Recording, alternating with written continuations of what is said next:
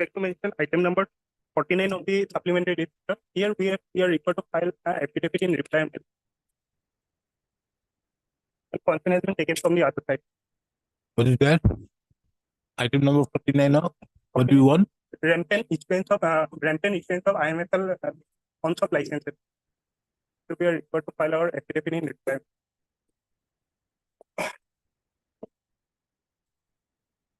Which affidavit? The learned counsel appearing on behalf of the petitioner seeks for an accommodation for filing the affidavit in reply. This is the matter of the case. The interim order is there. Interim. What interim order? There's an interim order, Your Lordship. Interim order for what? For not granting the license, Your Lordship. To whom? The petitioner, Your Lord. Also, for the private respondent. No. When was the affidavit filed by them? 10/11. We have received a copy on 14/11. 14/11/2023. Yes. Learned counsel appearing on behalf of the petitioner submits that on 14/11/2023, copy of the affidavit filed by the Excise Yes, Department has been served upon the petitioner, and as such seeks for an accommodation to file a reply within 2 weeks. This is the matter again on 11th of December 2023. The interim order passed earlier shall continue till then. Much obligement. All right. I will to mention item number 34. I want to withdraw this. 30. 34, Lordship. What is your name? A.K. Azad. Mr. A.K. Azad, the learned counsel appearing on behalf of the petitioner, submits that he has instructions to withdraw the instant writ petition, and accordingly the writ petition stands closed on withdrawal. Interim order, if any, stands vacated. I would like to mention item 24. The arbitration is for You are appearing for? petitioner. Yes. Item 34. 24. 24. When do you want it? No. Are we not Next year? Your Lordship? At the request of the learned counsel for the petitioner, matter stands adjourned to be listed after 6 weeks. Please, Lordship. Lordship, for the respondent number 3 and 4 of item number 24, which is in, Your Lordship, a short date may be given as Call her. Excuse me. Why? So my learned tenure would have appeared today to move the Why do you want it? so learned counsel. No, is there any interim order operating against you? Yes, I'm respondent number 3 and 4. No? Is there any interim order operating against you? Don't. Then no mention. We'll take up the matter when the matter is there. I can't help it. You'll be there. We'll be there. We have talked about it. So what is objecting? I'm not at short data. No short date business. I think for the date. No date. Because I'm because the article I can't help you. I can't help you. We have already informed them yesterday. Sorry. We'll take it up, take up the matter. We'll see what is to be done. But Don't worry. I'll help you out. Lordship, I would like to mention item number 41. Lordship, this matter is already fixed for admission hearing on 4/12/2023. Today it is wrongly listed on order. There's an office note. Have you looked into the office note? What is it? Don't mention if you don't know it. Next. Yes, Lord. I beg to mention item number 19, Lord. Yes. 2 weeks time may be allowed to affidavit in reply, Lord. What is the matter about? Item number 19, Lord. Yes. What is the matter about? Settlement of 15 lesser land complaint settlement, Lord. When was the affidavit filed? Already government had filed affidavit. When? In a vacation, Lord. Before vacation. Then? I also reply the same, Lord. in opposition affidavit. These are 2019 matters. 4 years have passed by. Don't make a mention in this thing. We'll see when the matter is there. Let us see as to any affidavit is required. Next. Don't mention matters, old matters. Not press, 21. 21. I am for the respondent, Your Honor. Your name? Is that Mr. A.Z. Ahmed, the learned counsel appearing on behalf of the petitioner, submits that he has instructions not to press the instant writ petition. So accordingly, the instant writ petition stands closed on withdrawal. Interim order, if any, stands vacant. I am for the respondent. Your Honor. Give your name. Give your name to him. They will put the name. Yes, next. Your Lordship. Effective item number 16, Your Lordship. 1-6. Why? Scenario is still out of precedent. Mm-hmm. Is not in town. Can't help you. 2018, 5 years old. Next.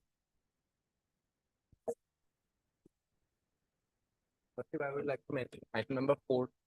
Why? Lordship, my senior is out of. No. with the concept of All other matter 2017. Don't mention. We'll see when the matter is taken up. Next.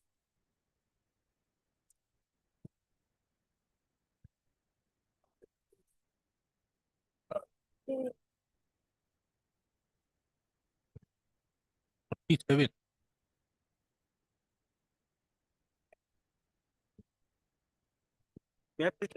Yes. I'm saying for impleadment, I'm a complainant in the complaint submitted before the development authority. But I was not a party myself.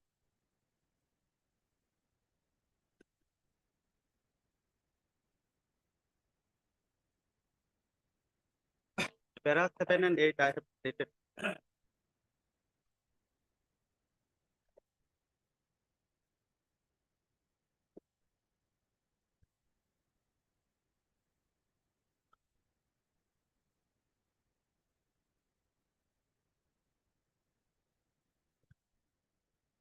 Whom do you want to bring? My lord, Whom do you want to make party? I am the applicant, my lord. It You was are my the lord, applicant. my lord. Who are you? I am applicant. I am a complainant, my lord. You are a complainant. Yes. I have submitted complaint before the Sita development. That is at page annexer, page 12, annexer B, my lord. And it is at your instance the steps were taken. Right. And there was the impugn order passed. And there is also 133 proceeding also pending, my lord. There. 133 proceeding. 133. Yeah. Anyway, And prior to the the instant application has been filed by the applicant seeking impleadment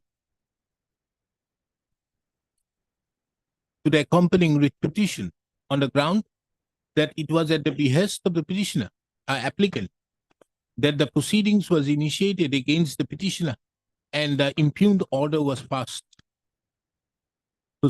This court, taking into account the above, is of the opinion that the presence of the applicant in the accompanying writ petition is necessary for a proper adjudication of the instant writ petition, of the accompanying writ petition. Accordingly, the applicant herein is impleaded as the respondent number 6 to the accompanying writ petition.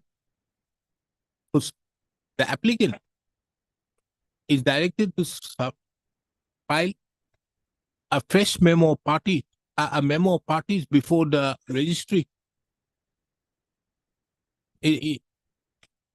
within day Monday, my lord. 17, by 22nd of November 2023. And on the basis of this instant order as well as the memo of parties so filed, the registry shall make necessary correction in the cause title and upload the same in the CIS. The IA accordingly stands disposed.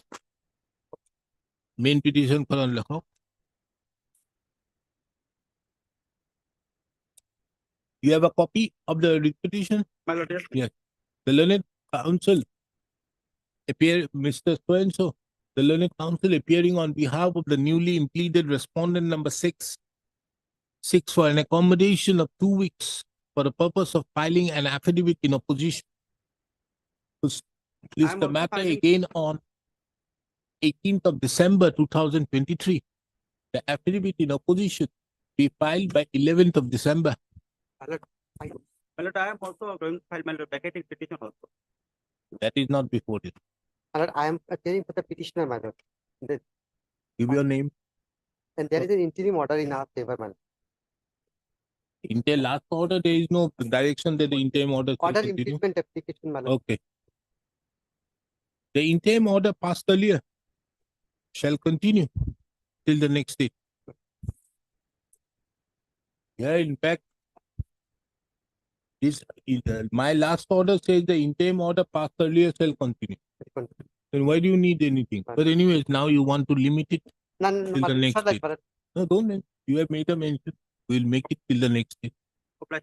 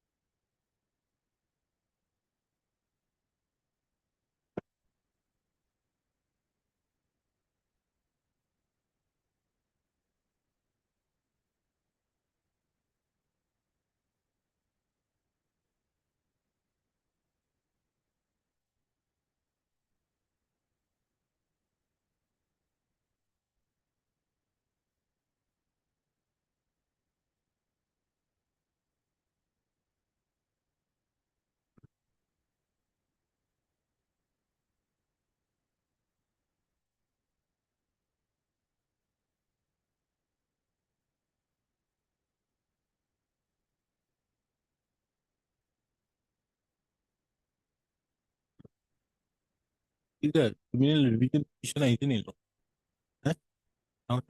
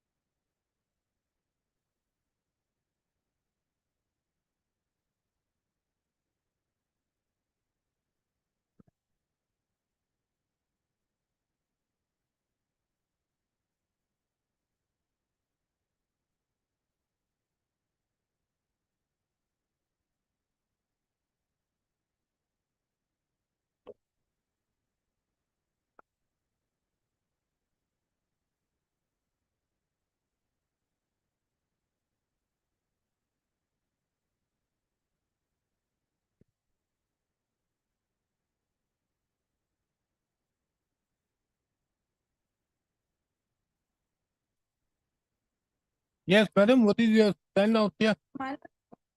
the telephonic instruction is that that criminal case is still pending. Criminal case is still pending. PS case PS case is pending. pending. What is Telephonic the instruction. what is the PS case number? PS case number 49 of 2013.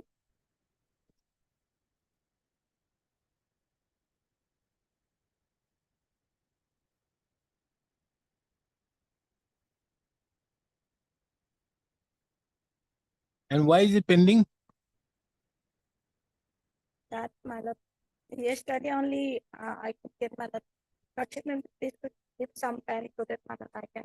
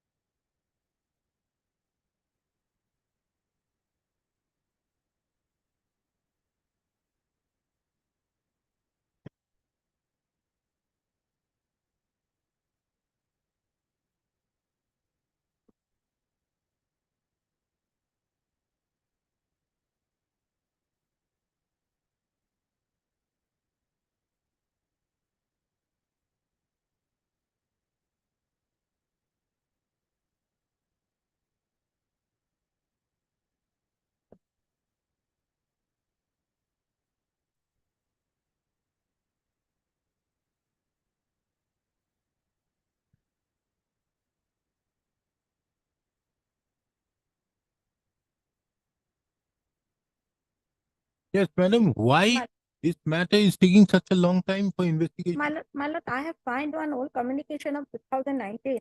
No, that I have Where seen my- it. my I'm lord. not. This, have you read the file? My lord. This was a case which originated from orders passed by this court. My lord. Withdraw. This court had directed that there was a false document filed at the time of filing the writ petition. Right. And on the basis of that, an interim order was obtained. And thereupon, taking into account the date was manipulated, and accordingly a stay was obtained, and that order was vacated, and this court directed the Registrar General as well as the CGM to investigate, to file an FIR and get the matter investigated. This was done in the year 2013. Right.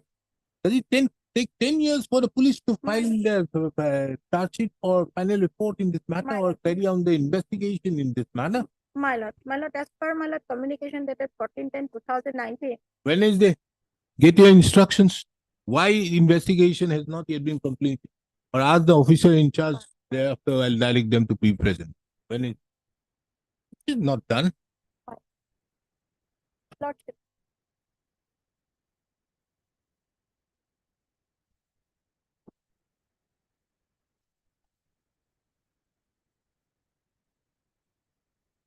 the instant petition has been filed by the petitioner, seeking a direction upon the respondents, and more particularly to the respondent number 6, to carry out the investigation in respect of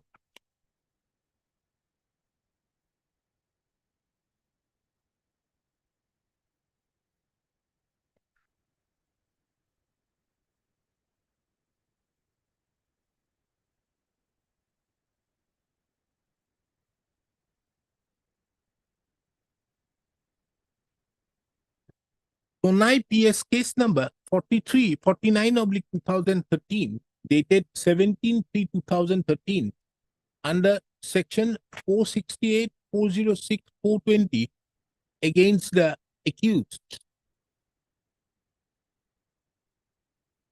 within a time-bound manner.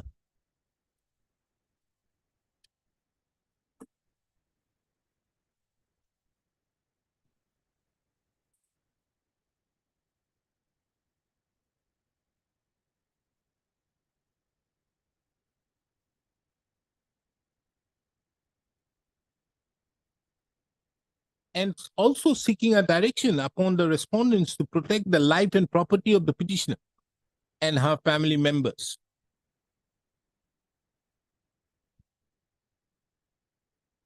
The record reveals that on 1/9/2014, notice was issued making it returnable by 6 weeks.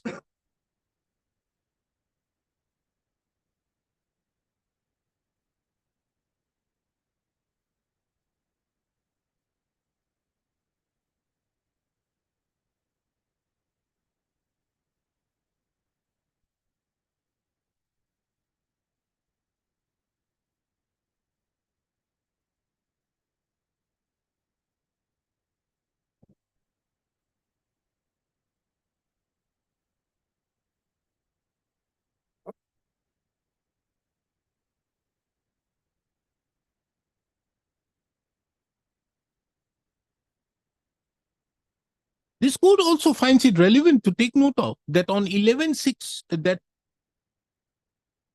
on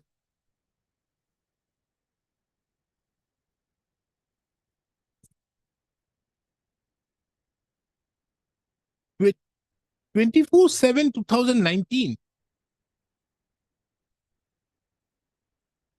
the government advocate had placed the status of the case before this court.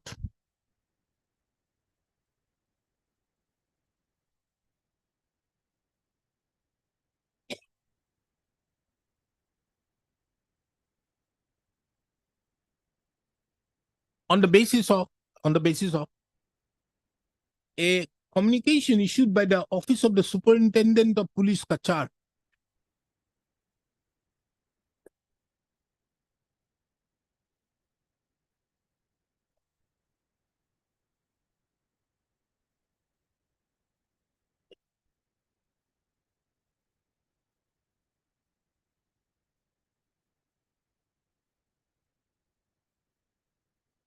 From the above materials, from the said report, it reveals that certain investigation was carried out. And during the investigation, it was found that the accused had misled this court by filing a forged document and had obtained a stay order. However, in spite of getting sufficient evidence, the investigation in respect to the said case was kept pending on account of the accused being not accused were not arrested.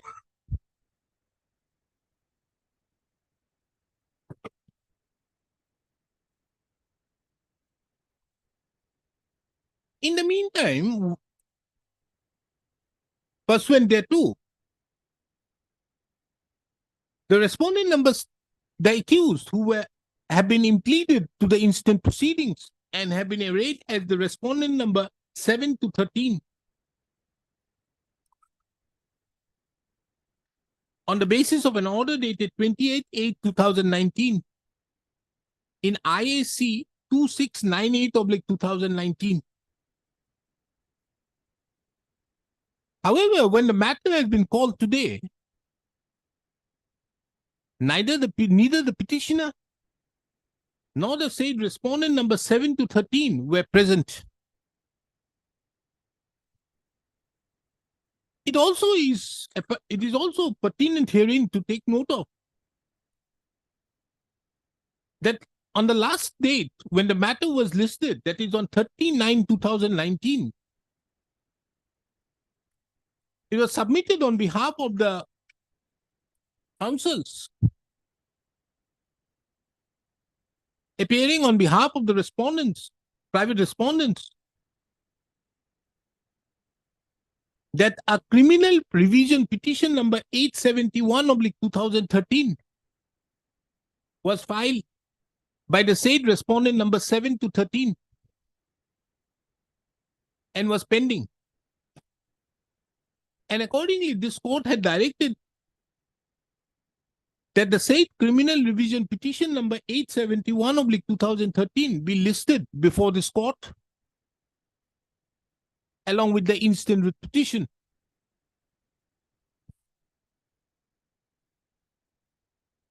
This court have also perused the contents of the criminal revision petition number 871/2013. From a perusal of the said writ petition, revision petition, it reveals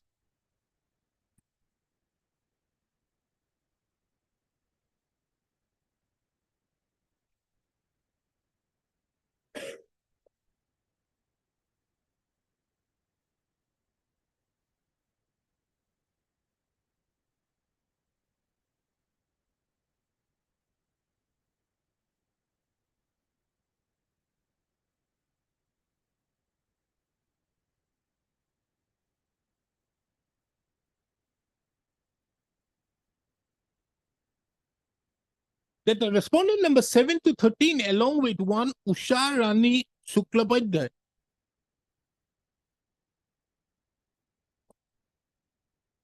had filed their said petition challenging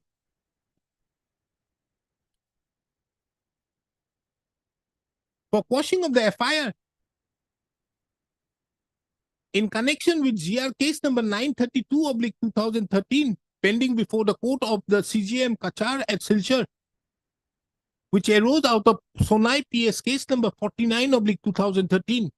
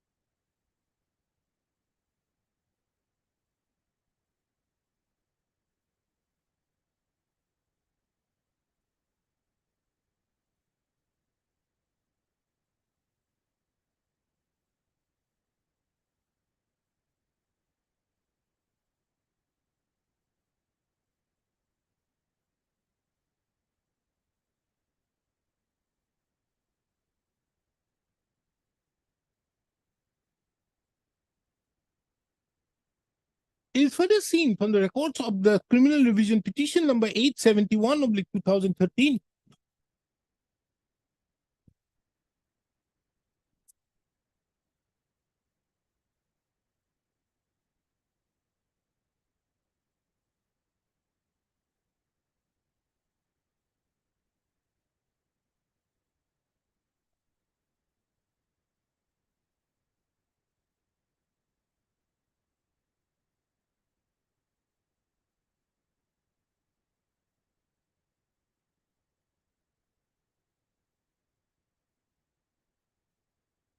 That there is no stay to the said investigation.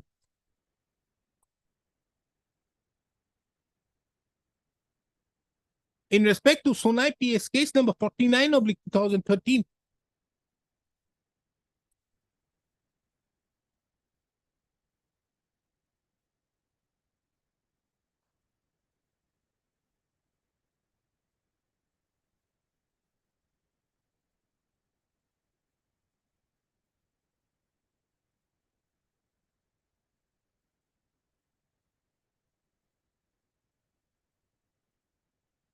In that view of the matter, this court, in view of the above facts, and more particularly the report dated 11/6/2019, and there being no stay to the said investigation,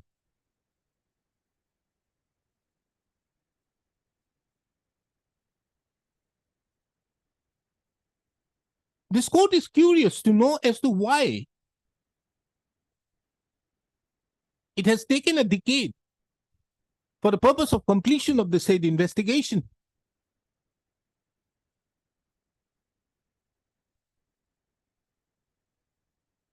This court had also inquired with the learned counsel, Mrs. Yudas, the additional senior government advocate, as to the status of the said Sonai PS case number 49/2013. And she further submits on instructions that the same is pending.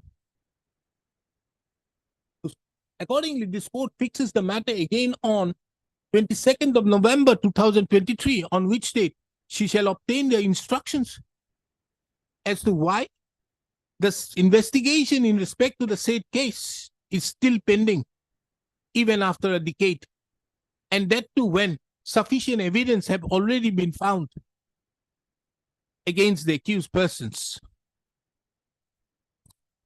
List accordingly. Apply. Item number 2.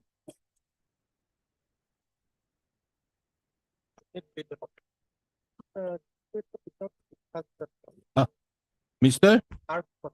Arpukon, appearing on behalf of the petitioner, submits on instructions that the instant writ petition has become infructuous, and as such would not like to press the instant writ petition. Taking into account the above submission, the instant writ petition stands closed as it has become infructuous. Okay.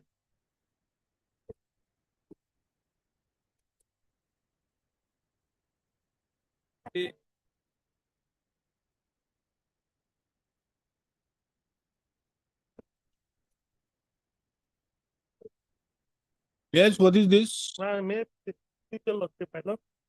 This is a case, my lord, where my prayer is, my lord, either they have to give the custody of the vehicle or give the seizure leave. That was prayer was made in 2017, my lord. Then What what about happened? the case, my Is lord? your vehicle still alive? Oh, my lord. I have no comment with my time. Direct the respondent authorities, more particularly the demand to give custody of the seized vehicle, the petitioner which was seized by the authority from Durapat, registered as case of the Iman. 2010. Yes, my lord, 2017. There When is was no- it seized? There is an order from the court of the CGM also, my lord. They are not releasing the vehicle. Then we file a writ petition before the There's an honorable- order passed by the CGM to release. Yes, my lord, for releasing the vehicle. Where is it? was not that. That was page my 22, Annex 30, Date, 22, Annex 30. all for a report have not been received on today, also for consideration of the petition filed by the district was called for on 4 previous occasions, but the DFO has failed to furnish them. Today, taking note of the disadvantage that on furnishing upon I'll take the vehicle be released to the- Thereafter, you have approached for with the With the petition. no, have you approached for furnishing of the bond? We are approached, we are approaching the bond also, my lord, last. Where have you made the Last, statement? yes, page 24, my lord. Page? No. Where is that? That call Page for the- 24 is the order I've seen. Yes, my lord. But where have you approached? That is, Where is your representation? Where have you approached? Where have you made the statement? but our vehicle has not been given, my lord. Where is your statement Yes, my lord. that you have approached? Era, my lord, 6, my lord. The petitioner, after obtaining the certified copy of the order that the Thane Chief Petitioner with Kamrup, the petitioner visited the divisional for Kamrup is division and submitted a copy of the aforesaid order along with the bond. But it is not clear to say that TFO Kamrup is division refused to comply the said order. Direction is given by the Thane Chief Kamrup by his order dated 23/2010, which is clear Yes. by Why shouldn't we take sumo to criminal contempt against your people under the provisions of for the purpose of violating the a willful violation to the orders passed by the subordinate court? Lordship, actually, for the longest time, our name was not reflected So in what? the list. Now you are there. And Lordship, it was only in the Tomorrow. 2020 order. Tomorrow, 10:15. tomorrow. Yes, tomorrow. You don't require it. You have your juniors? Tomorrow, 10:15. Get your instructions. When are you releasing it? Yes, And why not? You have not released. When there is an order, you don't go for setting aside this order. You have not. Have you gone for any what are those proceedings called? Forfeiture proceeding. Have you gone for forfeiture? No. Then how can you keep this vehicle? Lordship, I'll have to inquire with the. What inquire? This is a matter of 2017. Does it take 6 years for you to inquire? My goodness. How many times these people have appeared? Last time, 2020, they want to file the affidavit. Lordship, it was only in 2020 where our name was directed to be reflected in the list. Ah. And after that, it was listed today, Lordship. Then? Lordship, we need time to even reconstruct the brief. What reconstruct? You have a copy of the petition. Lordship, You don't even require a copy of the petition. Who is the DFO concerned? Just get the name of the DFO concerned tomorrow. Why he has not released at that point of time. And then we will take it up.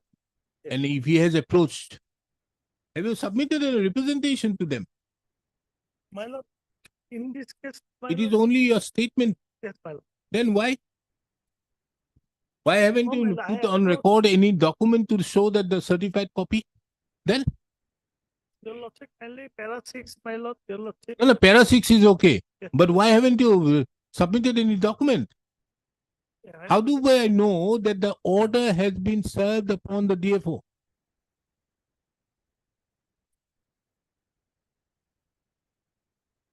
It is not there.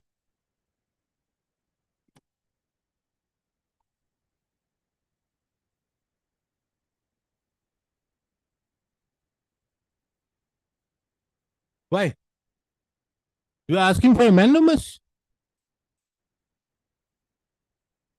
If you are asking for a mandamus, you are not asking for a compliance of an order passed by them. You are not on contempt. So under such circumstances, why should this court at all entertain this petition? Para 6 also requested a divisional for a. Forget about the para 6, what you have requested. Have you requested verbally? Then you go approach the authorities verbally, file your petition verbally. Why have you written?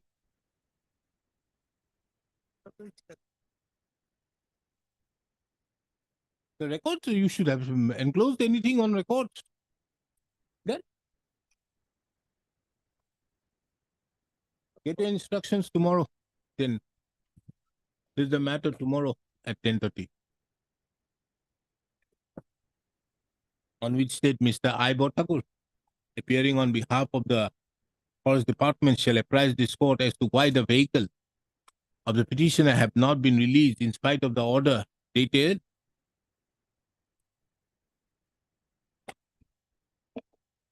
It's 24, my lord.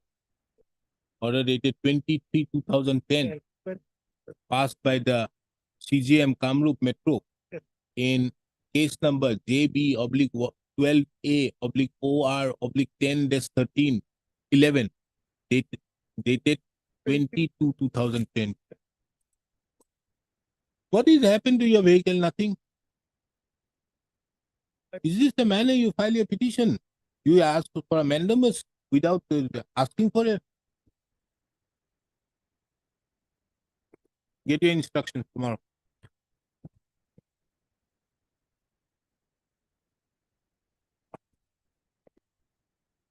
My lord, a balance amount of rupees 45,750 is there.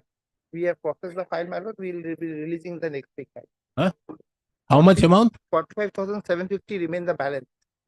So we will Mr. be, J. Roy, Learned Counsel, Senior Counsel representing the ASTC, submits that the balance now to be payable to the petitioner is rupees 45,750, 750. which shall be released to the petitioner by 30th of November, on or before 30th of November 2023. Taking into account the said undertaking, this court therefore disposes of the instant writ petition on the basis of the said undertaking and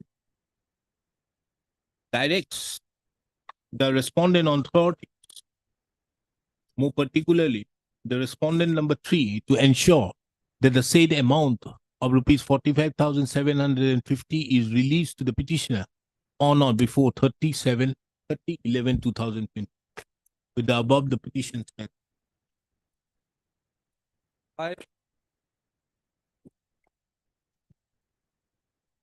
Lordship, Yes, long order. Tell me.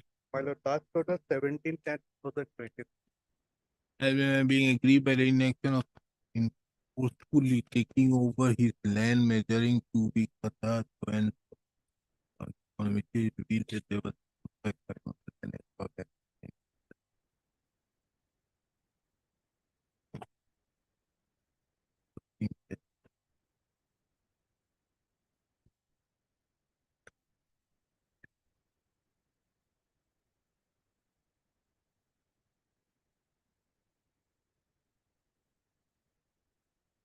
Yes, what is your my instruction? lord, my lord, I praise it.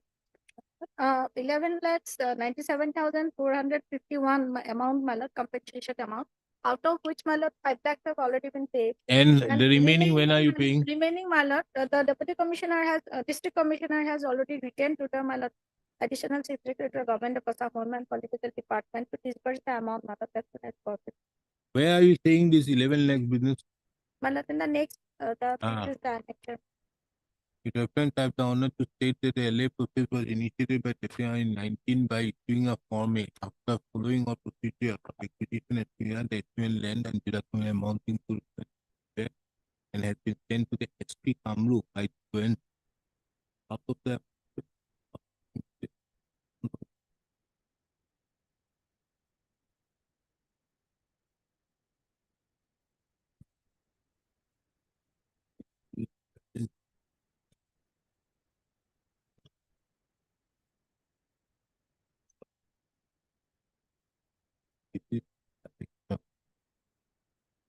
What is the date of this communication? My lord, No date. my lord, 3/11/2023. Huh? So, of my lord, Where is the date? Any date After in the letter second number- communication? Huh? later number here, my lord, 3/11. Letter number? Reference to letter is 1910. My lord, This Next page, communication my is, what is the date of this communication? The second one.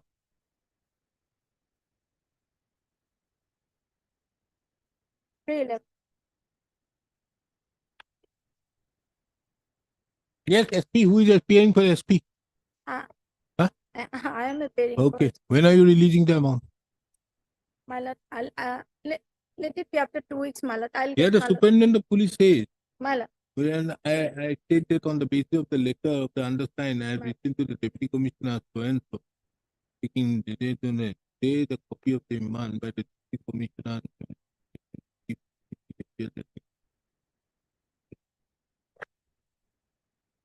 Who is paying for home and political? My lord, I will pay. I'm Then a when payer, are my you lord. paying? So, my lord, 2 weeks time may be granted, my lord, because already my lord, matter is under process, my lord. Mentor is under process My because this may- court have initiated. Lordship. There is nothing was happening. Lordship. That is my lord agreed, my lord. Then So maybe after 2 weeks, my lord, so that I'll get my lord the matter. is the matter. These are matters of 2017. It doesn't look nice, madam, to keep it pending. Lordship. People think that the 2017 matters are not happening. What will happen to this high court? Yes, my lord. After 2 And weeks, then they don't know that it is because of you the delay has happened. my lord. After 2 weeks, my lord. Is the matter again on? Okay.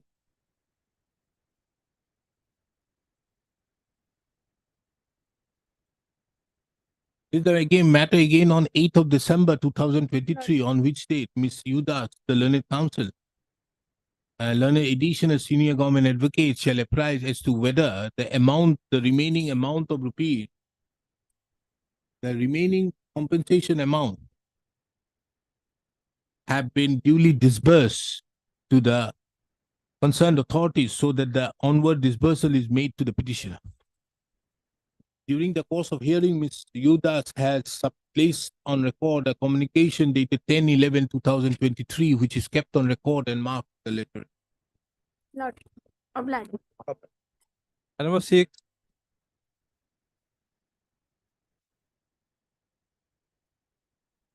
Procedural. Yes, Mr. Nath. My lord, in this matter, the petitioner provides security guards to the installation. It's registered under the defense, the Ministry of Defense, my lord. The issue involved in this case is, my in terms of the NIT, the petitioner provided security guards to the FCI. To the FCI, Food Cooperative India. FCI, yeah. Yes. Now, in the terms and agreement, there is a clause. Weekly paid off. Weekly paid off means he will work for 6 days and the 7th day holiday, my lord, he will be paid for that day, my lord. That is the issue. Now, they have initially paid for the 7th day also. The paid holiday off. Section 13(1)(b) paid off. They have been paid. So subsequently, in 2017, they issued notification. No, it will be calculated for 26 in the daily wages and we paid for that. So I submitted the reply that in the agreement, it is the terms and conditions, it is there, quickly paid off. Now, all of a sudden, if you change this one, then agreement also make a cash agreement. They didn't listen to any hit to this. I filed another representation reply clarifying this. Second impleadment order they have passed that for recovery of the excess amount, I don't have they paid to me. This is the issue. Now I take a lordship to that document. Now please, Master Lordship, may come to page number 19, my lord, the NI. So they are paying you as per 26 days. 26 days they have paid. They have not paid for the full period. Initially they paid. No, you give the service round the clock 24 hours. There are procedures for that. No, yes. no. Do you give it for 7 days in a week? 6 days. 7 days off day. So for which they entitled as part of minimum wages act. Then Section 31. They paid for that. In they paid for the 7 day also. 7 day also. This is the normally. That is also they paid. When entering into agreement with the FCI, my lord, they also put signature in that agreement, my lord, terms and conditions. Let us see the agreement. Let us see, my lord. The agreement. Let us see first the number notice 29, inviting page number tender. 29, my lord. Huh? Page number 29 is the agreement. Agreement. What is the notice inviting tender? That's in page number, my lord, the 19. Offer of arrangement. Yes. And 29. 24, Yes. 12, 19, my lord. 29. 28 is the work order. 29. Yes. Yes, What is my the lord. agreement? Yes. Then please come to page number, my lord, 24. 24. Page number 24. This is part of terms and conditions, my lord. Yes. In the middle, Lord, should be kindly see weekly off. The contractor shall be liable to allow paid weekly off, etc., to the personnel employed by him as mandated under the appropriate circumstance. The relieving officer, Lordship, skip this one, to also to arm security guards used in the office for the purpose other than security already enabling weekly off for 4 or 5 days. That's the next. Agency will be directed to ensure term. B1, B1. Yes. What is B1? The B1. relieving charges relieving will be charges payable will be for the payable to posts the post armed so armed and so security which guard are engaged for all days the in a days month because because the minimum wages is payable for 26 notice allowed. working days, Yes. where 4-5 holidays are allowed. Yes. Now, my lord, to read this particular portion with the act, my lord, it will be easier to understand. My lord. Wait, Minimum wage. yes, you tell me. It will make it shorter, my lord. This is said in section 13. Section 13, my lord. 13.1. A minimum wages.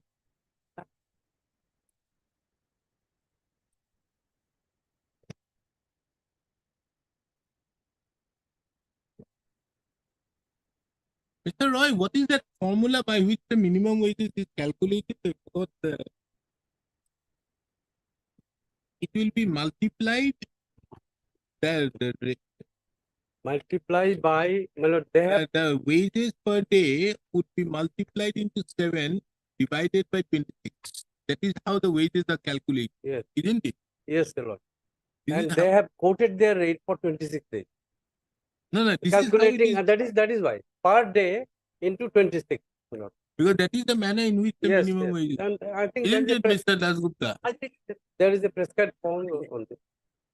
Minimum wages are calculated in that manner. Just for example, I was doing a lot of matters pertaining to tea garden. At that point of time, the amount was 140. How was 140 was or minimum wages 1962? That was that minimum wages. Section 5. Section 5 is there, but minimum wages there was a state committee or 1962. That's the formula. They devised the formula. That is why the 26 is counted. How it is done. So they multiply the entire into 7 and then divided by 26. And that is how the rate comes. That is the value how it is comes. Because they work, because in tea gardens, every day, 1 day is off. Yes, holiday. So that is why it is multiplied, the entire thing is multiplied by 30 divided by 26. That is therefore included. 30 when that is 7 by 6. Yes, that's right. Same formula is applied for the computation of gratuity. Yes. Yes. So this is how it is done. The minimum wage into 7 divided by 6. 26. That is the state government This calculated. is the weekly because they do it weekly. In gardens, tea gardens, they are done weekly. Weekly. So therefore, they do it for weekly. Week. Minimum wage into 7 divided by 6. And that is how the rate is being given. And this 6, if you are counting out there, makes it 26.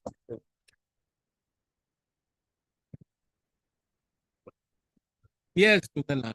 Fine. So now they have given you for 26. 26 for the 7th day they are not giving me, but initially they gave me. Huh?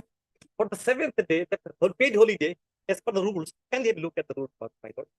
13 B 1 B 13 1. Page number 16, it will be in Laches book. Same time. Yes. Fixing hours for normal working days, etc. In regard to any scheduled employment, minimum rate of wages in respect of which have been fixed under this act, the appropriate government may fix the number of hours of the work which shall constitute a normal working day, inclusive of one or more specific interval. B, I am on B, my lord. Provide for a day of rest in every period of 7 days, which shall be allowed to all the employees or to any of the specific class or employees, and for the employment and for the payment of remuneration with respect of such days of rest. My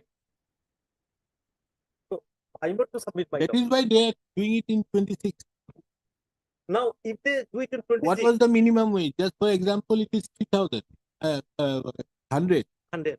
So they will multiply 100 into 30, divide it by 26. That would be the minimum wage.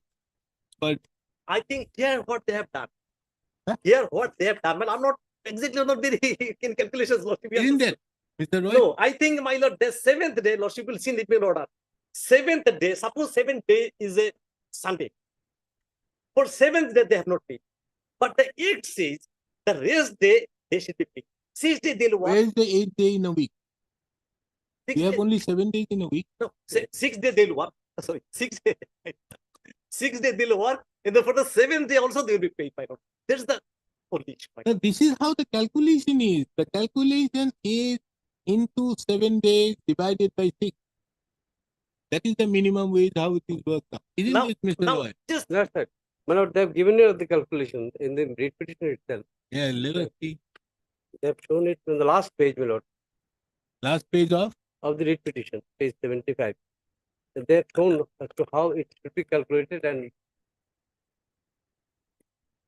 and I've got the, this is the impune order, I've page got, number 74. 259 amount claim, amount due, basic wage when it should have been claimed. it starts from the page 74. Page Seven- 74. 74. Clarification to all. 30.4 into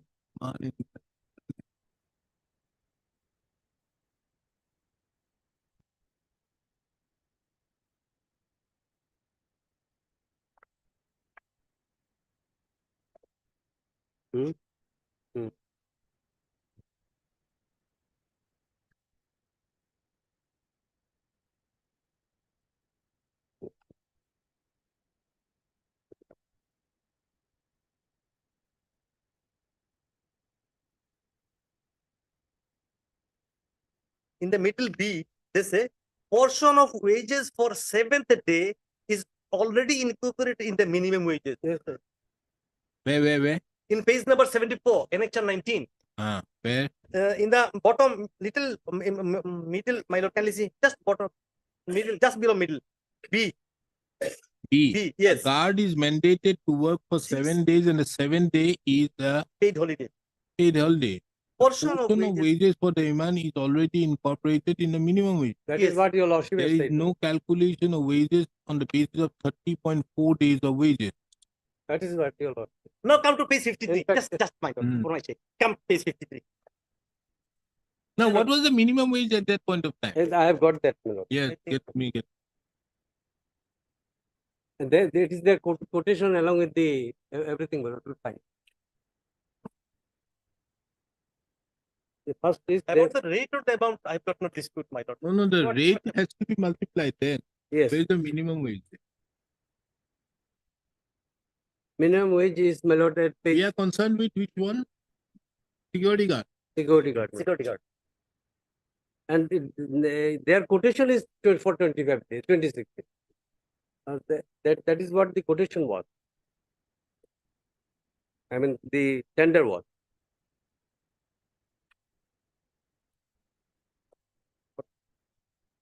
This is the quotation. Yes, they have said, my lord, at the beginning, my lord, see 6736. This is the minimum wage into 26. And they are given the relieving charges also. Relieving charges at down below, my lord, relieving charges. There, that is also being given. না না এটা এটা ওইটার লগে ওইটা তুমি যেটা দিচ্ছ এইটা ওটা এটা না সেটা ওই যে পেজ 50 তে আছে বুঝলেন 50 পরে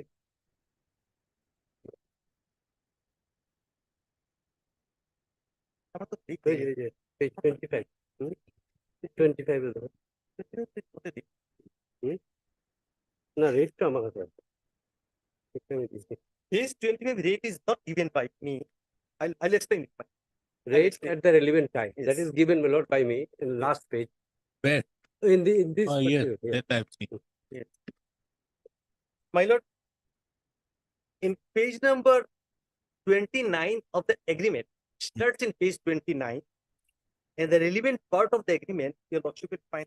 See, this is signed by both the parties, my lord. The right side, there are signature of the authority, and the below is my signature, Gokul Vishyo. The right side is a long signature by an officer, I think. Hmm. Now come to page 53, my lord. Page 53. This is a part of the agreement.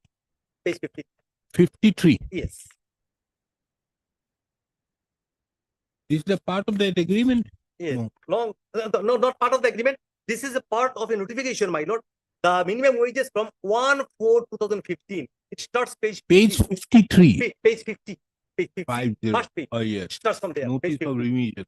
Notice of revision of minimum wages with effect from 1/4/2015. Lordship is seen, my lord? Yes. Now please come to page 50. Continuation pages. Page 50. Yes. Now kindly see CL number 5. There are 5 days. Paid rest day. Yes. The security guards are entitled to a paid rest day in every period of 7 days. Refer section 13B of the Minimum Wages Act and rule 20 of the wages. When security guard is requisitioned by the principal employer to work for more than 48 hours in a week, he is entitled to wages on overtime, such and such, with regard to overtime. But the first 2 lines, it is absolutely still clear, my lord, that for the rest day also is being paid. And this is also to be finding the agreement also they've signed. Raise debt the payment. So the only issue is if they work for 6 days, even they're entitled for 5 to 7 days. That rest. That's the only argument. You are saying that they are entitled to that additional, That's the rest day. they are entitled to the rest day. Paid rest day. Paid rest day. But the rest day is already included while fixing the minimum wage. That is the question. This is how the minimum wage is framed. It includes in the 6 day. Yes, the 6th day is already, that is why it is done in 26 days. So when it is a monthly, the minimum wage is multiplied. Whatever the notified wage is multiplied by 30 divided by 26. And if it is a weekly, it is multiplied by 7 divided by 6. If you go through those, that is why I am saying, in 1962 or 64, there was a trade union thing. Oh, And I got the judgment. 61. It's not a judgment. My lord, there's one That was a formulation by which the minimum wage was to be fixed. I forgot the name. It was a trade union something. This is how it is developed. The concept developed. It is multiplied by 7 divided by 6 when it comes to tea gardens. Because they are paid weekly. Here in the monthly, it is multiplied by 30 divided by 26. Because 4 days is taken, or the 50, minimum 4 days is taken. I just, my lord, if your lordships hold, my lord, that the 7 days included in the 6 day payment, now ultimately. That's the meaning, ultimate meaning, my lord. And I think I have to talk it. That is the manner in which it Kindly is done. just have a look at this on the judgment of 1961, my lord. Workmen of the Bombay Port Trust. Whether it tells me or not, just have a look, my lord. Whether not, then just have a look, because they There was this my understanding, my committee. lord, says I forgot the name of the committee. because paid rest day, paragraph 15, my lord, paragraph 15, last part 1. These big circular employees claim that there has been a Yes. The argument is that daily wage for this workman was fixed by dividing all the components of monthly scale of pay and allowances by 26, so that what a workman receives as daily wages is really 1/26 of the wages for 30 days. Thus, it is said the total receipts for the 26 days, if no separate payment is made for rest of the days, will be 26 into 1/6 of the 30 days wage. That is 30 days wage. Next. The fallacy of this in this argument is that it ignores the essential fact that once the daily wage is fixed at a certain figure, it no longer retains its character of being 1/26 of the monthly rate. However, arrived there, the daily wage is a daily wage, and it is wrong to regard it as a certain fraction of the monthly wage. When the central government making in these minimum wages rules made this provision for payment on a holiday, it clearly intended that something in addition to what was being actually received for the 6 days of the week should be paid. This cannot be defeated by a statement that though in form 6 days wages were being paid, in fact and in substance 7 days wages were being paid. By no stretch of imagination can payment of 6 days be equated to the payment for 7 days. This is my case I want to say. Understood.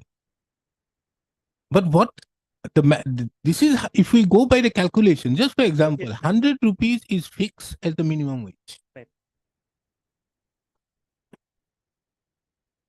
If that rule was not there, you would have been only entitled to 2600.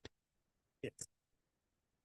Now, because of the rule, you will be entitled to 3000 per month. You'll be entitled because 100 into 30. 30, yes. You'll be entitled to. And if it is to be paid on a daily basis, then it will be divided by 26. 3000 is divided by 26. And whatever amounts comes My lord. into 7, daily is 26 and otherwise Yeah, is into 7. I understand. Quick. Yes. I'm so obliged to lordship. The way lordship is made me understood. I never did this. These are here. One thing. This my is how it is. That is why you have also quoted 26. That's right. Yes, quoted. Because you know, by operation of law, you are going to get. And the minimum wage is therefore structured in that manner. Right. Right. Now, In fact, if you, that is why I was saying, if you get the hold of that 64 or 62 trade union something, yes, my lord. this is clearly mentioned how it is done. This how this 26th day is, or that was 6 day. Right. 6 days in a week. Because they work for 6 days in a week. The rate is multiplied by 7 divided by 6. And this is what amount he gets per day. Otherwise, if you put, just for example, 100 rupees, your entitlement will be only 26. But your entitlement is not 26. Yes. Your entitlement is 3000. Yes, yes, yes. And 30 that into 30. Into 30. into 30. 100 into 30. 3000 your entitlement. But you are getting paid for 26 days. Because 4 days you don't work. But if we say that 100 into 30, the problem is to see, if you say that you are going to work for 30 days, you are claiming, then they will be, by operation of law, they will be liable to pay additionally another for the rest day. Yes, yes. You get a point? I got it, my lord. Yes. Then in that case, it would be 3000 for 34 days. 30 days. Yes. Yes, yes, yes. That is Because of why, for 30 days they do work. that is why you have quoted for 26. One thing is little disturbing here. So far I'm concerned. Please come to page number 65, my friend. Or type copy 65. Yes. Type copy. Page Page 65. 65. So far, the other I understood, my lord, but this part is just, this is the amount. Kindly see, my lord, 6th of February 2017. This is the check I received from the FCI of 3,56,000. I have given this check issued by my learned friends, FCI. I gave it to the bank. After it is encashed in the bank, my lord, from the bank, this entire amount, what I received from him, is gone to the account of all the persons, my lord. Kindly come to page number 66. I just, 66. Lordship, kindly see. The second Habildar, they're all ex-person, my lord, army personnel. Name, their account number. All we have paid from the bank, my lord, it has gone to the bank. Now in the imperial order, lordship will find there is one line there for recovery, my lord. This is now at this stage. In 2018, that it is this work is over already. 2018. Now for this reason, whatever amount they gave me, and it was paid to the employee. Mr. Nath, you are doing this matter before a wrong court. You know, lordship on is that no- matter No, also, lordship is, no, my this lord. court has no sympathy. My lord. Sympathy, I have just left when I had stopped I'm- practicing in the bar. My lord. No, not that, my lord. The question is, my lord, kindly see. Suppose, take the case of, my lord, Rafiq Masi for the employee cases. If you lordship will find in those cases, in Rafiq Masi cases, my lord, just an example. Are you a pensioner? No, I'm example, principle, my lord. No, Rafiq Masi can't be brought here. No, principle. Here in this case, they have paid the money we have given to all the employees 2018 We approach before. the Chief Justice, ask him to allocate this matter in that bench of pension, then this court No, will I know, be that's an considering employee's then, case. not Sure. otherwise. No, I'm saying, my lord. Now in 2018, my lord, the money is received by those staff, Habildas and other things, my lord. Where from shall I give, my lord? You see, the matter is very simple. You entered into an agreement with FCI that you are going to provide these persons pursuant to a contract. And in pursuance to the contract, they say that, look here, we have overpaid you. You return us. They had no privity of contract with those persons. With those persons who were your employees. They had no privity of contract. They paid it to you, you paid it to them. On the basis of a contract. In the bank account, my lord. So not that. Whatever it may be, you paid it to he paid to you, you paid to them. You had no border. How can now the FCI say, look here, we consider you, or this court say, FCI, please consider him? Huh? It's purely a contract between you and him. I can't help you. If it was a case of a Rafik Masi, you were an employee. Yeah. Okay. Then I would have considered. No, and the principle I said about. But this I is know a that's purely a service case matter. of contract. This is a contract matter. That That's is the why first it part is getting bench my lord. 5. No, my lord. Lordship is always. It's not that my lord. Lordship is that lordship is always kind that way. Lordship conduct, my lord. I'm nothing on that, my lord. It's nothing on that, my lord. Only question is, my lord. 2018 happened. 5 years has passed, my lord. This man is retired long back, my lord. What will happen to this man, my lord? Now, where from Who this has man? retired? This particular person, my lord. He was ex-army personnel, my lord. Now, The 2018 ex-army personnels are not before this court. You are the contractor is No, before this he's court. the person is he's the ex-army No, personnel. that is a different thing. But you receive the money, you Yes. now have to ask to your employees, how do you do it? Unless FCI, how much is the amount? It will be, my lord. Calculations they have not given. They have in the impleadment order they have written excess payment, if any, made to the agency on the basis of the bill for 30.4 days. Daily wages plus living charge may be recovered. Where is Page it? number 74, last 2 lines, the damage lines Excess against me. payment, if any, made to the agency on the basis of his bills for 30 per month plus living charges may be covered. Are you still doing the business with him? 2018 job was over. 2018. You are not doing any business now? No, my lord. Term was up to 18. Mr. Nath, only sympathy I have, for which I am just spending it with you for the day, is withdraw your petition. Let him relieve, file suit for that. Why are you now? Right. That is the only way out. Let him file suit. It's a contract. He has to file a suit. My lord. Isn't it? I'm really obliged to Huh? I later. Why should it necessary? Let him file a suit if he wants File a- to withdraw. My He is saying, and you are not now doing any business. 2018. Then another 10 years will go by the time That's so much. you are already retired. Mr. M. Nath, I'm learned right. counsel appearing on senior counsel, representing the petitioner, submits on instruction that the petitioner would not like to press the instant writ petition. Accordingly, the instant writ petition stands withdrawn, stands closed on withdrawal. Interim. Out of a clear case of forgery. So what has happened, my lord? I opted for a loan from this Mahindra Finance Company, my lord, to obtain a, my lord, this SCP TTX machine. And accordingly, my lord, I have discharged my all the liabilities and NOC had also been provided to me. You had taken a loan from? My lord, I have taken a loan from this Mahindra Finance Company Private Limited for purchasing a, my lord, SCP TTX machine. My lord. And accordingly, my lord, I have discharged my liability by paying the equated monthly installment in accordance with law, my lord, in due time. And no objection certificate has also been provided. Now, my lord, those documents, when I opted for the loan, was in the safe custody of this Mahindra Finance Company.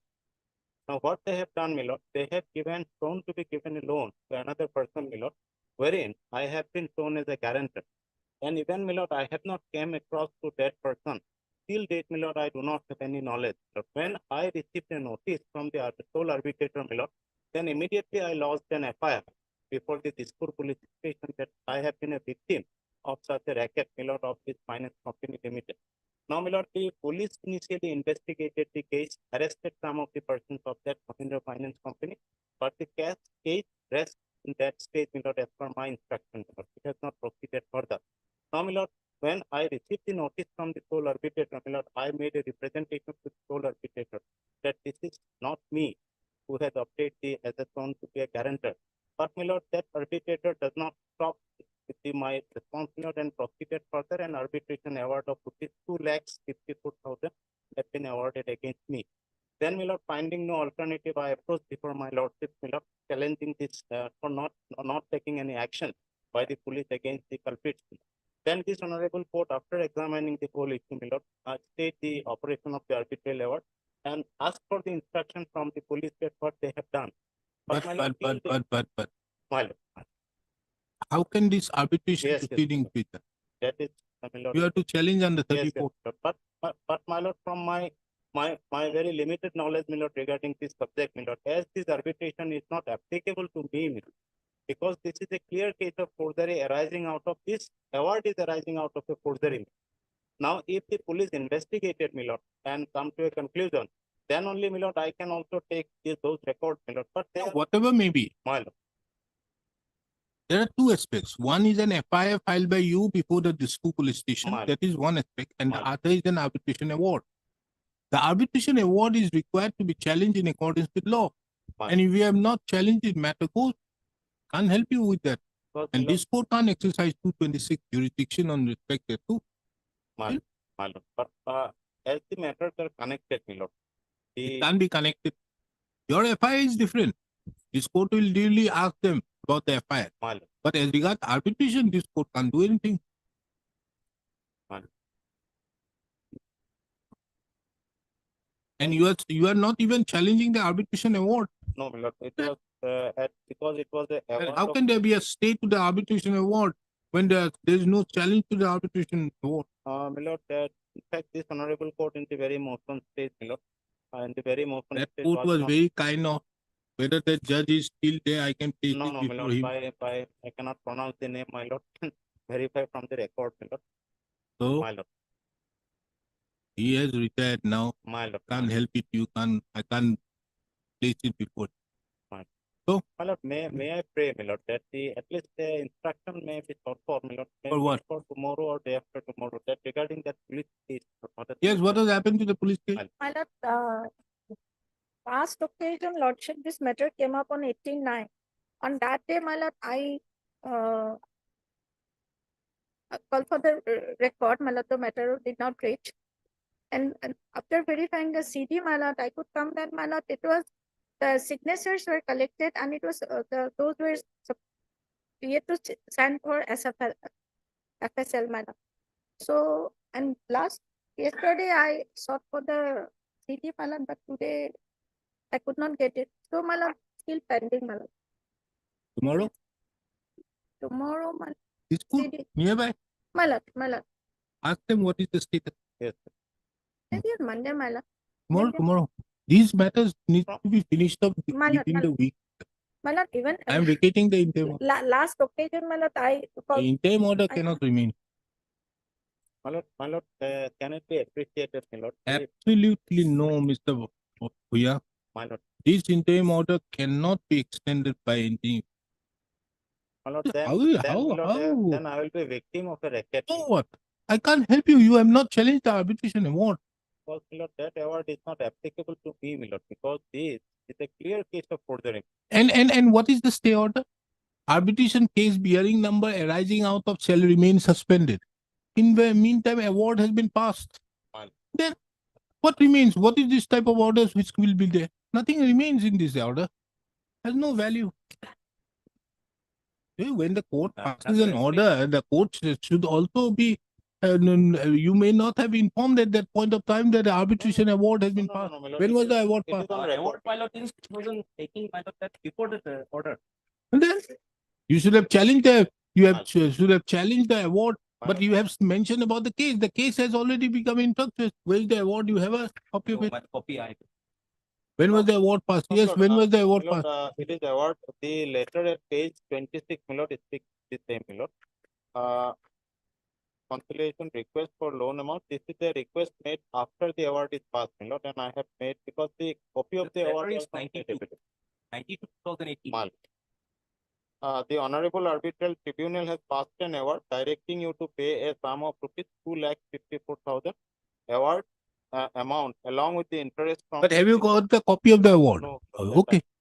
Then you can very well challenge because the arbitration proceedings does not finish in view of section 31(7), My lord, my lord. 31(7), read with section 32, 33 of the Arbitration Conciliation Act till you are served a copy in terms with section 3. Exactly, my lord. That has not. So that has not been done, you can very well do it. That's a different thing. But this court is not going to, because here they mention about the award, na? My lord. Past an award. So the question of arbitration proceedings staying does not arise. That observation, my lord. For as what? As the copy has not been served formally to me. I will record what you have submitted. I would not make any other observation here. That's the- This guarantor is, my lord, generally is a man of the forward. My lord, forward which brings the man, and he has not made him as a party here in this proceeding also, and he has not filed any FIR against this forward.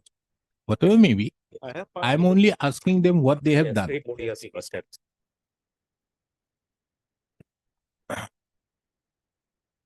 Upon hearing the learned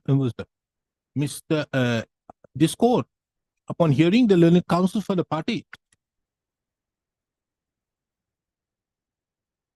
is of the opinion that an update as regards dispute PS case number 1187/2015 is required to be placed before this court. Inasmuch as almost 8 years have passed by since the lodging of the said FIR. This court accordingly directs Monday, directs Ms. Yudas, the learned additional senior government advocate, to obtain the instructions as to the status of dispute PS case number 1187/2015. This court also finds it relevant to take note of the submission of Mr. M. Sharma, the learned counsel appearing on behalf of the respondent number 527. Huh? 527. 527, wherein he submits that the interim order so passed is an ineffective interim order, inasmuch as the said arbitration proceeding, but in respect to the loan agreement number 2021880, stood culminated pursuant to the passing of the order award, as would be seen from a perusal of Annexure 6 to the affidavit to the petition itself. He therefore submits that once the award has been duly passed, the question of further staying the said arbitration proceedings does not arise, inasmuch as the arbitration proceedings has already terminated. Mr. A.R. Bhuya, the learned counsel appearing on behalf of the petitioner, however, submits that although in the communication dated 19/2/2018, it was informed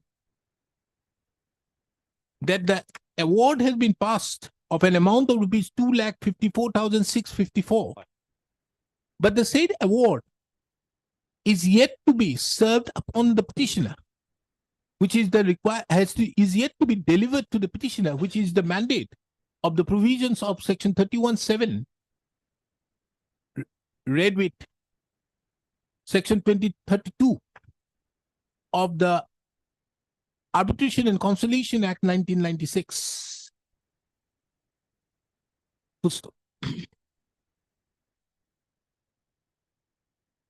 This court,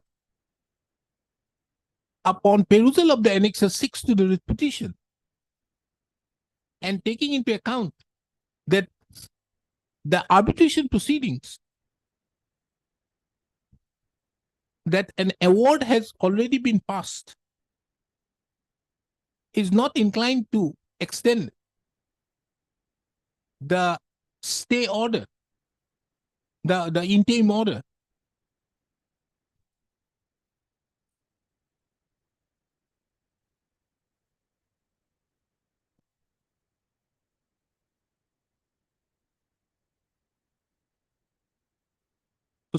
Be that as it may, the petitioner would be at liberty, if the award has not yet been delivered, to approach the appropriate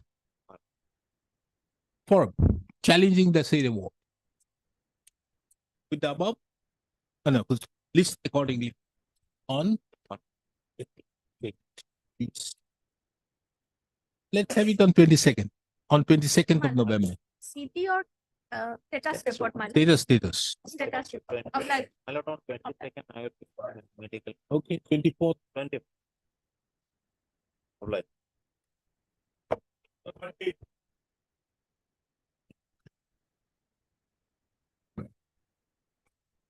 Your lordship, the matter may kindly be adjourned for the day as my client has medical emergency. Who? Mr. J. Ahmed. Hmm? Mr. J. Ahmed. Mr. J. J. Ahmed. Let us look into.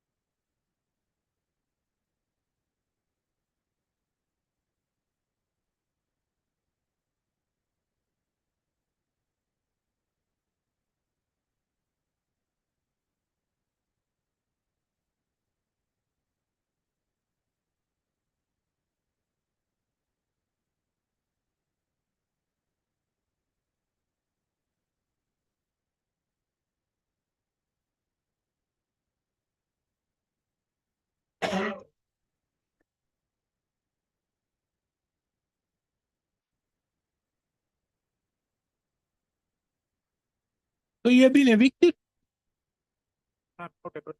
Yes, Okay. yes, my lord. We have filed a circle officer has filed, my lord, the respondent. Yes, I have read the affidavit. My lord. So they have been evicted. Then Madam. it has been also mentioned that as regards periodic patta land, there has been nothing. Nothing, madam. Only roadside. So if they government have, land, they were there in the roadside land, or government land, obviously they have been already evicted. my lord. And as such, the question of compensation does not arise. My lord. But if they are, if and no land of the petitioners of the periodic patta land of the petitioners have been acquired. My lord. My lord. And as such, the payment of the compensation does not arise.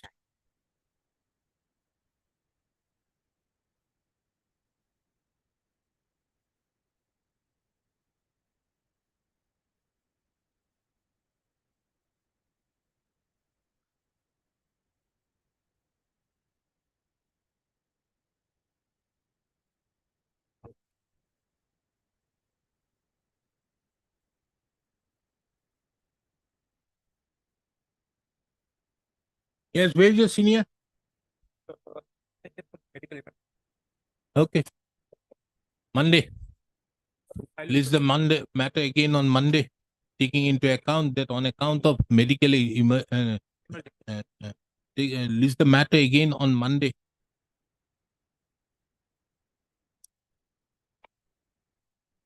As the petition counsel representing the petitioner seeks for an accommodation today on account of the non-availability of Mr. J. Ahmad. It is made clear that no further adjournment shall be granted in late date to the deputy.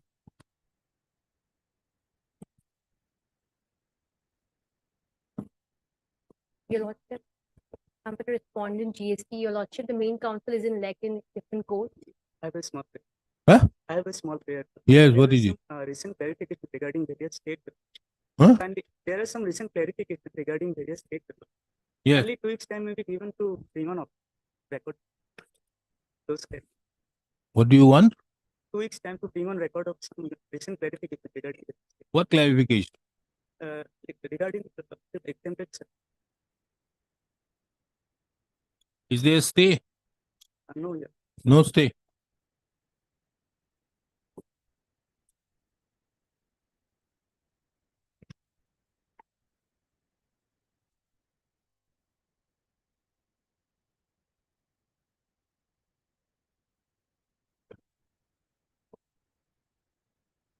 I remember this case. This was some agricultural produce. You want to bring them within agricultural produce. While the impugned clarification passed by us should not be set aside, and cost and the loading, unloading, packaging, warehouse, etc. of tea be declared to be exempted from GST, as earlier being agricultural produce.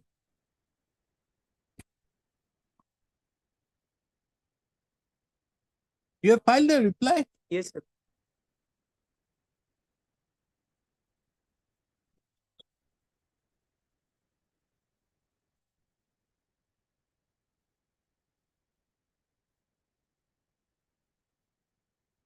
The learned counsel appearing on behalf of the petitioner seeks for an accommodation in the matter.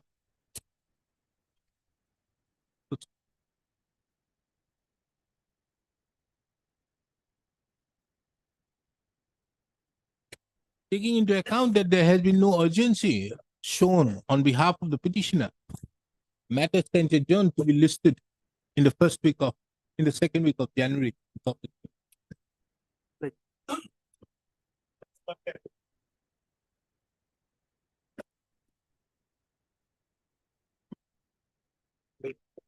Yes. Whether this matter pertains to the short campus paper. Although, for the aspect of blacklisting, if some person is blacklisted during the operational period of the blacklisting, I may not be entitled to participate anyway. But they have put up a clause that in the last 10 years, if you're blacklisted, you're not eligible.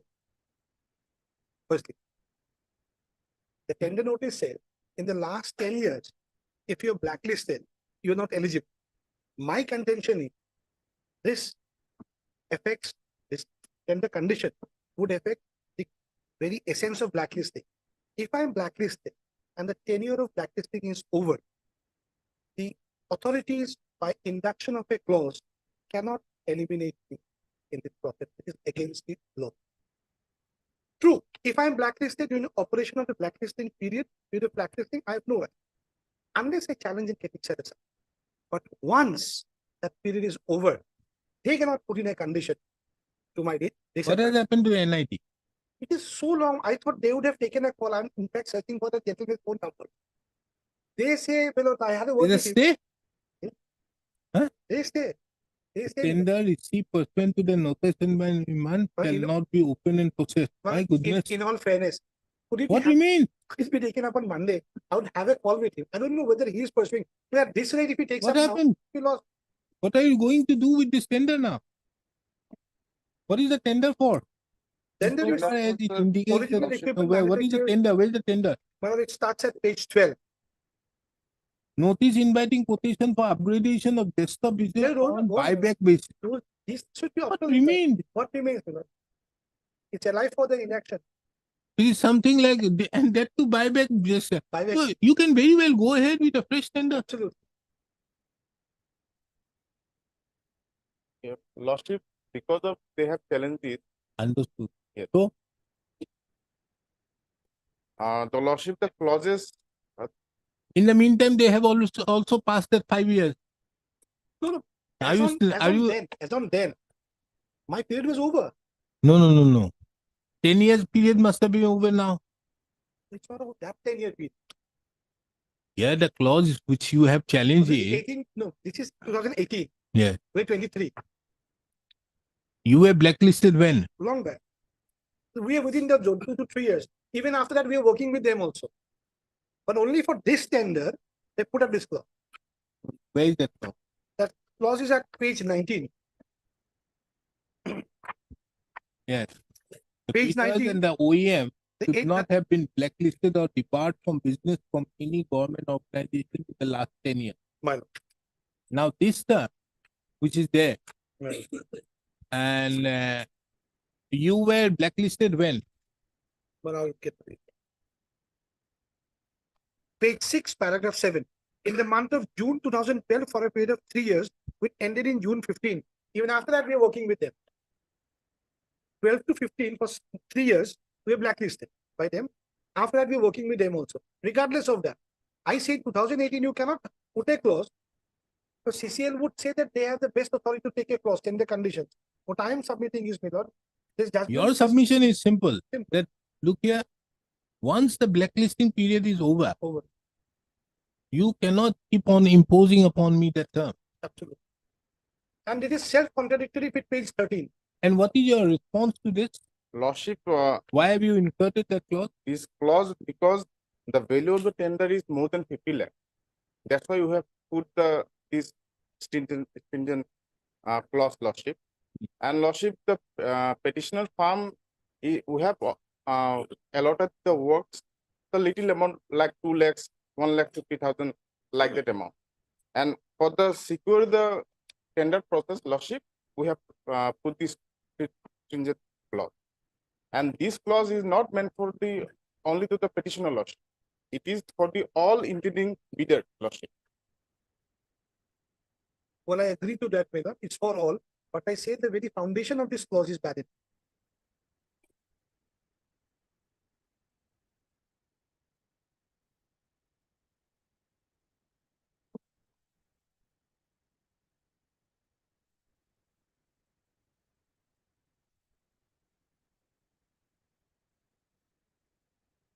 Page 30, if I not would have a look.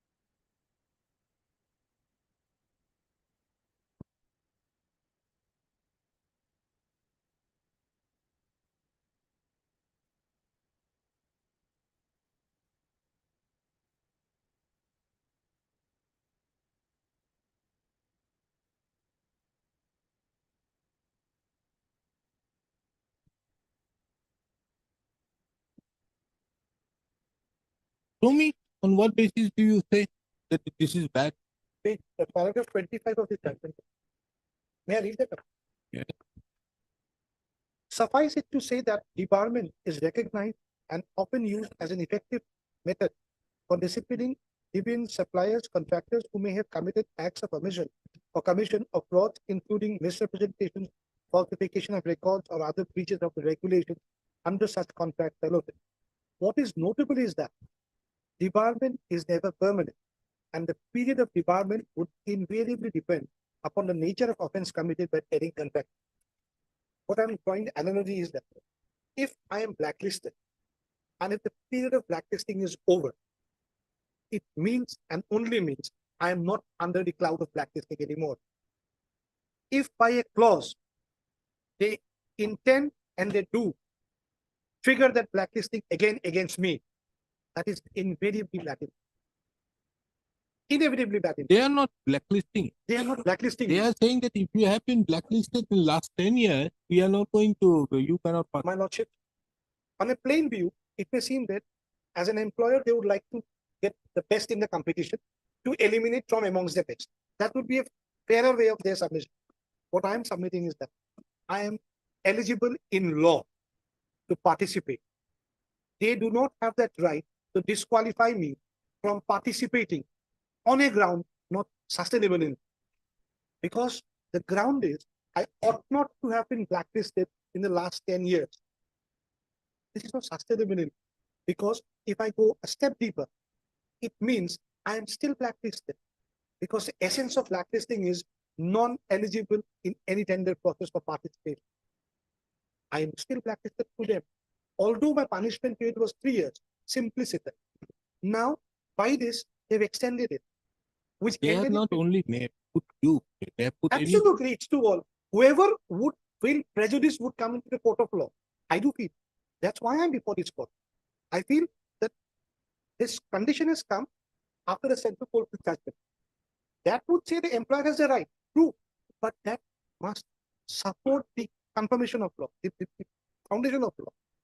If they say, if last 10 years, we have this clause, you did not do this, that, whatever, I would have still understood. They said, if you were blacklisted in the last 10 years, I am on the operational period of blacklisting. Currently, I'm not blacklisted. Page 13 is in contradiction. Page 13 for the petition. Page 13 of the writ petition. If I may read one line of their document. 3.1.b. Page 1. Yes. 3.1.b. Other important documents such OID. Number 2, character certificate. Undertaking that currently the vendor is not blacklisted by any government organization institution. True. That's what you have in there. They're singing in two tunes, Milo. No. You see, normally it is the framers of the tender who shall have the privilege, and this court shall only interfere in a very restrictive manner. Correct.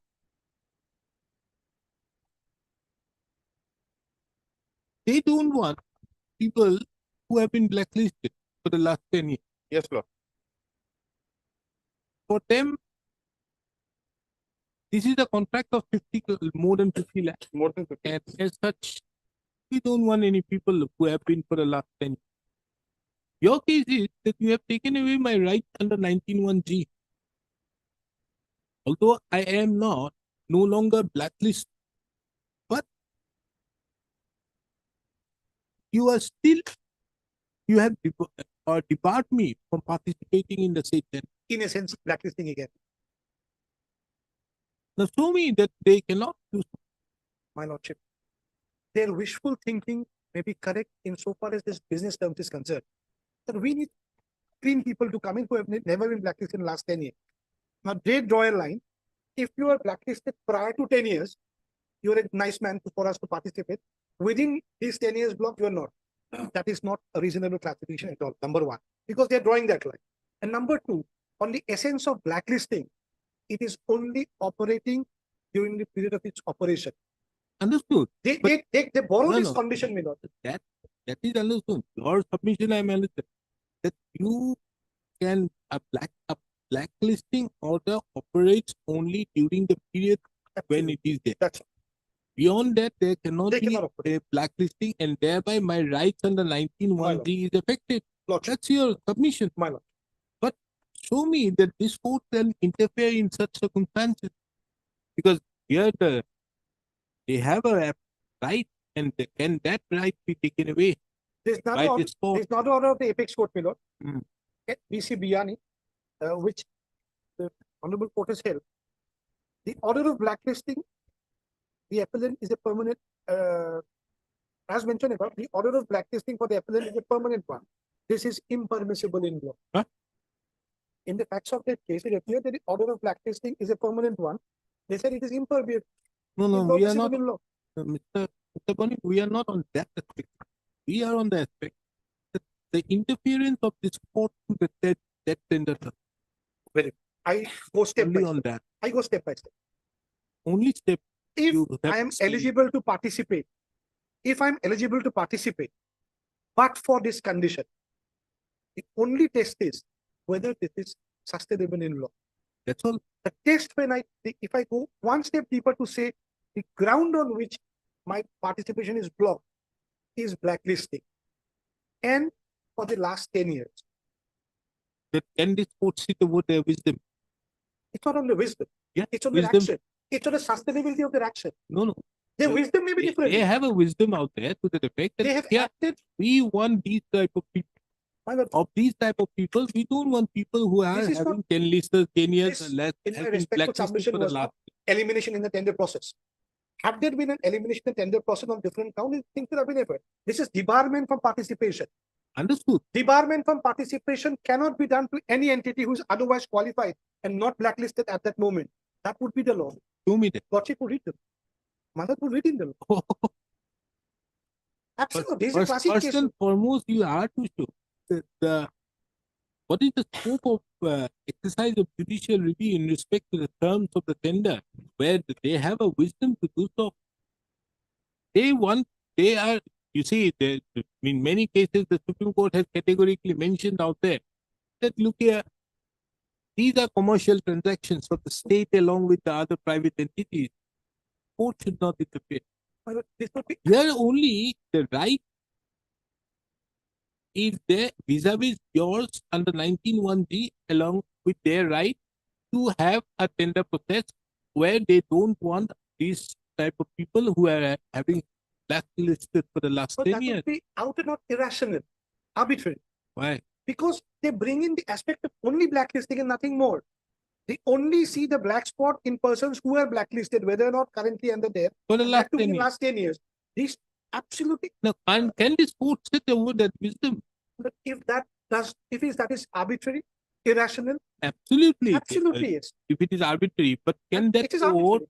can this court look into that? If Taking they into would have account the taken a recent stand, any- judgment of the Constitution bench in this Tata Motors best. I can see what lordship is, what is calling from your lordship. What I'm trying to buttress is not with all humility is that they are trying to evolve a law, create a law, take the reins to the hand to an extent which is not permissible in law. The jurisdiction is not even in them. That would be arbitrary. If the decision-making process is vitiated by irrationality, lordship would certainly interfere. If a punishment by way Can of you say it to be rational is- on their part, it is saying irrational. that, look here, this is a 50 lakh tender. We don't want the That people is who not have been spelled out. blacklisted That- for the last 10 years. That, my lord, is not spelled out in the tender condition. No, What can is- this court sit over that wisdom of theirs? May I put it differently, if I rephrase my submission? What they are seeking is that in a timeline, 10 years prior, the bracket of 10 years, if you are blacklisted, you cannot participate. That itself is irrational. Why? Because if a person is blacklisted and you fear to take the risk of allowing him to participate, 10 years should not be a condition. The 10 years cutoff, that within the last 10 years, if you're blacklisted, you're not allowed to participate, itself would be irrational. If the condition is a blacklisted person would be a riskier one to allow to be participate in a tender process. No, you show me one judgment to that effect or any precedent to that effect that once a person has been, or the period of blacklisting is over, then he's a clean man, and as such, or the person, the entity is a clean entity, and as such, you cannot stop him. But that would be a logical corollary of the ending of the period of blacklisting. No, you I cannot. cannot claim. No, if that be so, if that is the logical corollary, on the basis thereof, I can very well say that this is an irrational. But show me that. My lord, this would need some legal documents, judgments to be placed. I could definitely get them, my lord, because we argued these matters earlier also. Would my lord be pleased to proceed on Monday? I would appreciate if lordship qualified. Only on that law point, nothing more. Only on that point. But That once a person finishes the period, you cannot debar him. You cannot debar him. Because there, if I remember, there is a judgment to the effect that there are certain circumstances by which a person was sought to be penalized or something to the effect that he was blacklisted. But the period being over, there will be a judgment. There are judgments to the effect, if I'm not wrong, that once the period of blacklisting, you cannot, because then it will affect 19(1)(g). Just find There's out also that. judgment in the service law. When there was a thing with tell me. cumulative effect and without cumulative effect. So without cumulative effect did not bring in the rider or the promotional consideration. I will draw the analogy also. So Monday. we can, on the basis thereof, On the basis this court can very well say, yes, that term should not have been there. Because I'm not once saying the this period thing. of blacklisting is over, you cannot, because he cannot be then Very put. well. So, Monday. How do you know? We'll finish it at 5. It's the matter again on Thank you. 23rd of November 2023. Not 23rd. I'll be out of station. Could it be 24? After 24? The matter again at 9. Mr. Panik, the problem is that this court I'm then so we sorry. fix some other date because 21st I'm Milord. not there for 2 weeks. 21st, Milord. 21st is too early. We'll There get are a it. lot I'll of get it. matters fixed. 21st. 21st. I'll get it. Many matters fixed. Huh? How many matters? It takes some time. I'll have to deliver the judgment. We'll be waiting. He's having a problem with the paper. 21st, how many matters? Okay, 28. 28. Is the matter again on 28th of November 2000. Okay. Wait. Further.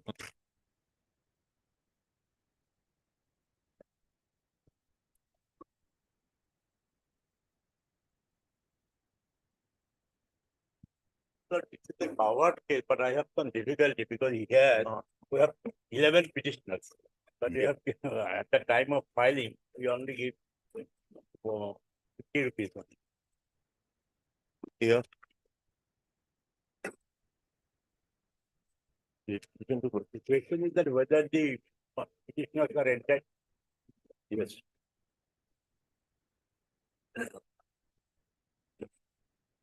Solatium and additional compensation for acquisition of land for the national highway.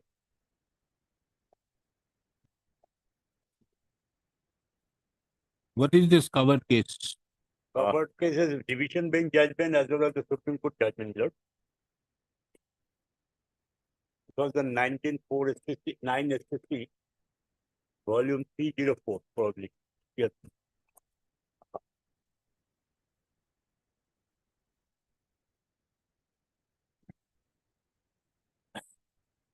Initially, there are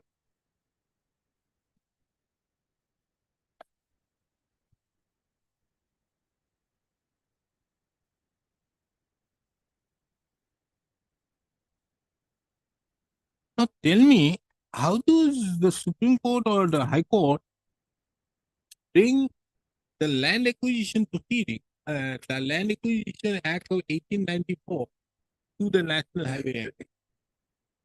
How is it possible? No, When the Section 6 of the National Highways Act categorically say that the Land Acquisition Act is not applicable. no, not section 6, section 3J. Whatever may be. Section 3J, and that clause has gave part of number of cases throughout the country. And first case was resolved in the judgment of Karnataka High Court in the 2003. I have stated in my TV. Thereafter, a number of cases have popped up. And all these cases are said that this is a case of discrimination. Because you see, if my land is acquired under the Land Acquisition Act, then I will be entitled to additional compensation as well as the Solatium. But if my land is acquired under the National Highways Act, I will not get this. So this is an apparently there is a discrimination. So the Because the Supreme Court land said is for the public purpose, land is acquired for the public purpose. So that is the tax of the point below. Now, Karnataka High Court has delivered a judgment in the year 2003. Based on that judgment, our High Court also passed the judgment. I have annexed that judgment here below. And thereafter, the Supreme Court has Where is also. the Supreme Court judgment? Supreme Court judgment is New development has come, 2019. if Lordship give permission, I want place. Oh, let me. Because new development has come by reading, I told Lordship will may not be, because let him, anyhow, Laches tenure is changed. Let him put. But I have some difficulty because that is the court case.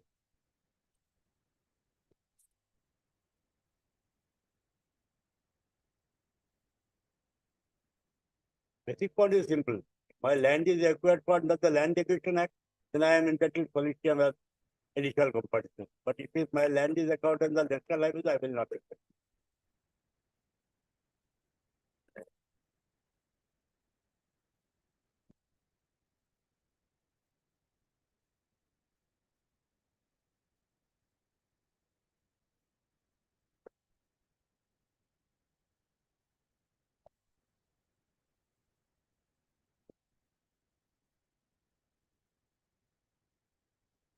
Ruling key is ruling key delay. Then the citation For the 19, yes,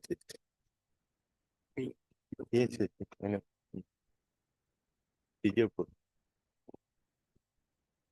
Para 52. Para 52. 52 paragraph in that judgment. Thereafter new development.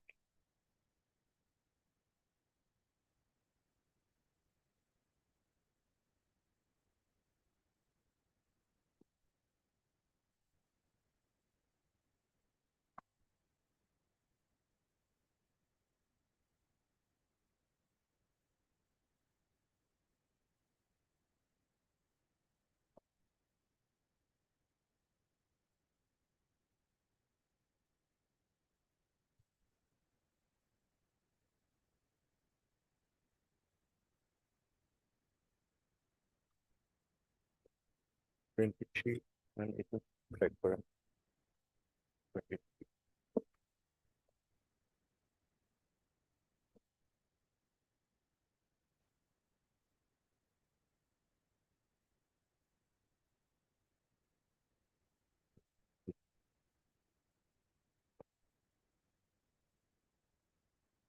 Yes.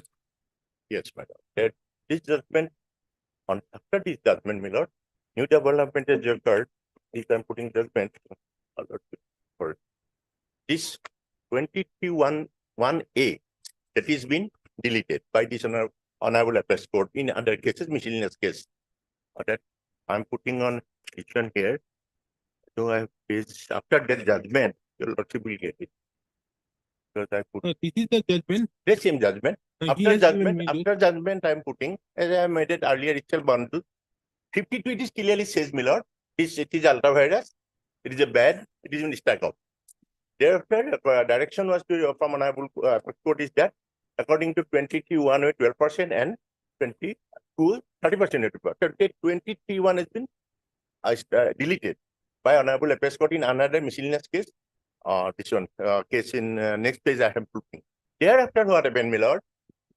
Now new development why I have submitted before lordship. Where is the deletion? That was just immediately that judgment, my lord. I have made it page number. I could not play. Lordship get it Supreme Court judgment. A miscellaneous case 2572. Lordship got it. One miscellaneous case order Yes, just after judgment. Lordship will get it now. Next order. We delete the second para, third para. We delete the expression IA and occurring paragraph 41. But that may be in paper book.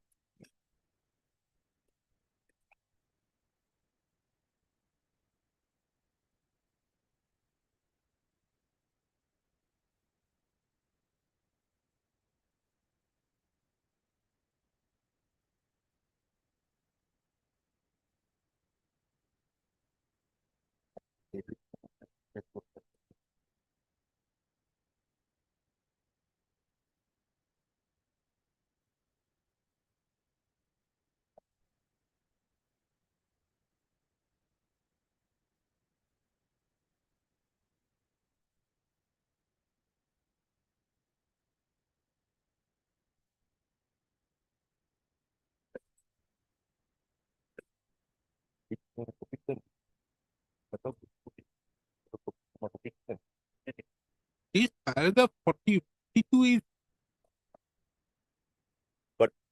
Here, I'm on that also today, my lord. Thereafter, lordship may produce another page that is communication made from NSCI, that is 17 July 2023, lordship got it, I think.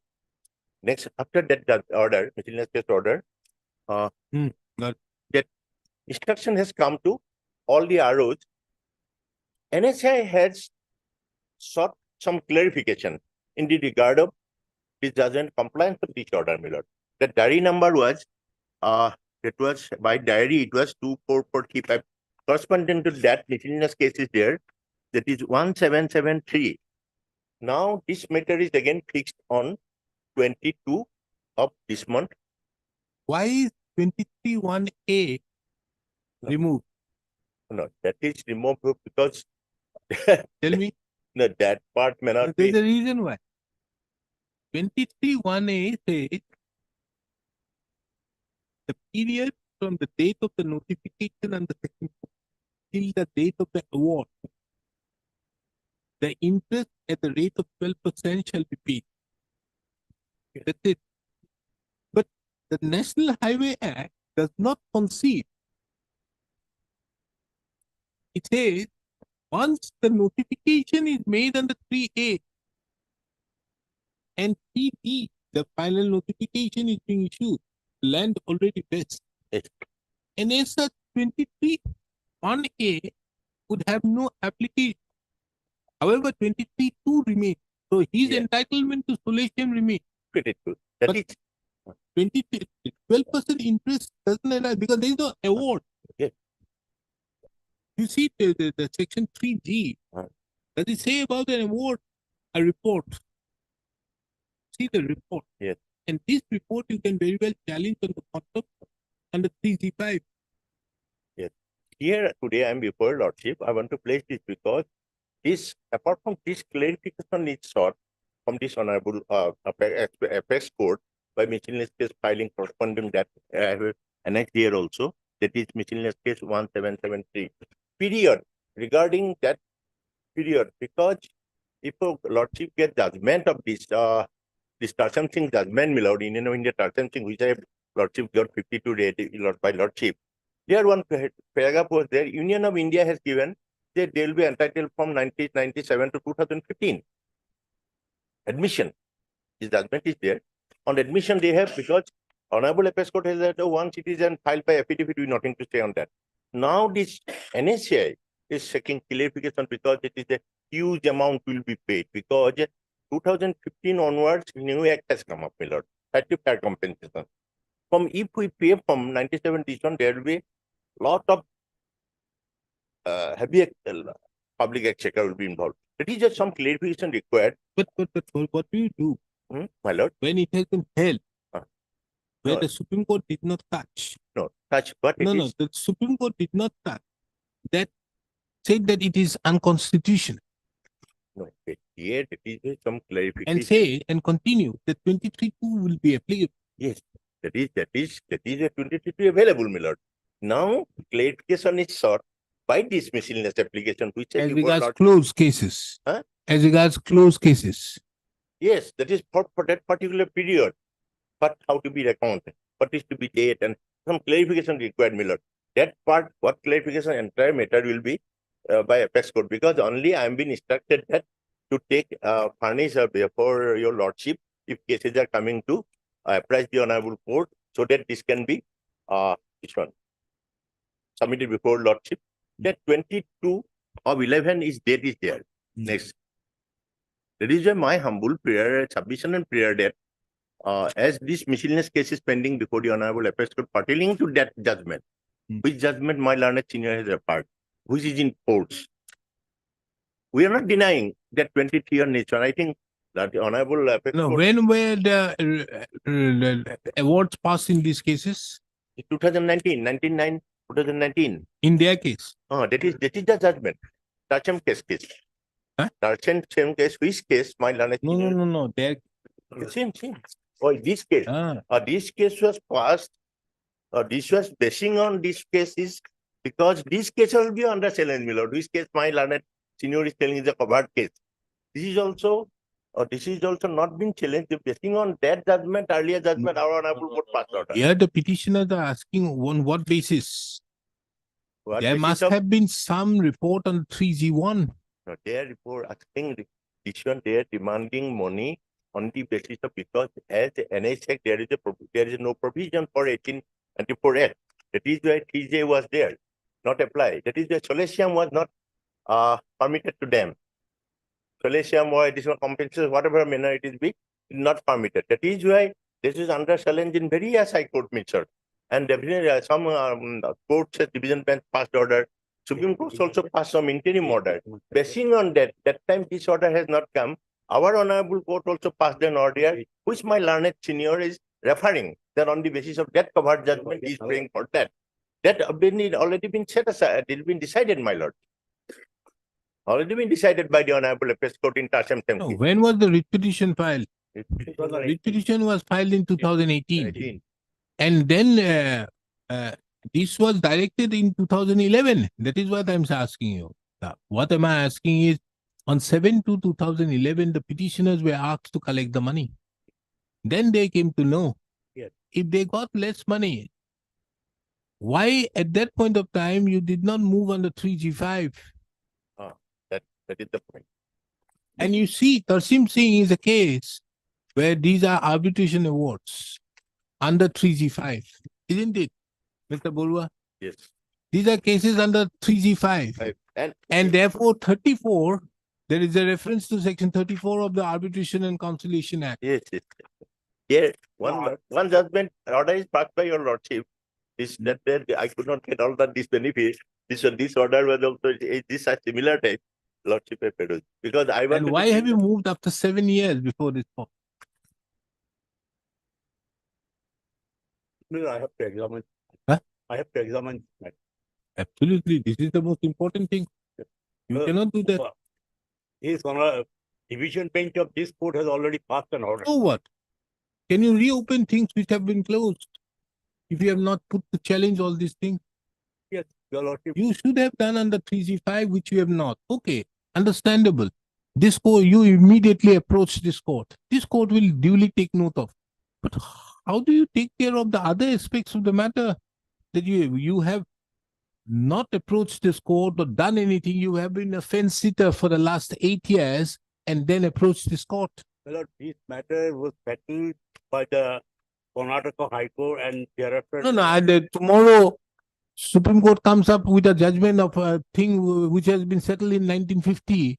Are you going to come again? Then look here, my father didn't get that money. We should have got. Now the Supreme Court says this. No, so there are a number of cases were pending in various high courts.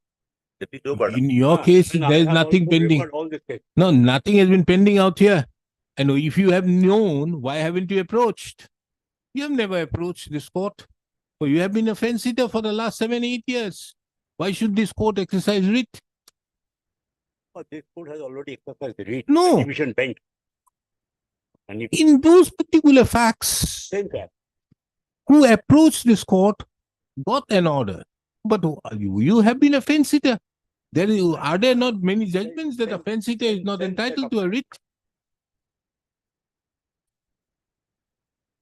See, you filed it on 18/7/2018. You were issued notice in the year 2011, 7/2/2011 to collect the money. You accepted the money. And then, Thereafter, I got, then one fine I day got the somebody particulars. informed, why not file a petition? I got the particulars in the This lordship come particular to page case was 14. This is my learned senior 31. taking support of this case. only on that day Just that I 14. could come. I could know. So far, this order is concerned, nothing has been indicated. Whether this Solatium or the additional compensation was considered or not, if the lordship come to page 28 onward. Understood. Subsequently, I came to No, know. Mr. Dasgupta, I understand everything.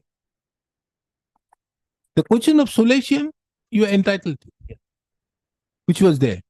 But if you have not approached for 7, 8 years, should this court entertain this petition on that basis? You are sitting all along. Why? You couldn't have been sitting all along after having received the amount. I shall examine this matter. Hmm. I will have to give time and I undertake to pay the requisite court fee. Because Learned counsel appearing on behalf, learned senior counsel appearing on behalf of the petitioner, Mr. A. Dasgupta, submits that he shall examine the aspect as to whether the petition would be maintainable, taking into account that the petitioners herein were issued notice on 7/2/2011 for receiving the compensation, and thereafter the petitioner did not approach either under Section 3G5 of the National Highways Act 1956, as well as even before this court immediately. It is only after a period of 7 years thereafter that the petitioner has approached this court. Your Lordship may kindly make some mention that the division bench has a past judgment in this regard. Absolutely no. No, this Mr. is my Ma- submission. That is your submission. We'll take now, sir. If you want, I can now dispose of the matter on that basis itself. You are going to look into that.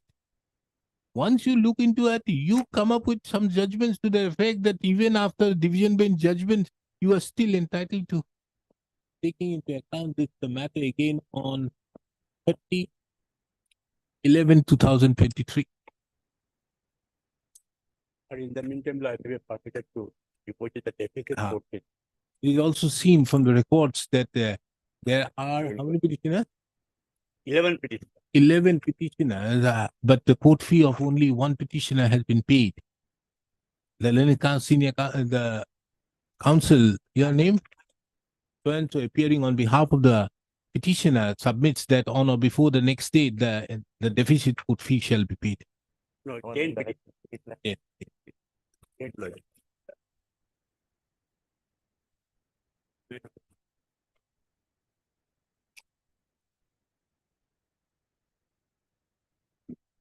Yes, Mr. De Sharma, where is he? That the PTC have filed the affidavit and the petitioner would like to file a reply.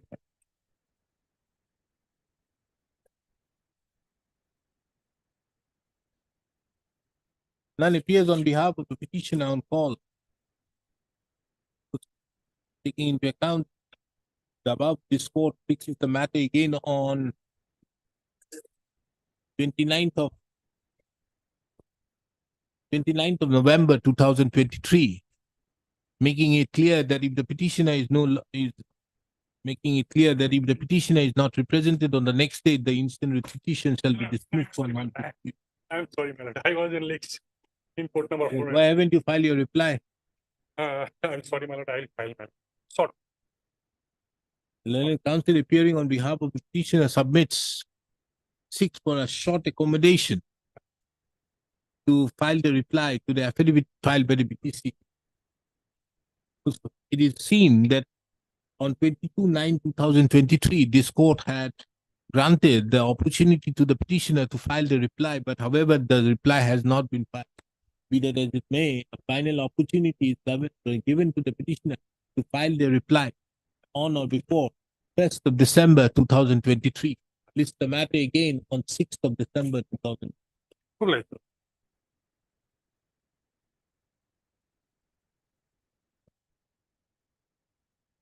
Oh?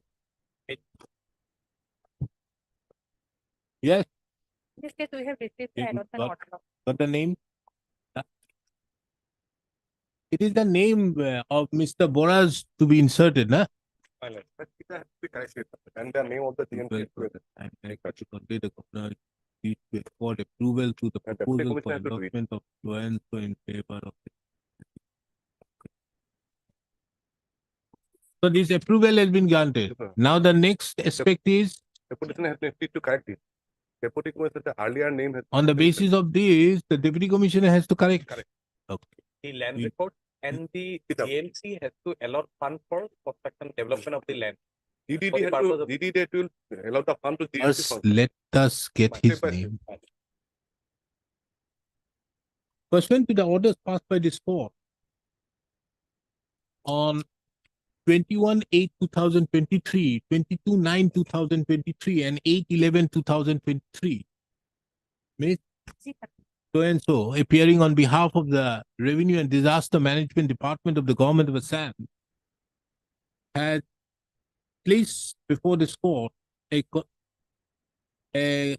communication issued by the Joint Secretary to the Government of Assam Revenue and Disaster Management Department to the District Commissioner, Kamrup Metro, whereby it has been duly informed to the whereby the approval of the Governor of Assam was conveyed to the proposal for allotment of land measuring 0 biga 3 katha 10 Laches covered by Dag number 1069 of village Pamohi under Ramsaroni Moja of the Azara Revenue Circle in favor of Guwahati Municipal Corporation for setting up of Maskwa fruits and vegetable wholesale market. Footstop. The said communication is kept on record and marked with a letter.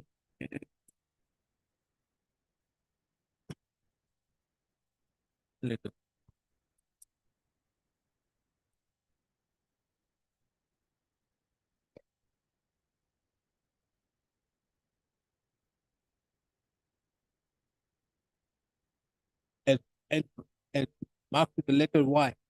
Footstop.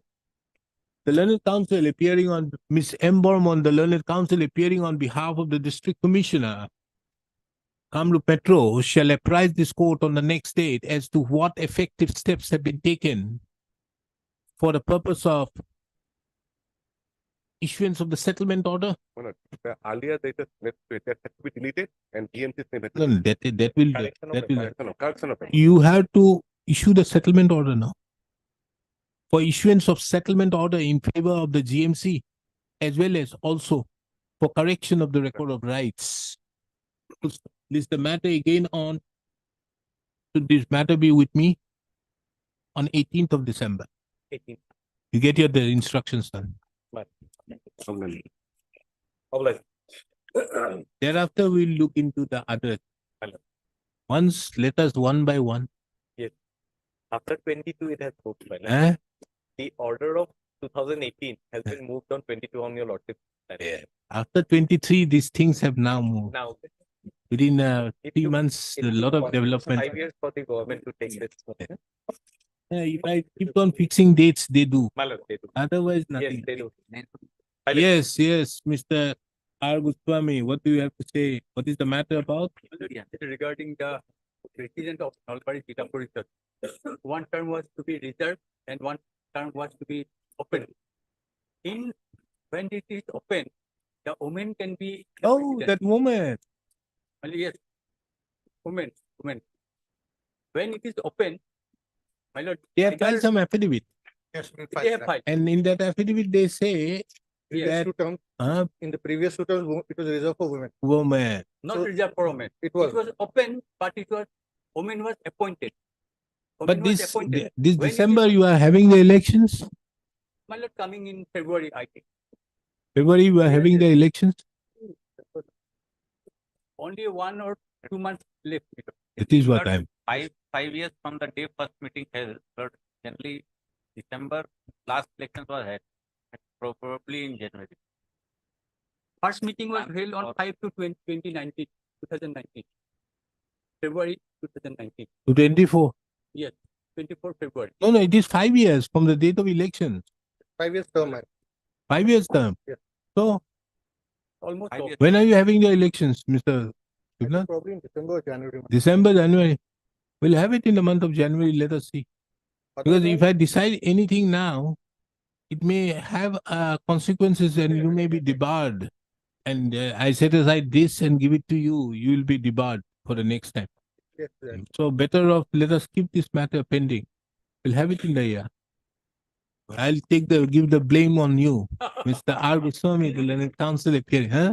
My petitioner will again blame me if your lordship pass any such order.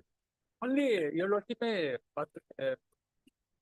No, I will say, you may explain to your petitioner. Mr. R. Goswami, Learned Counsel appearing on behalf of the petitioner, submits that the period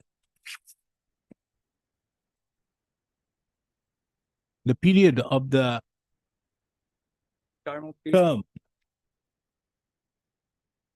of the present members is going to end in the month of December 2023 and submits that any order passed today or if any disposal of the matter is taken up today, if the matter is taken up for final disposal today, an order passed in favor of the petitioner, it shall prejudice the petitioner on the next occasion. So, taking into account the above, Mr. N.K. Devnath, the Learned Counsel appearing on behalf of the PNRD, submits that in the month of December, January, the elections are likely to take place. Taking into account the above, this the matter again on 22nd of January 2024. I think this is the way. Right.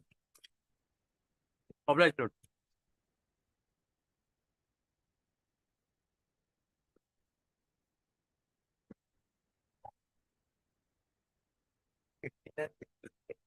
Who is appearing?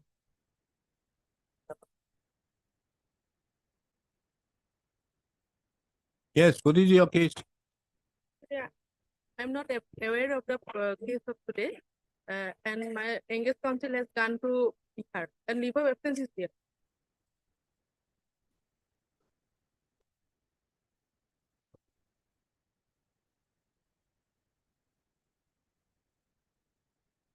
Yes, what is this matter, Mr. Lordship, some portion of the road, government land is under encroachment. We are Still- going to hear.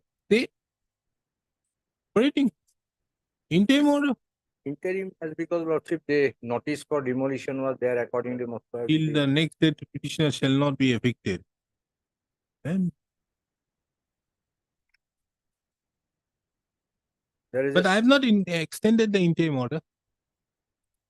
I make it clear, taking into account the petitioners are not represented, this court is not inclined to extend the interim order. Passed an order earlier, the 13th. And what is the other matter? same Lordship. Initially, Lordship, they have come and Who is not there? Who is not there in this matter? Mr. Analam. Huh? and along the counsel for the petition of Moscow. Mr. A.R. Bhuya was duly represented before this court a few times back. He was there. No, no, I'm He's- for Mr. Analam. I'm not concerned. You may have 100 lawyers. We are not concerned. But here, one of the counsel was very much present here. Who moved the writ petition? Mr. A.R. Bhuya. Then, why you are asking for adjournments? That the counsel is not present. Tell me. We are not in connection with ARP. You are not. Who moved the writ petition? Who obtained the order? Who have all along been appearing in this matter? Mr. A.R. Bhuya's name is appearing in all the matter orders. Mr. A.R. Bhuya appears on 12/12/2018. He moves the matter on 12/11/2018. Then 3/5/2019, Mr. A.R. Bhuya appears. Matter was moved on 11/4/2019 by Mr. A.R. Bhuya. Then you are saying that he's not there. He still holds the wakalatama. You can't say that.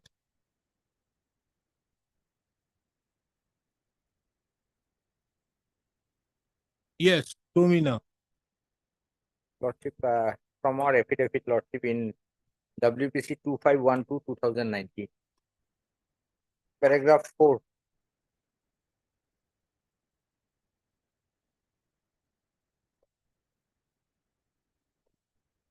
Set aside and quash the impugn notice dated.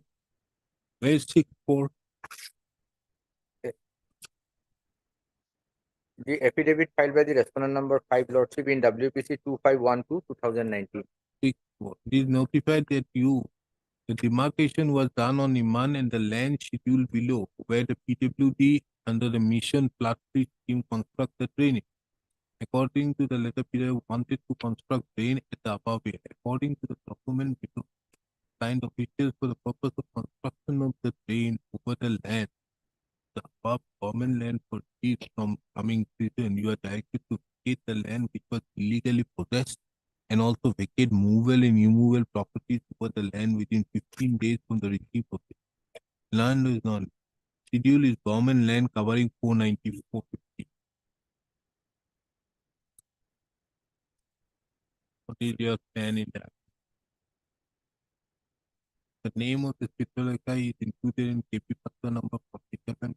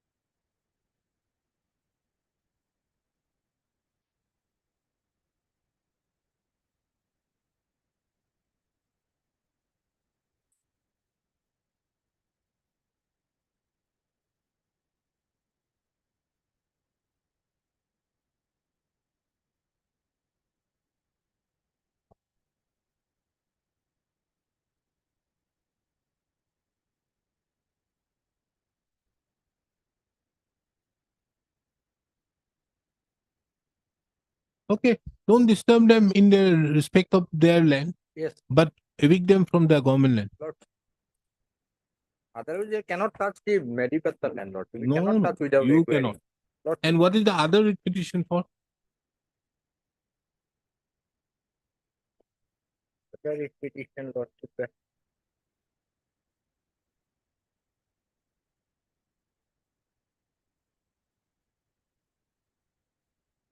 So here he is asking for compensation if you are taking their land, but you are not going to take their land. No, no.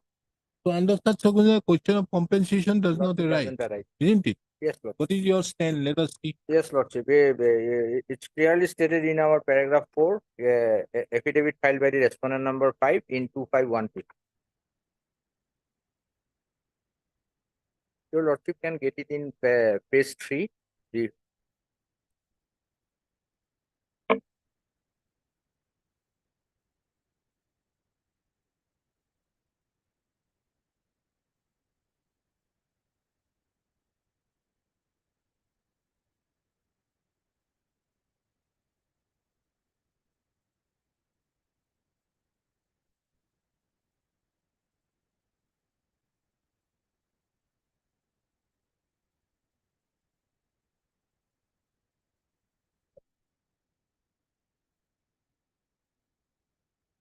Both the writ petitions are taken up together, taking into account the similarity of the issues and the parties being same. Your Lordship, the press map is also here. In It took- Lordship.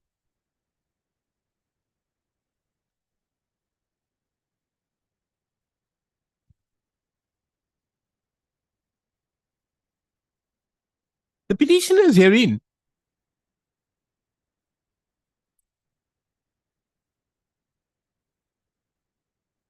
claim that they are it is the case of the petitioners that the petitioner number 1, namely Chitralekha Thakuria, is the owner of a plot of land measuring 2 katha 5.94 Laches covered by DAG number 457 and included in KP Patta number 047 at Dokhin Revenue Village under Beltola Moja of Dispur Revenue Circle and has permanent structures standing thereon.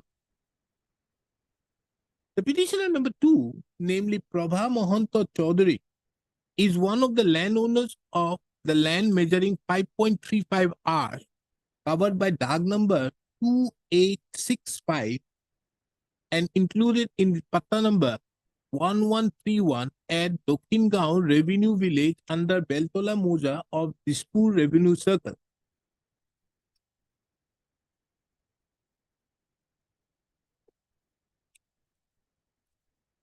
And has permanent structures standing thereon. Both the lands as per the petitioners, are adjacent to Dakshin Gaon Road, which connected the Deendayal Upadhyay path from Dakshin Gaon bus stop Tiniali Point with Lal Ganesh Lokra Road at Sonaiguli Point.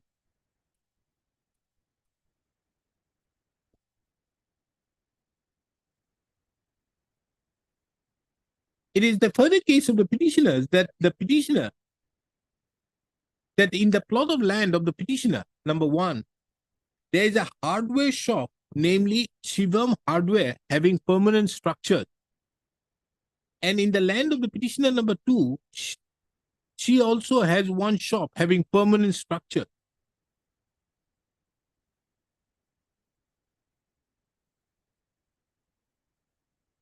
It is a further case of the petitioners that the petitioners could come to learn that the PWD department of the government of Assam had approved a scheme for construction as well as widening of the Dakshin Gaon Road connecting Deendayal Upadhyay path from Dakshin Gaon bus stop Tiniali with Lal Ganesh Lokra Road at Sonaiguli Point.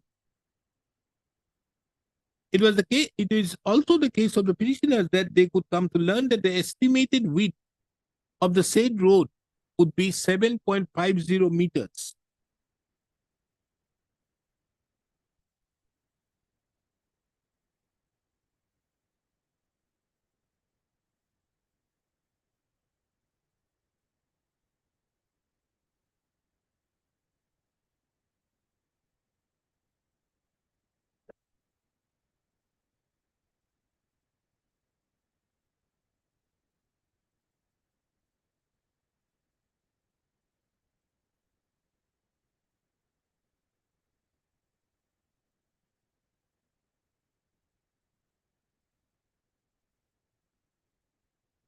It is the further case of the petitioner that in order to widen the said road,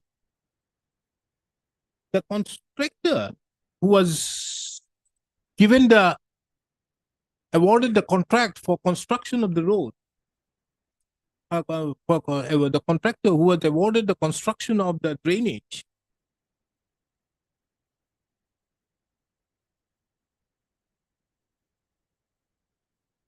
on both sides of the road,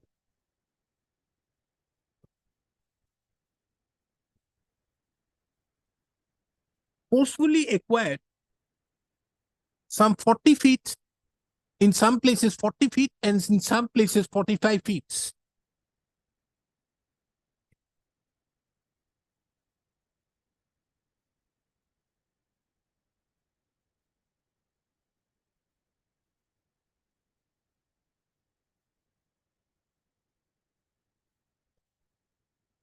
The petitioners objected to the said action of the contractors and told them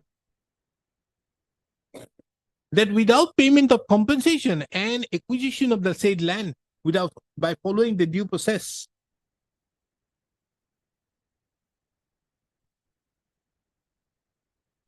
the said land cannot be taken over from the petitioner.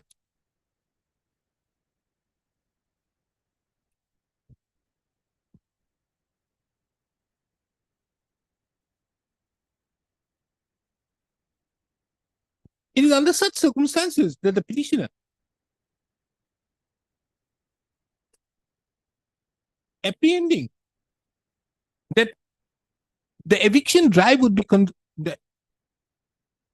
that there would be an eviction drive by which the petitioners would lose their land and no payment of compensation would be made, have approached this court seeking various directions, including that if there is any construction of road and drainage system, the respondent authorities are required to acquire the land from the petitioner and also pay the compensation in terms with the provisions of the right of fair compensation and transparency in land acquisition, Rehabilitation and Resettlement Act 2013.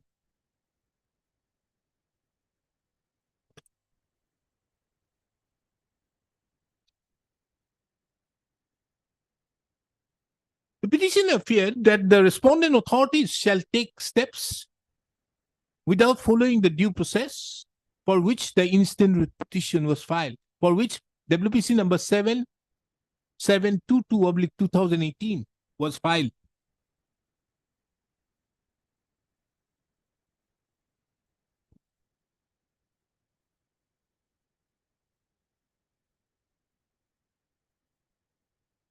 It is also seen from the grievance set out in the writ petition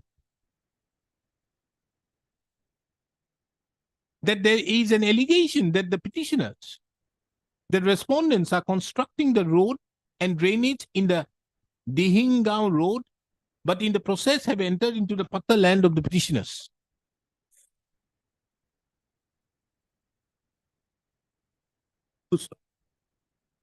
On 12/12/2018, this court had issued notice, and in the meanwhile, directed that no construction shall be carried out by the respondents over the patta land of the petitioners without acquiring the land in accordance with law and or without proper measurement. I'm coming, huh? Yeah, I have to disengage. Now, Mr. It's okay, I'm disposing of this Yes, matter. yes, my lord, but that I think my lord, inquired about me, my lord, that is the situation. My lord. Obliged.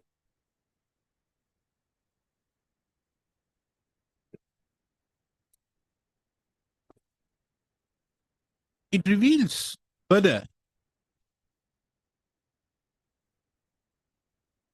that pursuant to the order dated 12/12/2018,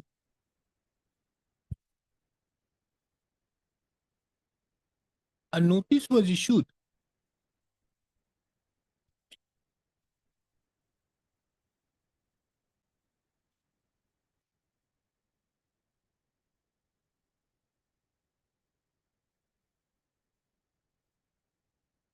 to the petitioner number 1, stating inter alia, dated 6/4/2019, stated by the Circle Officer, Dispur Revenue Circle, that the demarcation was done on 9/10/2019 of the land covered by DAG number 458 under Beltola Moja village, Dokhingaon, where the PWD department under the Mission Flood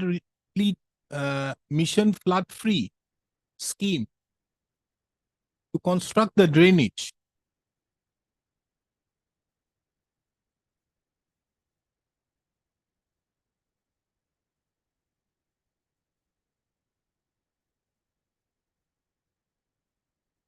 And it was found, it was also mentioned that the petitioner number 1 was illegally possessing some portion of the land in DAG number 458, which was a government land, for which the petitioner was directed, number 1 was directed to vacate the movable or immovable property over the land within 15 days from the receipt of the said notice. This communication, this notice was put to challenge in the subsequent writ petition, which have been registered and numbered as WPC number 2512/2019. The record reveals that this court, by an order dated 11/4/2019, had issued notice. And it was further mentioned that till the next day, the petitioner shall not be evicted from the land.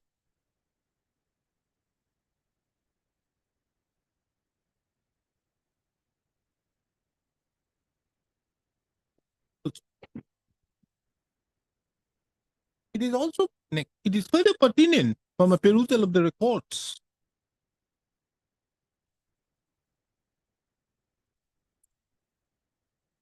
that in affidavit that in WPC number 7722/2018, an affidavit was filed by the respondent number 5, respondent number by the respondent by the PWD department, wherein it was mentioned that the demarcation of the government land by the revenue department officials of the dispute revenue circle on 9/10/2019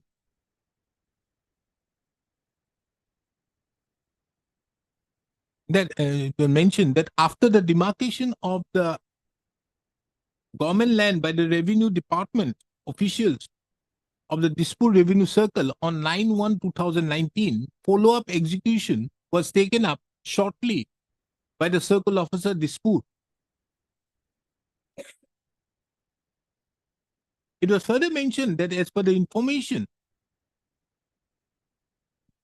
required from the local public, government land width available for the road was 100 feet, bracket 30.48 meters. However, while demarcation was done,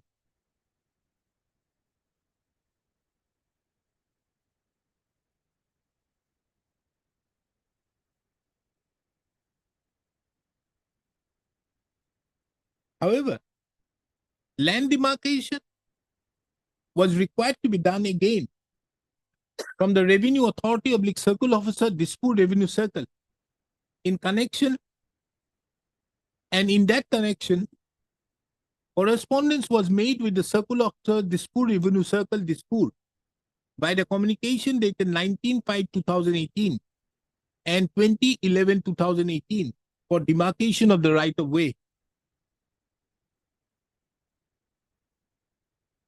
It was further mentioned that the local people were also of the opinion that there were encroachment being made by some residents, and the lands available at the field is more than on paper, for which necessary measurements were required to be made.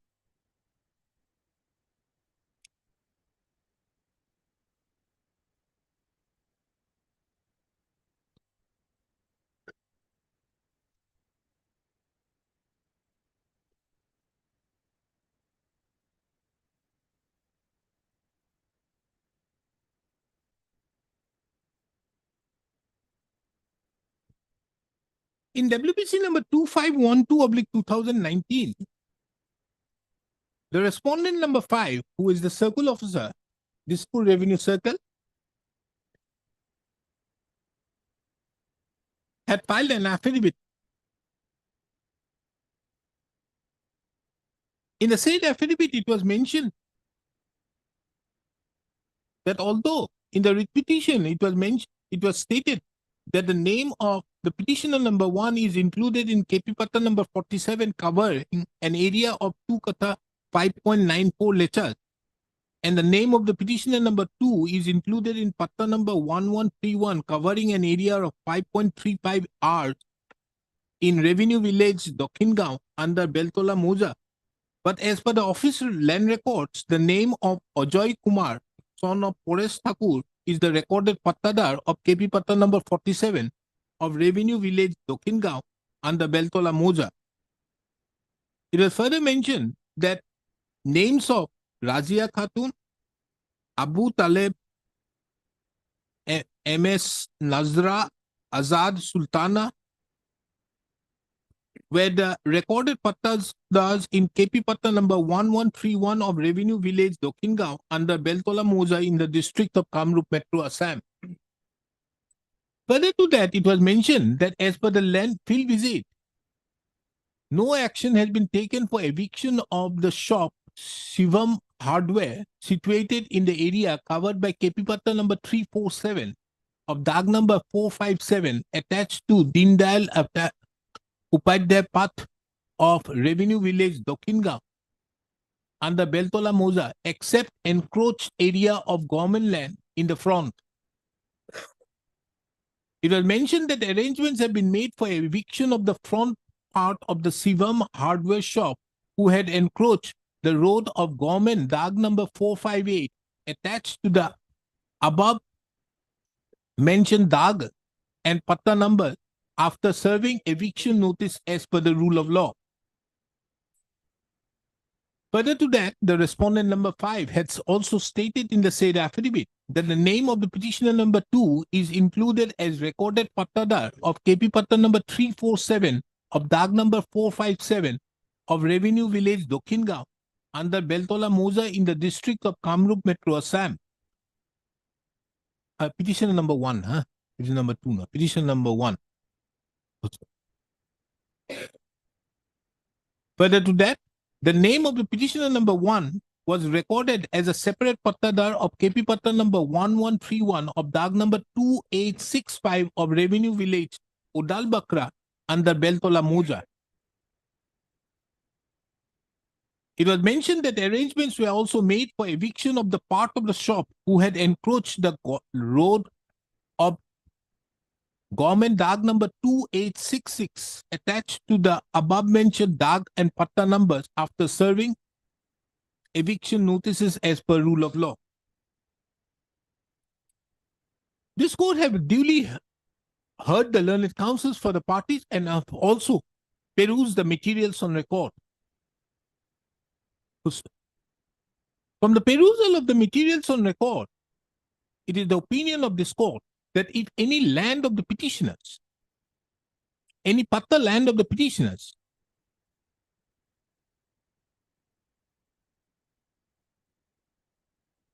it is the opinion of this court that the petitioners cannot be evicted from the Patta land of the petitioners unless without following the due process of law.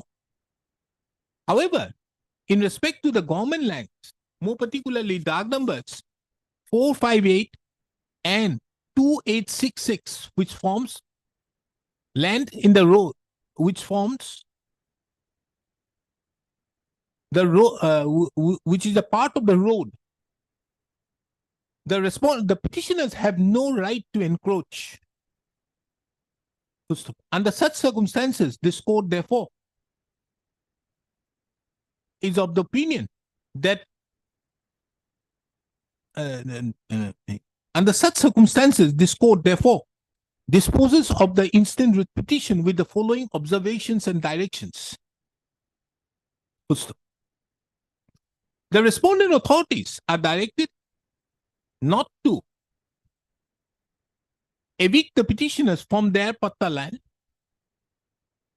covered by Dag number 457 of KP Patta number 4347 attached to the Dindayal Upadhyay Path of Revenue Village Dokhingaon under Beltola Moja, as well as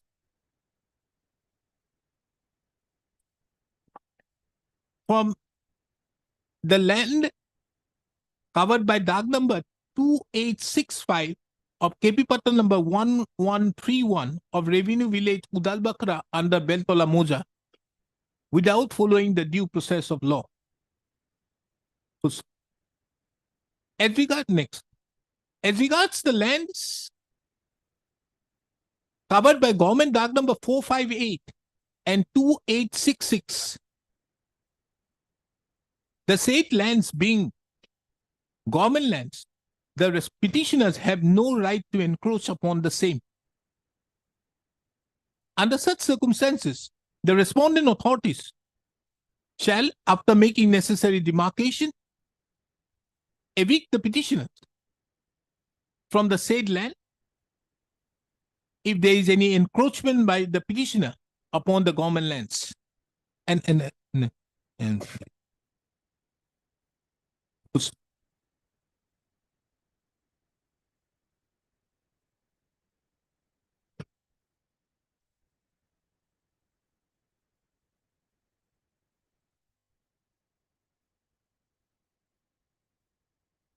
This court further directs the circle officer, Dispute Revenue Circle, to carry out the said demarcation proceedings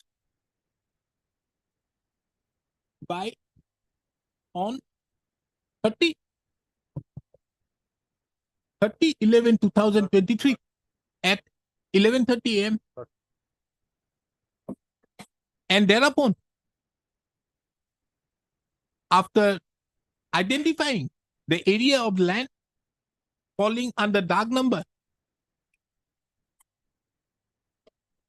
458 and 2866, which are government lands, and if there is any encroachment, the revenue authorities shall be at liberty to remove such encroachments by necessary eviction.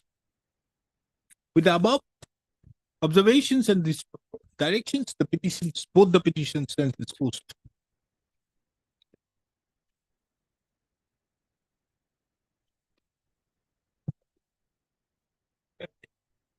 A copy of the instant order shall be served upon Mr. H. Sharma, the learned counsel, for due compliance. Yes, what is your matter? Which one? Before- Ex gratia Before my victim? learned friend starts, Lordship, I have a made request to make a prayer before your Lordship to pass over the matter for it. There's because senior government advocate, he is appearing, he is on legs. Just now I have read. What is this matter about? My lord, the impugn order at page 48. Date? Page 48.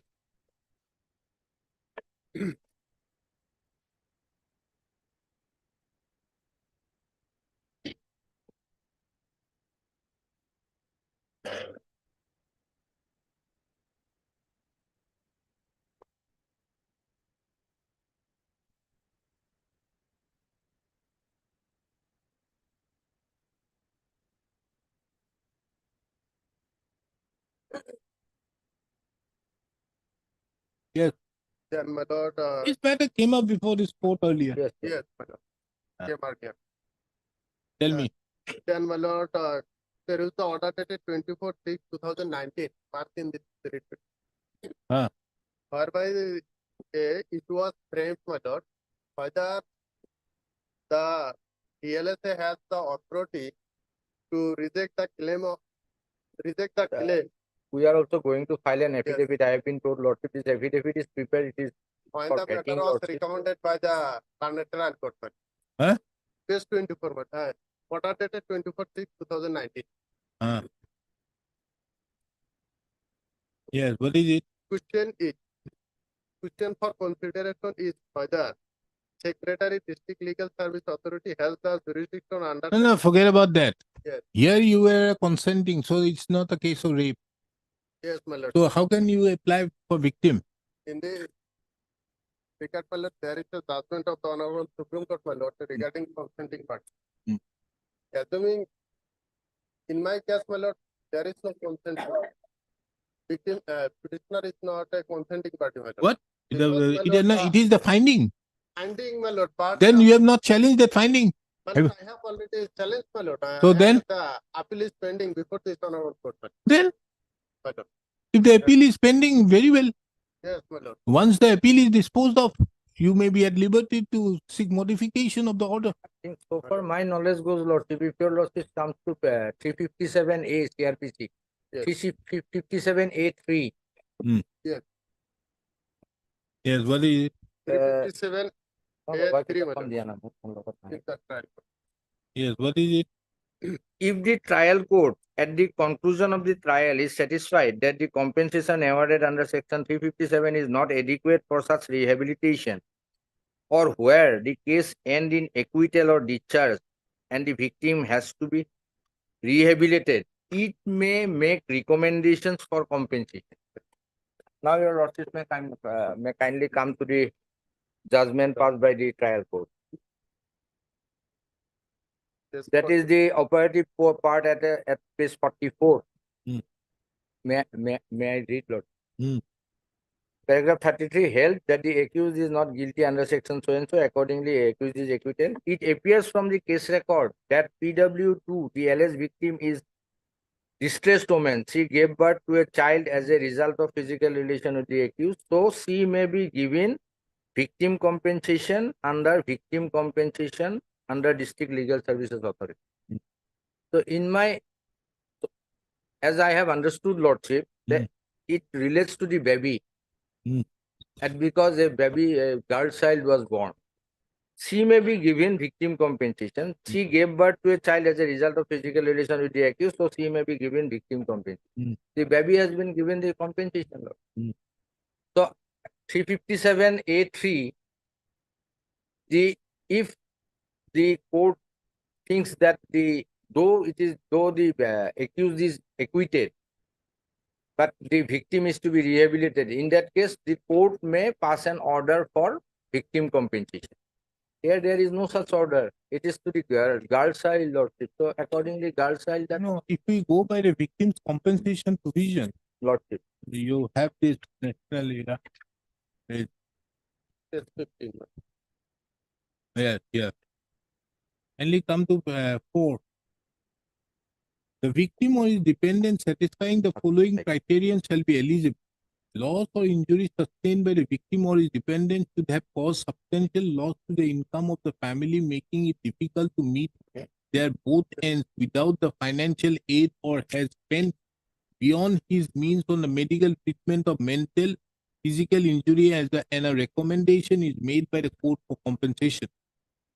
The victim dependent report the crime to the officer in charge of so and so and provided so and so.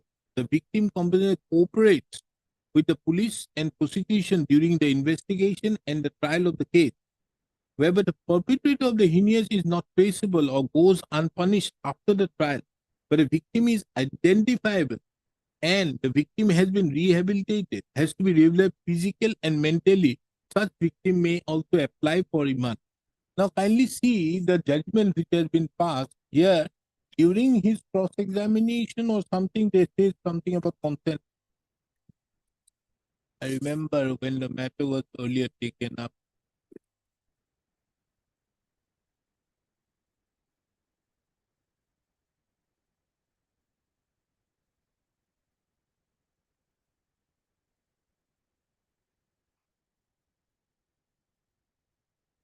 but all along that word victim is there, Lordship. But in case of a consenting party, I don't think Lordship is a victim.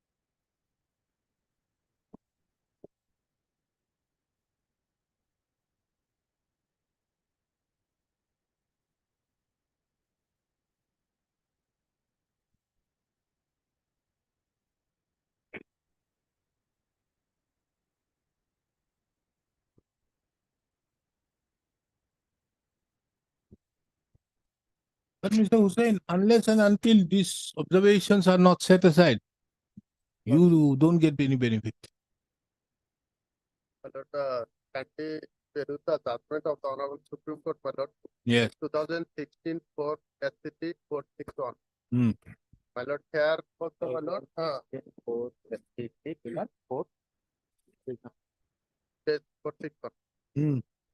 My lord, the fact is stated in paragraph 2, 3, 4, and 5, my lord. I am reading my Lord, paragraph. Hmm. It's a case where the prosecuted who is a blind and an illiterate girl was subjected to sexual intercourse on the promise of marriage. The case of the prosecution is that the prosecution was residing with her father at Petition, so her mother had left and married somewhere else, and thereafter the prosecutor was living with her three brothers, so. Along with the brother of prosecuted the accused Sikendra was also studying.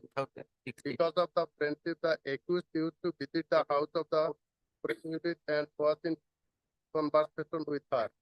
It is the case of the prosecution that when the prosecuted used to remain alone in her house, the accused used to visit her and express to her that he is in love with her. Further, the case of the prosecution is that about 1 year before the incident, the accused came to the house of the prosecuted when he was alone. Thereafter, the accused had told her that he was in love with her and would marry her and wanted to commit sons with her. The prosecuted tried to avoid it since. No. Yes. Mr. Hussain, Yes. kindly come to paragraph 4, 5, 6, and 7. The trial court Yes.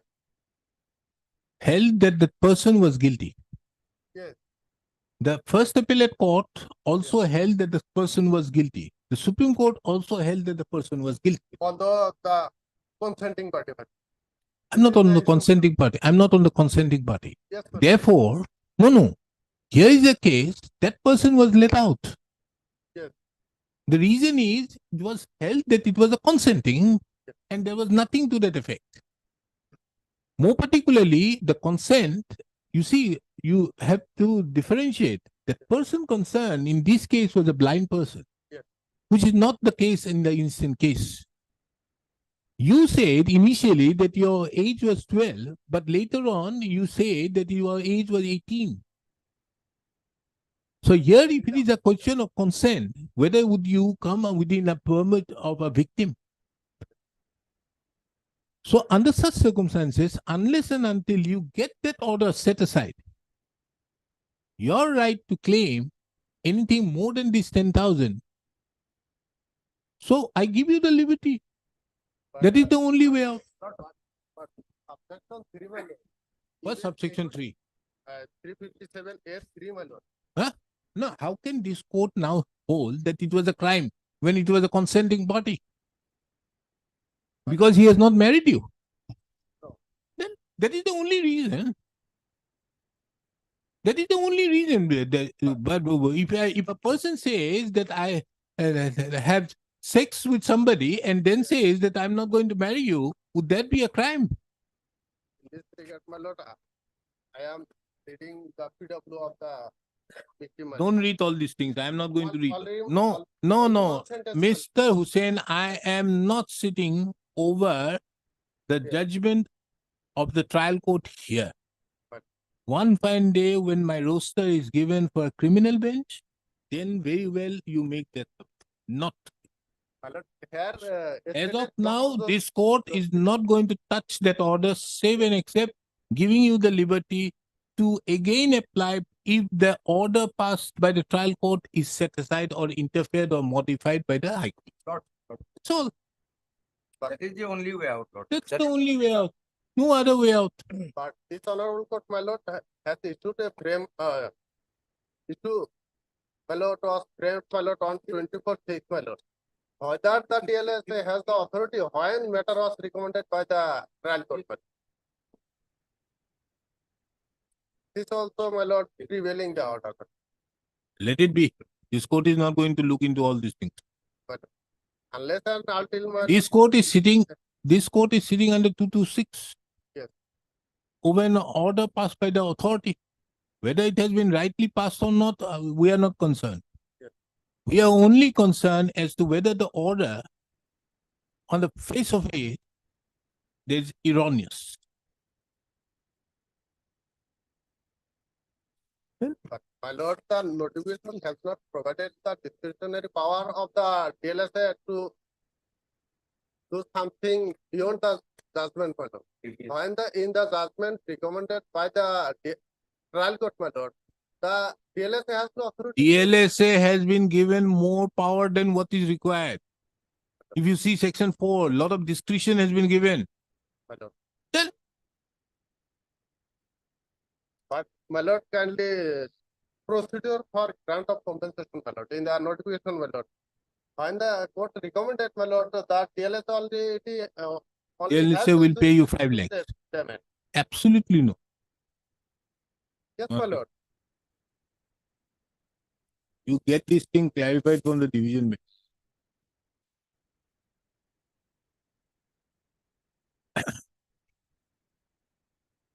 The instant writ petition has been filed by the petitioner challenging the order dated 15/6/2019 issued by the Secretary, District Legal Services Authority, Dhubri, whereby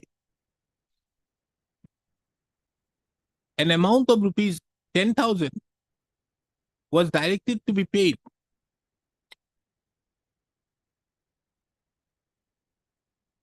under the Assam Victims Compensation Scheme 2012 to the son of the petitioner,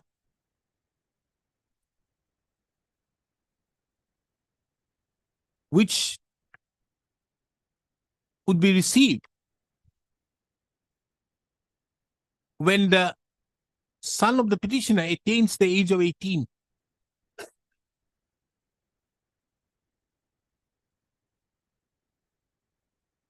It is the case of a petitioner that the petitioner was a victim under the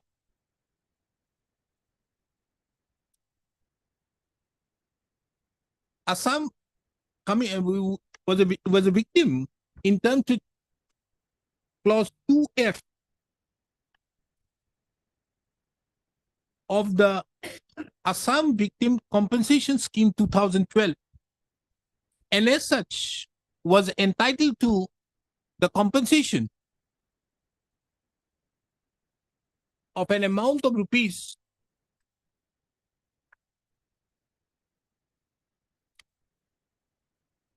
3 lakhs, 5 lakhs, was entitled to a compensation within the range of 3 to 5 lakhs as per the notification dated 1/2/2019 issued by the Principal Secretary to the Government of Assam Home and Political Department. And the respondent number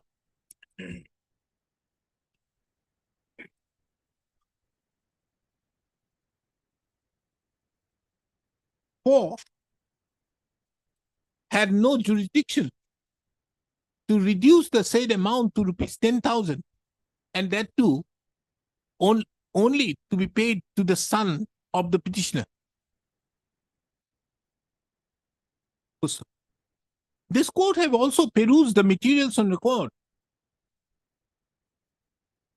including the judgment passed by the Court of the Additional Session Judge Dhubri in Sessions Case number 193/2014, dated 30/6/2018.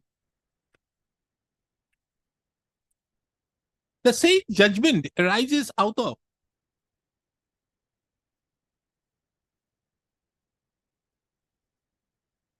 the allegation, out of the complaint filed by the father of the petitioner,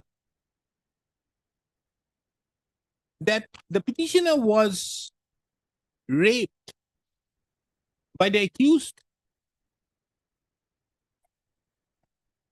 on 17/4/2010.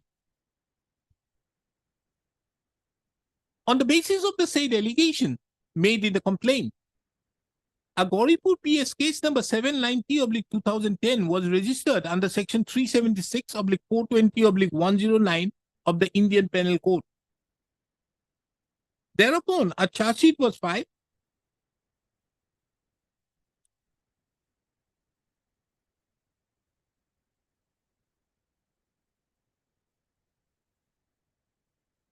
before the court for trial. The Sessions Court, by the judgment dated 30/6/2018, came to a definitive finding that the petitioner was a consenting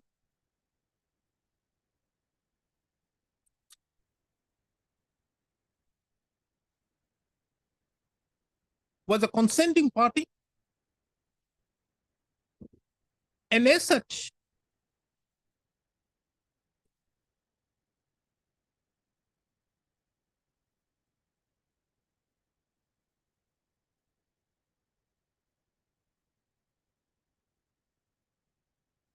the accused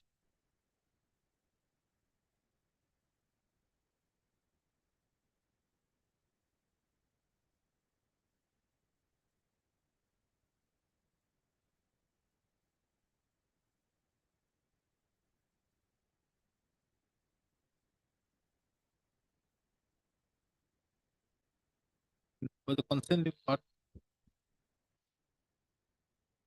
And as such, the accused was not guilty under Section 376 of the Indian Penal Code.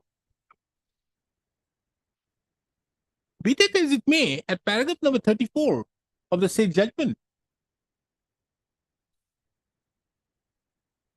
it was mentioned that the petitioner was a distressed woman and she gave birth to a child as a result of the physical relation with the accused.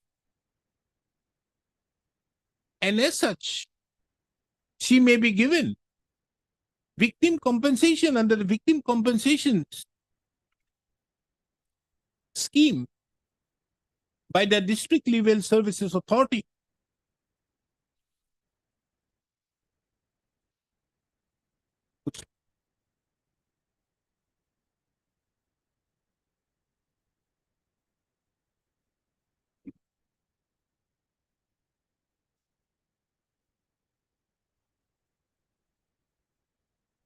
It further reveals that the petitioner thereupon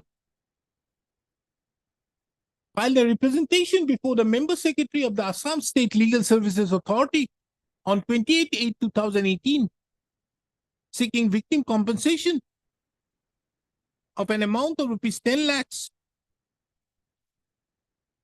in terms with the notification dated 18/10/2012 and partial modification of the quantum dated 6/1/2017.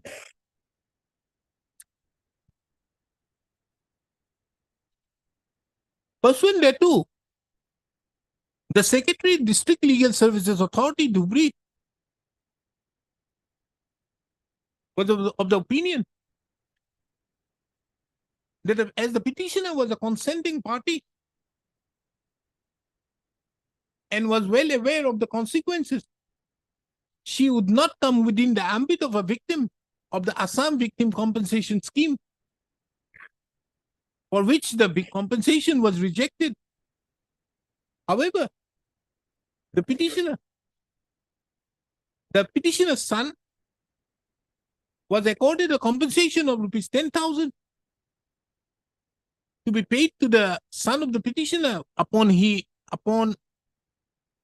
the 10,000, which was directed to be put in the fixed deposit and to be paid to the petitioner.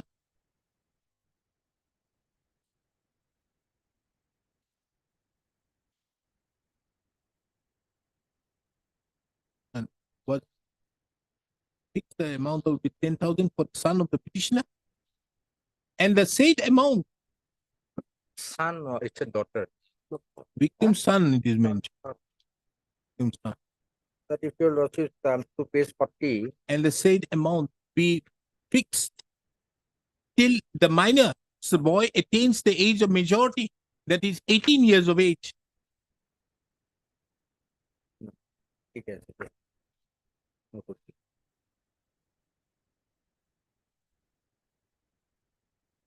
It is against this order dated 15/6/2019 that the instant writ petition was filed on the ground that the District Legal Services Authority had no jurisdiction or authority to override the directions passed by the additional session judge Dubri in sessions case number 193/2014, dated 30/6/2018.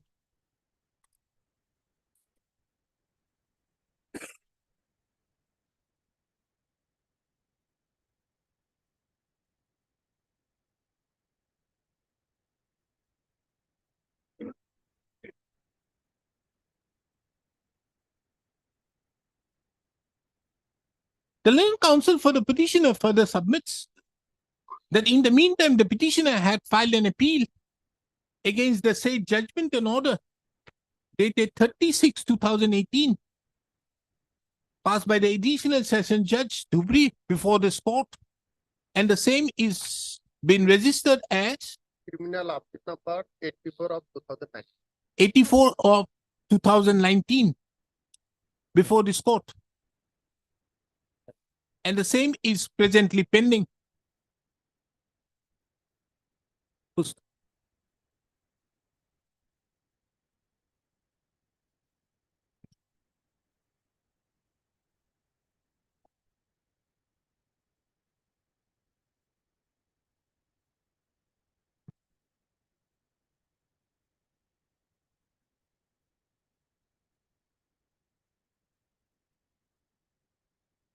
Yes.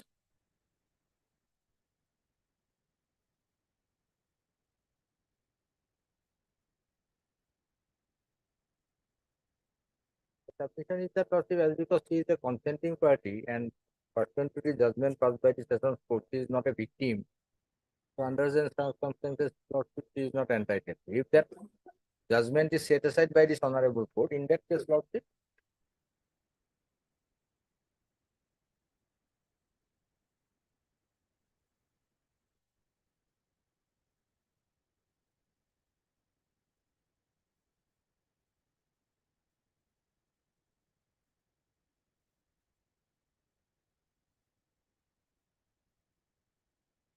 This court have duly perused the materials and report, including the judgment dated 30/6/2018.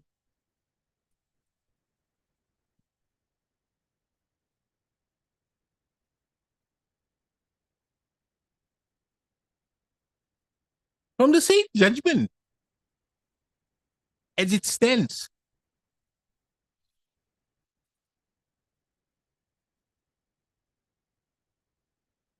it reveals that the findings arrived at is that the petitioner was a consenting party.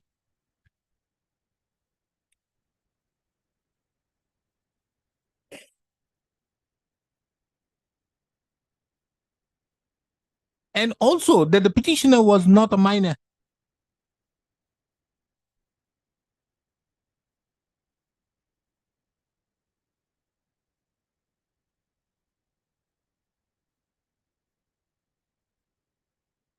Under such circumstances,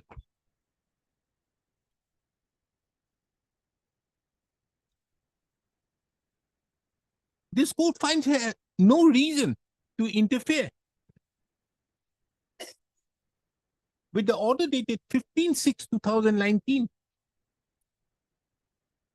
passed by the respondent number 4.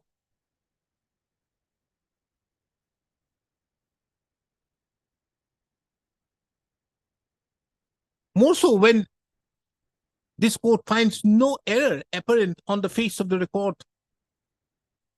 of error apparent in the order, in the impugned order, for exercising its jurisdiction for issuance of a writ in the nature of certiorari.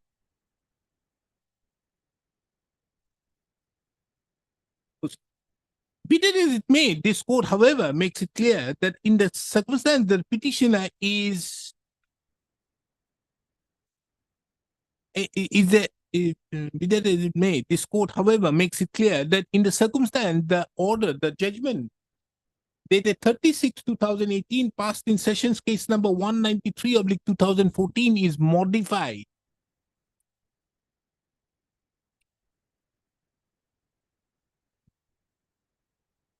or set aside,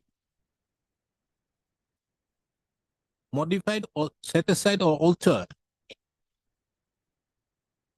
the petitioner would be at liberty to again reapproach the respondent number 3 and 4, seeking compensation under the provisions of the Assam Victims Compensation Scheme 2003. With the above, the instant petition stands disposed. Okay.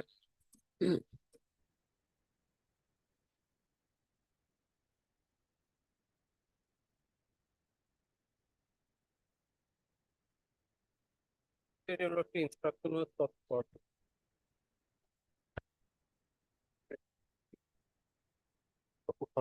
Next.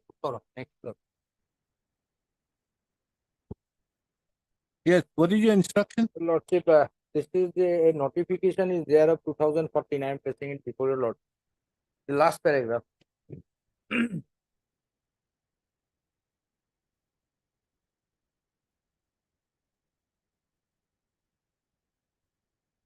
According to our telephonic instructions, Lordship, it falls within the 10-kilometer radius.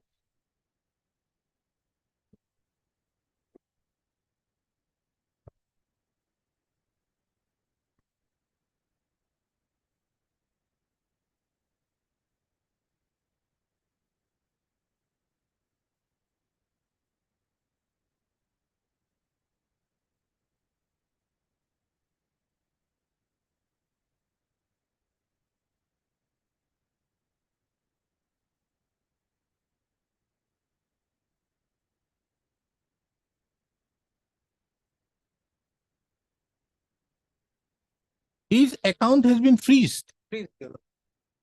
My entire money has been your And how much you are entitled to? 22 lakhs. You. Lordship, the actual amount is actual to 22, 638. 638. You have received. No, Lordship, No, that I is have in received excess it. according to us. That is According in to them, excess. it is in excess. According 22 to lakh. 20. And how much you are to receive? Your Lordship, we have to receive. I have already received your 18.9 lakhs, Your Lordship. They have already received 89 lakhs 23,255. Out of that, according to us, we have paid him excess 22,638. But in his account, from the affidavit filed by the 39 lakhs. Lordship, the rest amount, Lordship, most probably. Huh? I am not 49. Okay. Bank affidavit, Your Lordship, will kindly go to para 7. Page 2. There are 7. 39,05,272. Now, The Deputy Commissioner by the directed the opponent to stop withdrawal of LA compensation demand until further, and the amount to be blocked was rupees demand. But at that relevant time when the letter was received, there was an amount of rupees 39 in the account which was blocked by the opponent in compliance with our. So, as per you, it is 22. 22,68.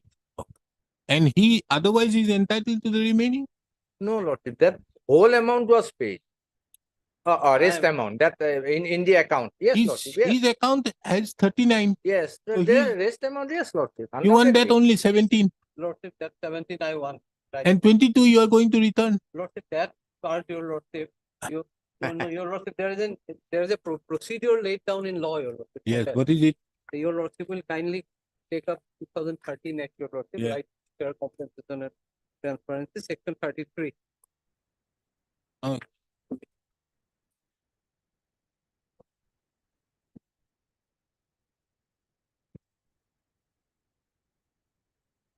Right, you can.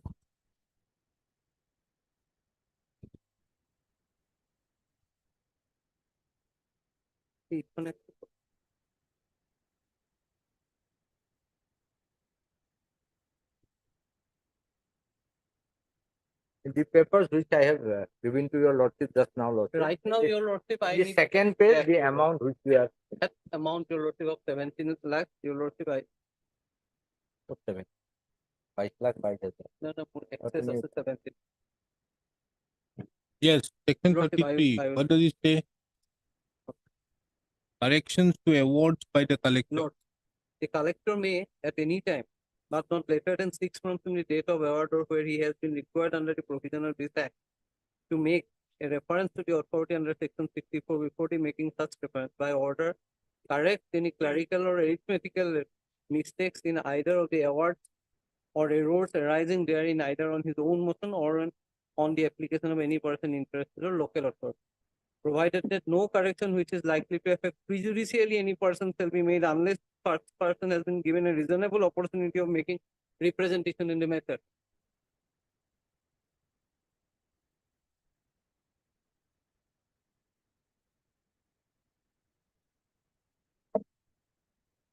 Then 3, Your Lordship, wherein any excess amount is proved to have been paid to any person as a result of the correction of made under subsection 1, the excess amount to pay shall be liable to be refunded, and in the case of any default or refusal to pay, the same may be recovered as prescribed by the appropriate company.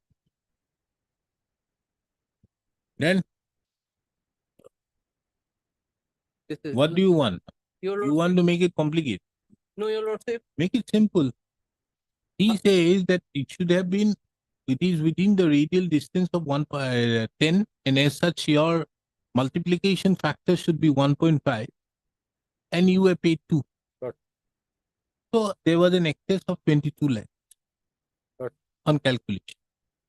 Now this 22 lakhs has to be returned. So what do you want now? I want, Your Lordship, that before arriving at that calculation, Your Lordship, that order, passing that order, Your Lordship, this would have hurt me, Your Lordship. That's the mandate of the Are you law. saying that it is not? Yes, Your Lordship. I will say that, Your Lordship. And in fact, Your Lordship, since they have directly said that we have paid you in excess amount of rupees 22 lakh, you refund. That cannot be, Your Lordship. They should have given me an opportunity to place my case. Let us see how the calculation was done in your award. Where is your land?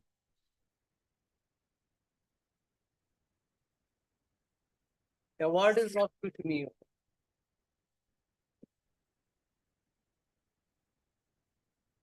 How much land is there? Quiet.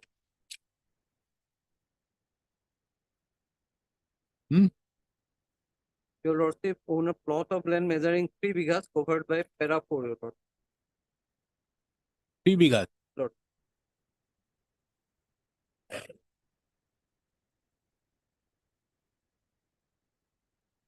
And have you filed your affidavit? No, Lord. Affidavit has not been.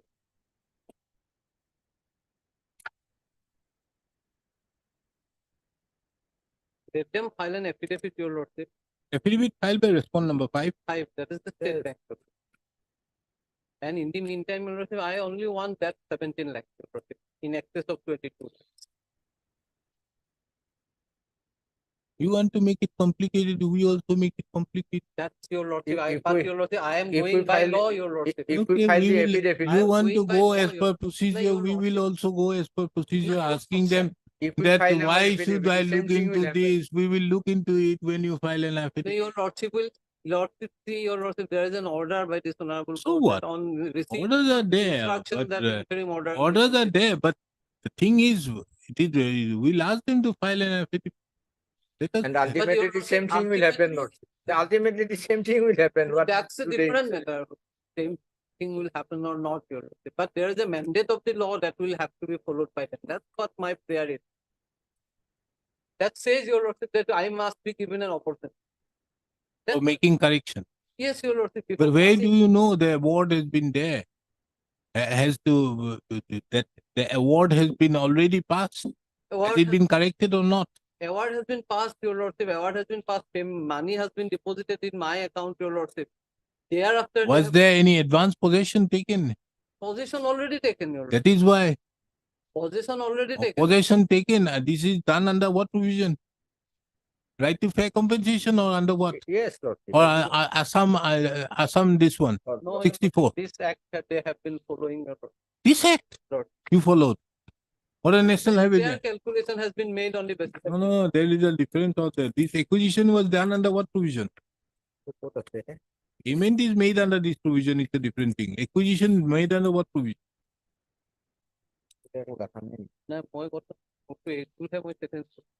Huh? Because after this 2014, they don't do under this act. No, recent acquisitions are, Your Lordship. No, they have They want to do away with this. They say that we are going to pay you the compensation as per that act. Nothing more than.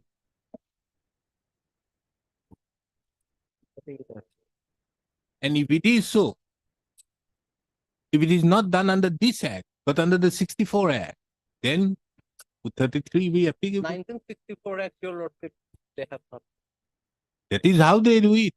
They have been all doing that because It is- was there any notification under section 11? No, they are not doing it because they don't know it. The moment they do it, they have to go for a social impact assessment, which they don't want to do it. But your lordship, this calculation, so far as this entire stretch of national highway is concerned, under this act. So you provide the calculation and file your affidavit stating the reason within a particular period of time. Only, In the Mr. Indian lordship, that No, amount, your lordship, your this lordship court is can't. ICC. They are entitled to only 22 lakhs, your lordship. But The then rest will of the be- amount, your lordship, that will be your lordship. Because that will be injustice. defreezing the account. So your lordship, Wouldn't that be entitling you to release, take out that money? they cannot, in fact, your lordship. That is your freeze final my relief. entire account, your But Mr. lordship. Bhattako, that itself is the final. No, Mr. Bhattako. palpably illegal, your lordship has seen it, your lordship. Understood, but you see, this is your final relief. No, that is not final relief, your lordship. I have Absolutely. challenged that order also, your lordship. No, that is your final relief No, to defreeze the account. No, your lordship may keep that amount, your lordship, 22 lakh. Rest, your lordship could see, your lordship, that ultimately, your lordship, it amounts to an injustice meted out to the. We will see. We will see. Since 2019, he has not been able to handle his money, your lordship. Mr. Bhattako, And you what I filed am the saying- what I am saying see, for your you lordship- filed a writ petition in 2019. Lordship. Matter thereafter has come again in 2019. When this matter came up on 8/11, this gave some urgency or some impetus. Lord. And we're getting this impetus now, you are just, let me also give something to them. Let it be on I record. leave it to your lordship. Yes, But your wait. lordship, You want the money this year? Lord. We'll do it. Mr. H. Sharma, the learned counsel appearing on behalf of the respondent,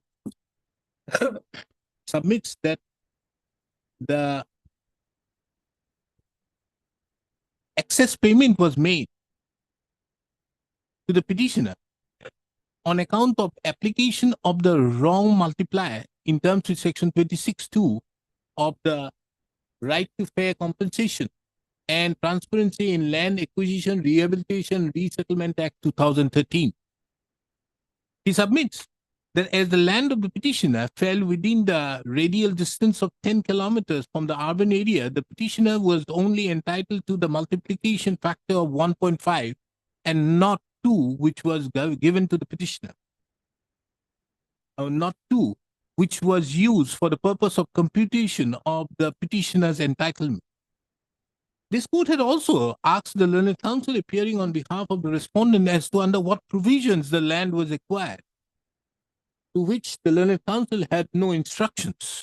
Taking into account the above, this court fixes this matter again on 30th of November, on 29th of November 2023.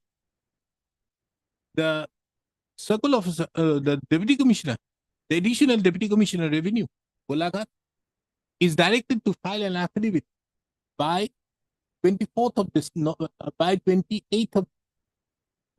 of November to 28th of November 2023.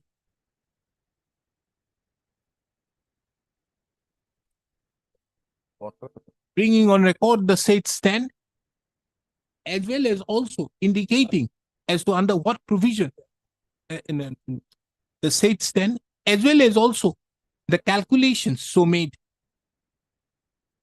Calculation as to why there was any excess. This court further directs the additional deputy commissioner revenue, Golaghat, to incorporate in the said affidavit as to under what provisions the said land was acquired. List accordingly. Lord, may I pray? Absolutely no.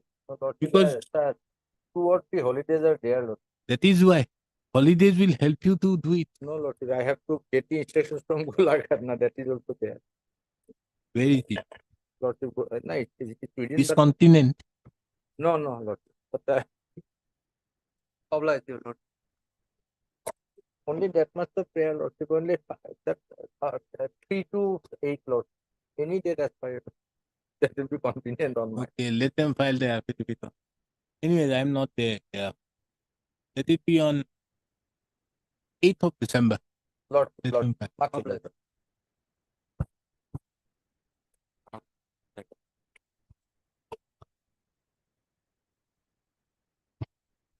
Yes. May I please, your Lordship, Uh-huh. this time may we allow to file affidavit in reply, Lord. No. For what? Oh, that matter.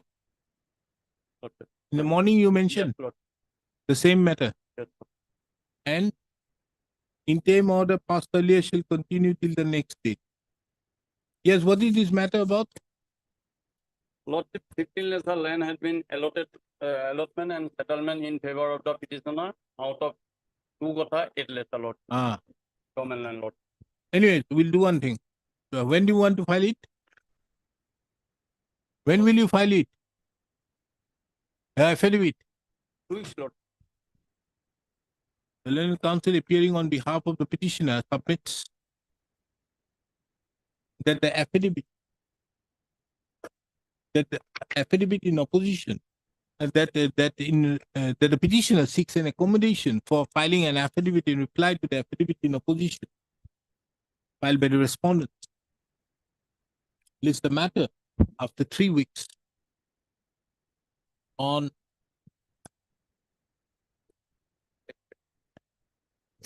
15th of December 2023.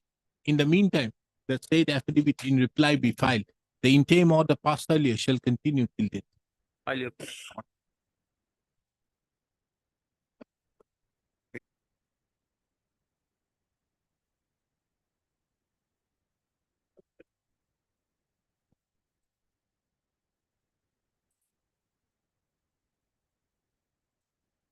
Basically, my lord, the issue relates to reconstitution of the dealership land. But my lord, by your lordship's last order, dated 22/9/23, my lordship indicated in paragraph 4 of the order, Interim Corporation shall take appropriate steps so that in the meantime, reconstruction process is completed on or before the next. Yes, Mr. Chaudhary. My lord, in spite of communication made, my lord, I have not received the instruction what is the stage of the reconstitution.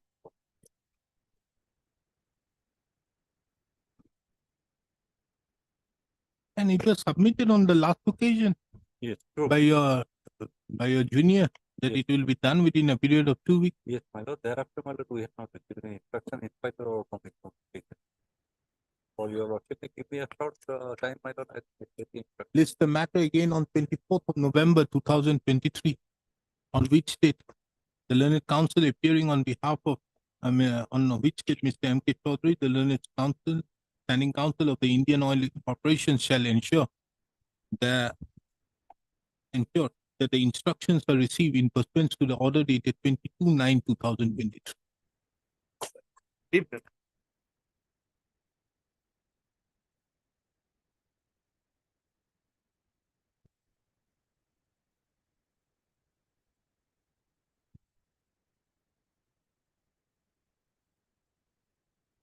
Yes, what is this?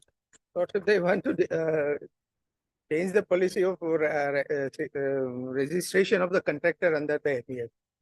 We want to say that it should be restricted up to few of them. We want to have maximum participation.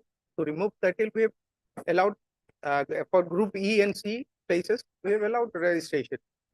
But they want to say, no, you cannot do bring new registration of contractor. Director report to And make see it the prayer, Lordship, transparently see as the prayer regards number, all Lordship. class of enlisted new women, re-enlist contractors as per notification dated. And 3, your Lordship will make a roving inquiry about the details of the contractor. Prayer number 3. This is the prayer number 3. Call for records of registered contractor during the period so and check whether they fulfill all criteria. and check whether they have fulfilled all criteria laid down in the manual or contract. Can you, Lordship, may give one more chance? Lordship? No. And you file the affidavit. Yes, we have filed our affidavit. On 5/1/2023, they were supposed to file their reply. Lordship. They have not filed, Lordship. I have not received any copy, Lordship.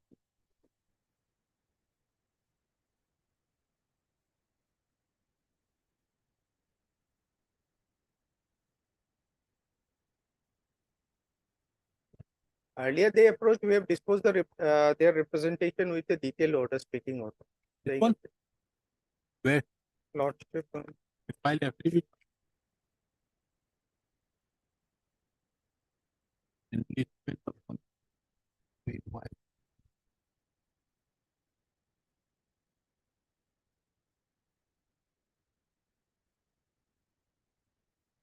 '31 to 33. 31? 31 to 33. Where is it? Enclosure? Lordship, it will be annexure 7. Of? Writ petition. That was earlier. They are asking out here 2018-19. But this Anyway, order is of we do one thing. This order is of 2022. Huh? 2020. Where is it? Page 31, Lordship.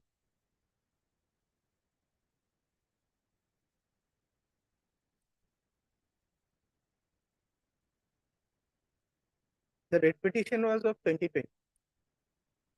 Page 28.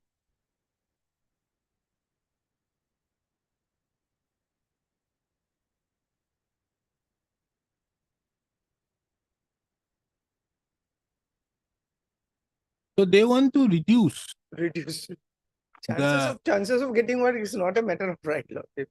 Everyone must participation. Let everybody participate. They are not far from filing their bids. we do one thing. We and don't say anything now.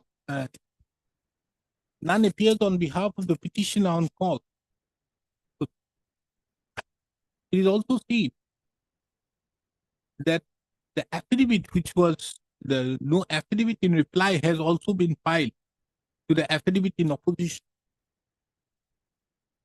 filed by the respondents on 5/1/2023. Taking into account the above, this matter again on 29th of November 2023. It is made clear if the petitioners are not represented, the instant writ petition shall be dismissed for non-prosecution.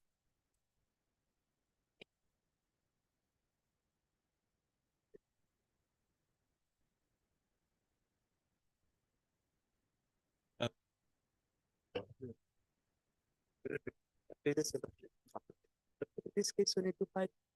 Huh? In this case, we need to file reply to its You want to file reply? Yes. Affidavit in opposition filed on 15/5/19/5/2022. You want to file a reply now? What is your prayer? Not be declaring the action or return to be without any authority and consequently cost the impugned circular dated demand with arbitration. Setting aside the impugned circular dated providing for round the clock for access. Who are you? We are the association. Associate. Huh? You are Jorhat Kala Kirana Merchant Association. Yes, Mr. Roy, what are they challenging? Well, actually, they're Oh, challenging the circular issued by the railways for asking them to unload and load 24 hours. Like previously, what had happened, like by 5 o'clock, the railway shed has come to standstill. The main key that they're taking is that they cannot work for 24 hours. Like work means loading and unloading of goods due to the prevailing condition. They said like there are no proper facilities. But I find the affidavit, everything is in place. Okay, we grant them some time. Last final opportunity. The learned counsel appearing on behalf of the petitioner seeks for an accommodation for filing the reply to the affidavit in opposition filed by respondent numbers 1, 2, and 3. It is also seen that on the earlier occasion, the petitioner had sought for some time for filing the said rejoinder, but no rejoinder had been filed. This court fixes the matter again on 11th of December 2023. It is made clear that if the affidavit is not filed, the respondent, the petitioners are given a final opportunity to file the rejoinder affidavit on or before the next day. Much up.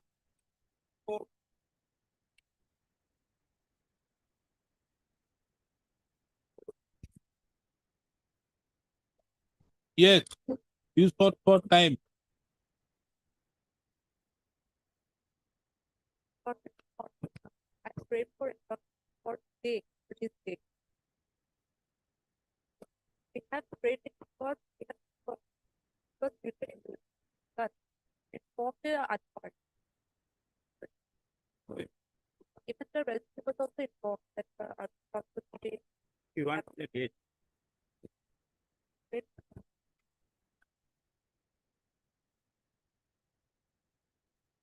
Yes, you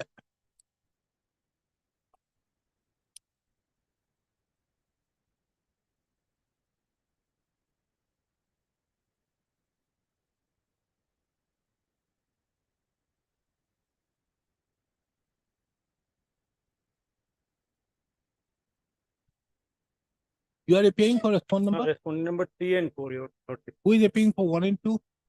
None appear for 1 and 2. Have you taken steps? Yes, the lordship, as per order dated An affidavit in position has been filed by 7 respondent number 3 and 4. order number 1. Bracket It's time.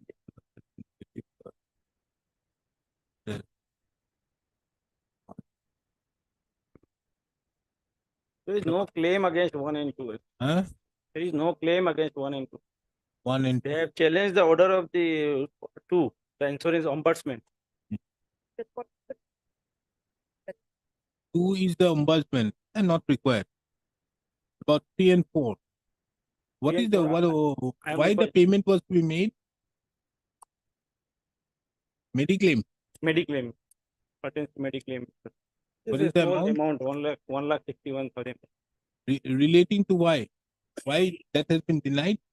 They are denying that our claim falls under a special exclusion clause, which was not there in our policy, Your Honor. My lord. They have subsequently they have entered this this exclusion clause. Your Honor. And before the ombudsman, it was heard by both sides were heard in details. Your Honor. Only after hearing both sides and after taking into consideration all the documents submitted by us, the order was passed. And as per rule of the ombudsman, they are bound to comply with the order. There is no question of any disagreement with them. But there is a stay, no? There is a stay. On the very first instance, an ex parte order was passed. Yes, ma'am. not because what is that the article comes Miss, your name? if A. Hussain, the learned counsel appearing on behalf of the petitioner, seeks for a short accommodation in the matter. Mr. D.K. Jain, appearing on behalf of the respondent number 3 and 4, submits that expresses urgency in the matter, taking into account that there is a stay order operating. Taking into account the above, is the matter again on 24th of November 2023. My lord, This court, any date after 24. that it be on 8th of December 2023. It is made clear that no further adjournment shall be entertained on the next date. Right.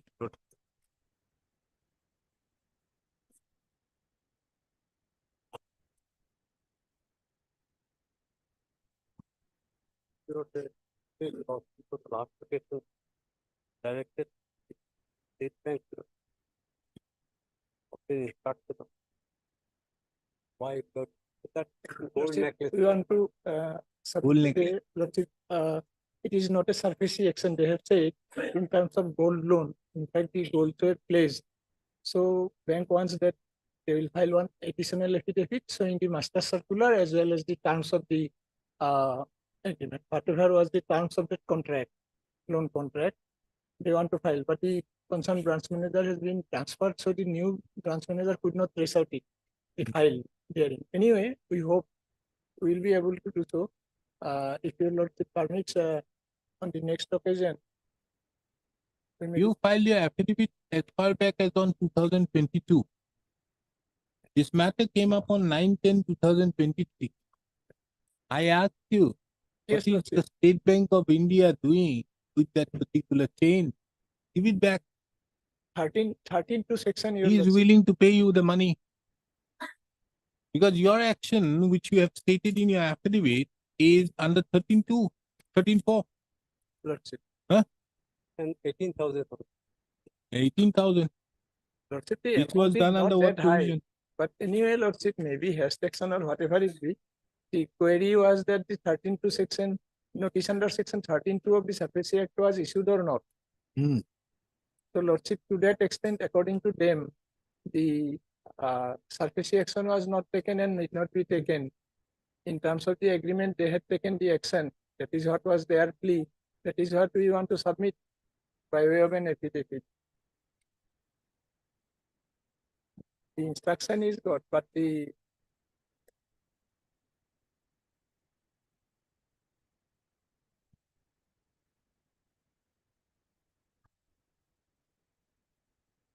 and the surface action was the issue of surface action was So this is not under surface. not under.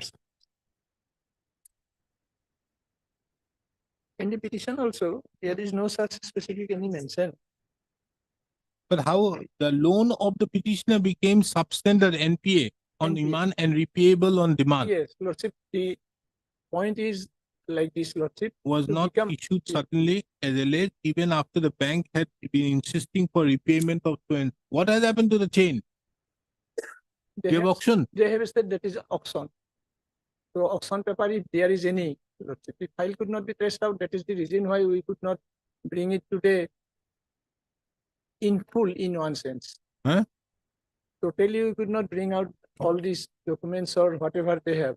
You They have say- given a lot of time to file your affidavit. You have filed the affidavit then. What is this NPA business and all? Official actions are, Lordship, sometimes when their new men come, then if there is any error or any wrong committed in auctioning, petitioner's claim is also that it was not auctioned, right? It was just sold out in an ordinary manner, not in accordance with law. That is what is one point.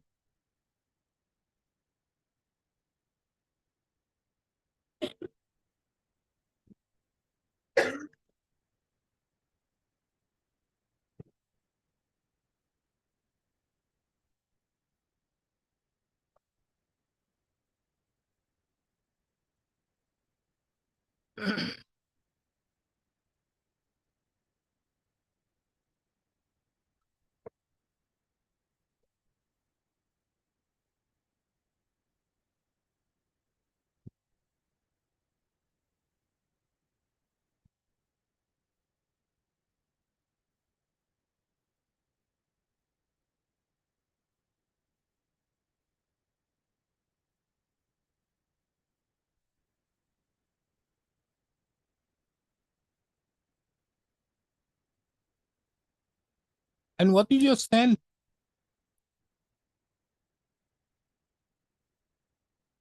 Then as per the affidavit filed by the affidavit in reply filed by them.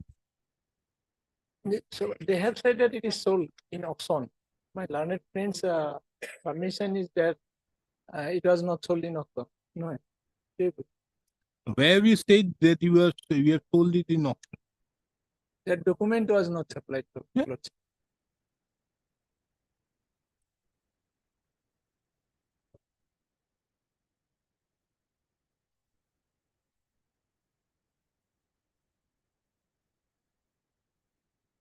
And prior to auction, you are not supposed to issue notice that you are going to sell it. That notice was issued before. No notice. That is what it is, his case. You have been on one fine day, you said you paid 20,000. Then one fine day, you said, no, 30,000. Then you said, no, 18,000. And asked him, he received on 4/8/2020, then went out there and asked you to repay. Then you said, gold has been auctioned. He makes an RTI, you don't reply. What is wrong with SBI? That is what happened. They have already sold by issuing the notice that pay within 7 days. Where have you mentioned that you are going to sell off his mortgage property? That was not there. Then, but can you do that? In terms of the contract, they say that in terms of the contract, that is what is there, Lordship, which actually was not found. That is why could not be filed. We want to file this with the document. Yeah, the State Bank of India is a large institution there, and that too, they cater to the need of a lot of people. So you can't be so unfair. The chain may have holes, very important thing for him. We may be given an opportunity to file the documents, Lordship, if then it is found that it is not proper. When? Lordship, How much? 1 week? Lordship, 2 weeks at least. No. 1 week. I gave you time on 9/10. That is their Lordship. On one occasion, the matter did not reach. You want to file a reply now. That is your stand. You didn't say on that occasion last time. Affidavit in reply was filed on 29/11/2022. And today we are in 13-2 almost to be 1 year. 13-2 notice was nowhere raised, but that was submitted on the last occasion, Lordship. So far, Satyashi action was clean. That was not there earlier. Obviously, it was not there. This court inquired under what provision you did it. You only said 13-4. Then only I said, without resorting to 13-2, how could you have done under 13-4? Then that is the reason why this question was put to you. How could you have done under 13-2 or 13-4 without resorting to 13-2? All right, Lordship. All right, Lordship. Now today you say that no, surface proceedings was not initiated. You did it on the basis of the gold loan. That is a different aspect. Under the terms of that loan contract, if it was sold, Lordship, we just want to place before your Lordship, then your Lordship will decide. Just 1 week's time, your Lordship is given. Mr. L. Talukdar, the learned counsel appearing on behalf of the SBI, submits that the State Bank of India did not initiate any proceedings under the Securitization and Reconstruction of Financial Assets and Enforcement of Security Interest Act 2002. In fact, the State Bank of India had resorted to actions under the loan agreement. Loan agreement, and there is a master circular. And some master circular. However, the learned counsel submits that he would like to place the said aspect by way of an affidavit, which would also act as a reply to the statements made to the affidavit filed by the petitioner. Is the matter again on 29th of November 2023.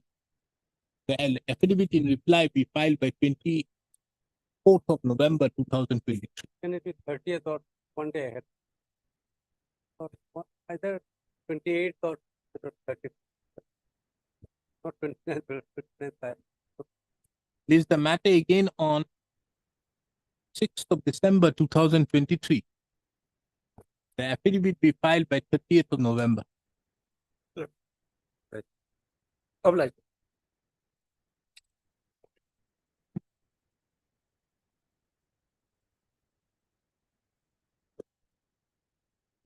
Yes. He is seeking See if I do details of something the land records for the last 5 years. Squarely covered by the provisions of Section 8(1)(j) of the Act. Huh? Squarely covered by the provisions of Section 8(1)(j) of the Right to Information Act. What is that? It Private says document. Information, the exception, my lord. Information which relates to personal information, the disclosure of which has no relationship to any public activity or interest or which would cause unwarranted invasion of privacy of the individual, unless the CPIO or the SPIO or the appellate authority, as the case may be, is satisfied that the larger public interest justifies the disclosure of such thing. Fantastic. Where is that? Section 8(1)(j). No, that I know. In your order, have you mentioned that? He says order, my lord, that doesn't find place. 17, my lord. Page 17 is the order entry on my lord. Yeah. Has it mentioned? There is, my lord, clause 7 of the order. Like at the court in the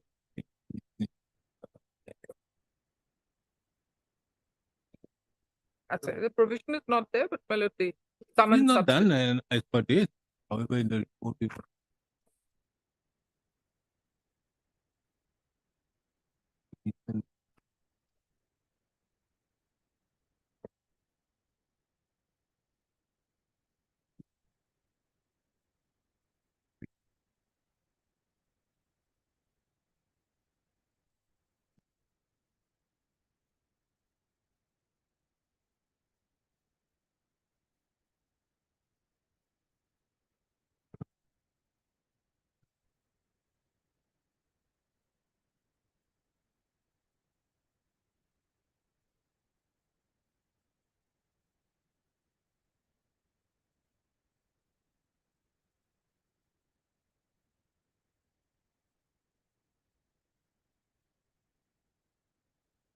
none appears on behalf of the petitioner on fault. Ms. S. Sharma appears on behalf of the respondent state, including the state public Information public information officer. commission, Information officer, my state of Assam Information Commission,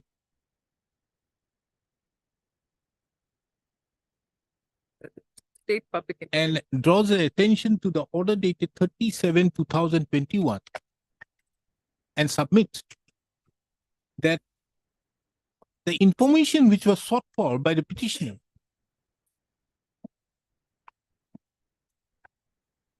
was too vague and comes within the ambit of the exceptions carved out in Section 8 of the Right to Information Act 2005, and more particularly Section 8J. And as such, the Assam's Information Commission, in its order dated 30/7/2021, have rightly refused the said information to the petitioner. This court, upon perusal of the order dated 30/7/2021, and also taking note of the information sought for as recorded in paragraph number 1 of the order dated 30/7/2021, is of the opinion that the said information so sought for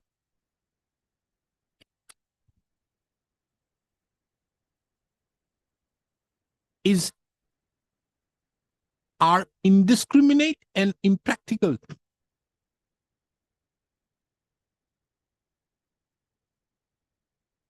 And as such, in the opinion of this court, the impugned order dated 30/7/2021 does not require any interference. Accordingly, the instant writ petition therefore stands dismissed. Obliged.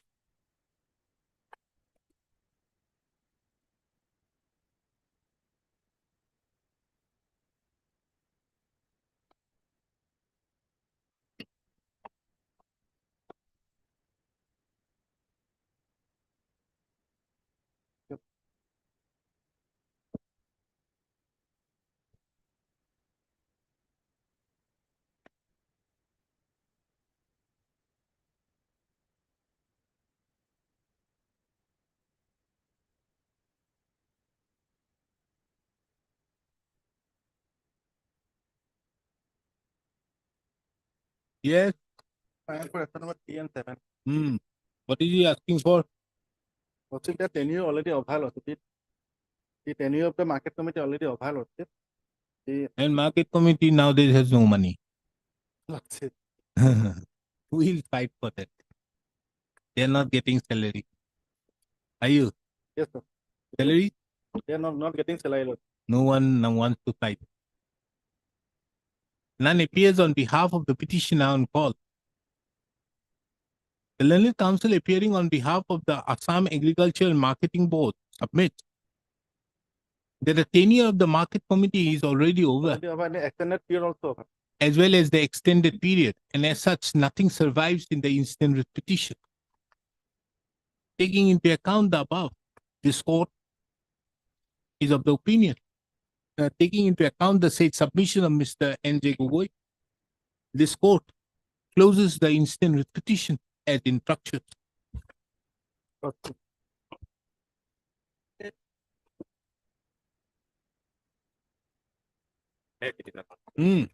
Matter relating to lordship non-payment of compensation for litigation jail lordship. Affidavit lordship report has furnished lordship that fault is there. Or affidavit. Fault is? Affidavit to lordship.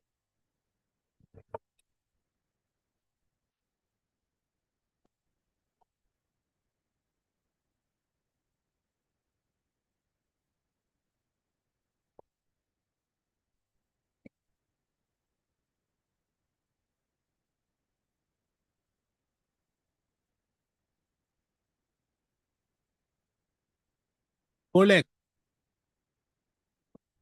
My lord, it's for perhaps, my lord, that this report is against us. I have got no, and that's, but perhaps, my lord, for the sake of argument, my lord, just for a piece, I just want to place something on record. My lord, then thereafter educate the matter.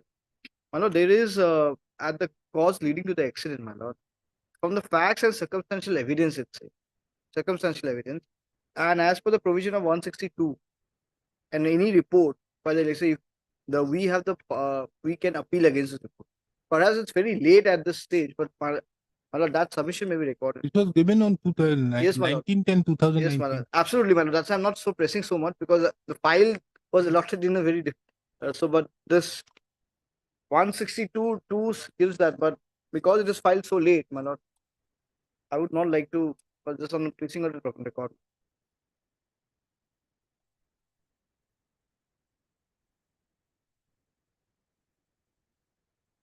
In fact, the matter came up before this court earlier on 4/10/2023.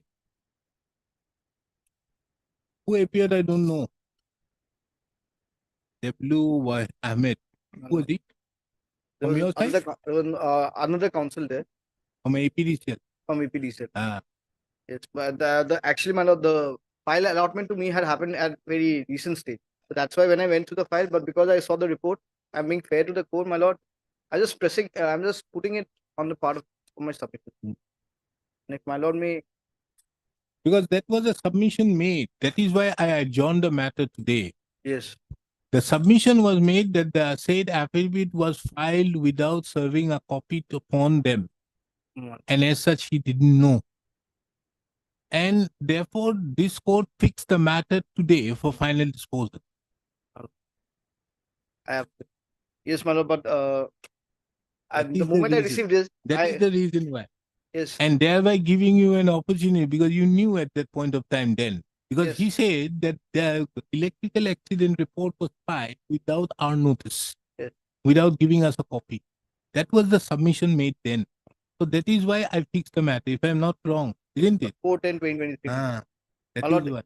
there should have been a communication on that part, man. There is not on our part. That is Can't help absolutely. it now. So, my lord, at least for putting it on a submission, my lord, my submission will be. Okay. The instant petition has been filed by the petitioner, claiming compensation of an amount of rupees 30 lakhs from the respondent APDCL on account of the death of the petitioner, death of the son or husband, son of the petitioner.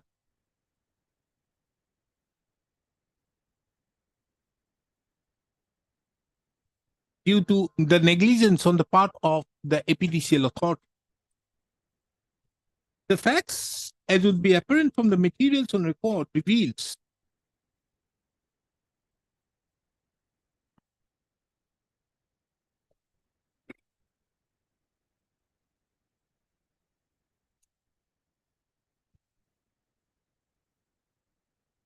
that on 19/10/2019 at 5 p.m., the son of the petitioner, who was a truck helper, died due to an electrical shock when a truck was returning egressing after unloading the sand, and then a live wire contracted with the roof, came in contact with the roof of the said truck, and the said Satyajit Das, the son of the petitioner, was electrocuted, for which he died.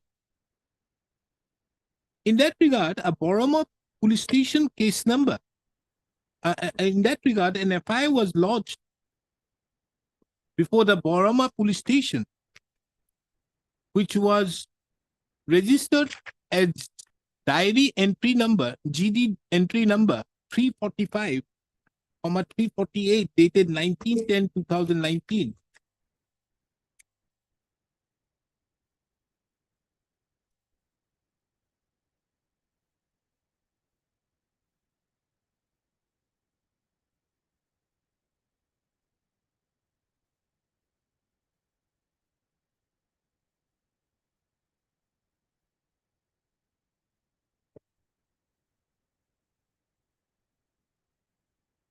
Subsequently, the said FIR was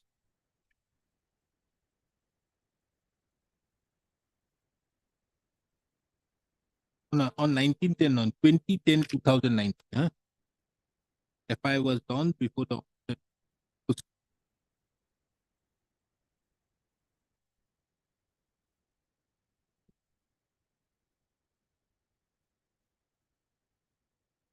Lordship, initially affair was closed by the petition. Then Lordship, the petitioner was lost and another day. The records from a perusal of the petition, it reveals that on 19/10/2019 at about 5 p.m., the son of the petitioner, Satyajit Das, who was a truck helper,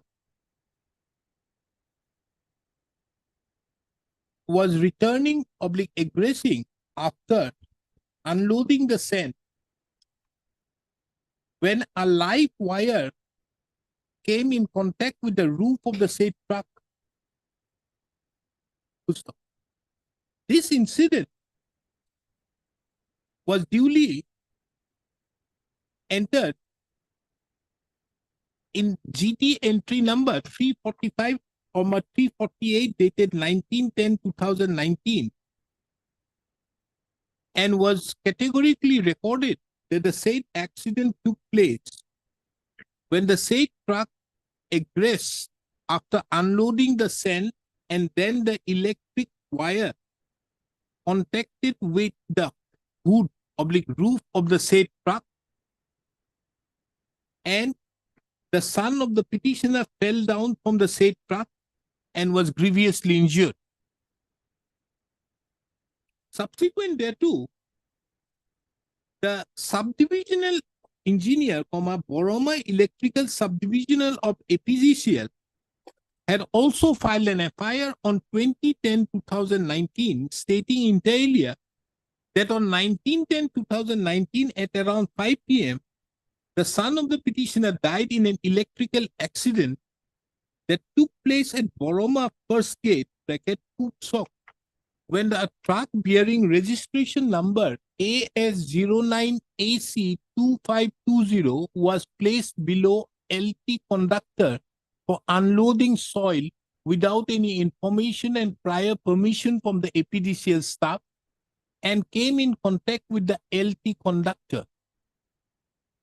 It was also mentioned in the said FIR that the truck helper, that the son of the petitioner touched the door with bare foot and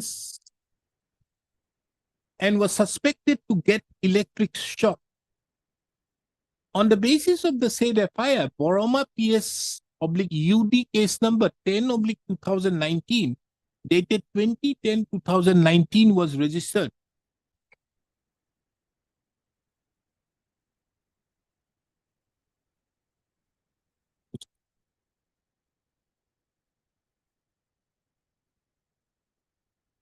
Subsequent thereto, the father of the petitioner also lodged an FIR on 21/10/2019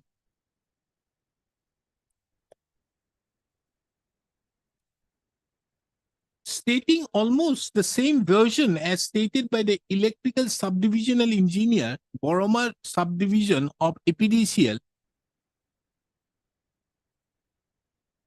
and stating inter alia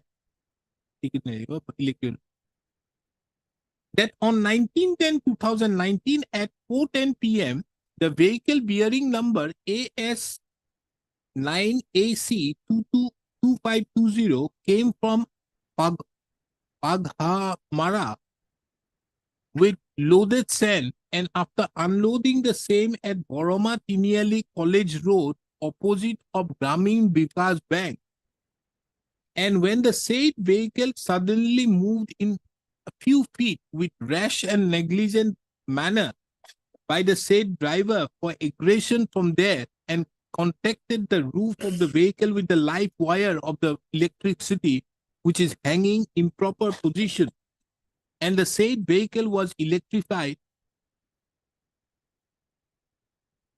for which the son of the petitioner fell down from the vehicle and was electrocuted.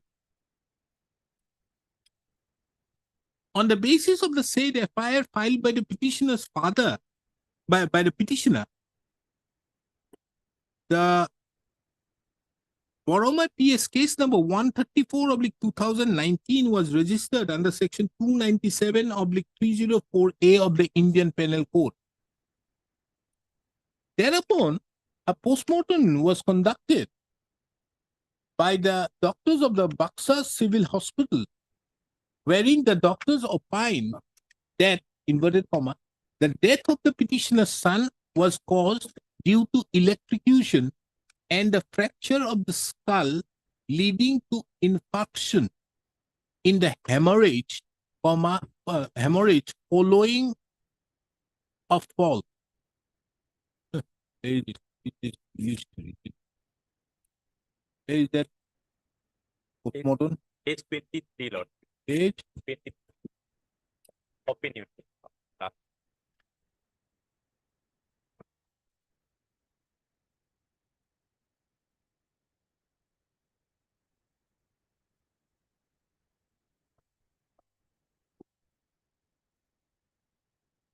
Following a fall, huh?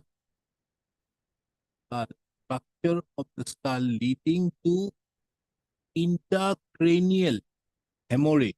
Why have we not written all these things? Huh? Was it a problem? It's very difficult to trust what you write in the petition. And fracture of the skull leading to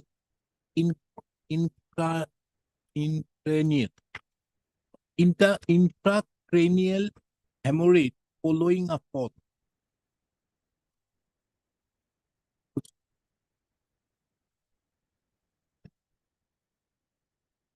It was also mentioned in the postmortem report that all the injuries are found to be antemortem in nature.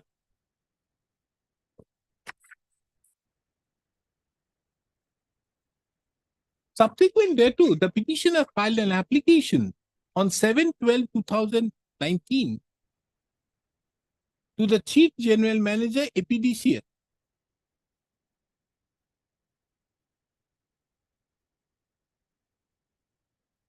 claiming compensation.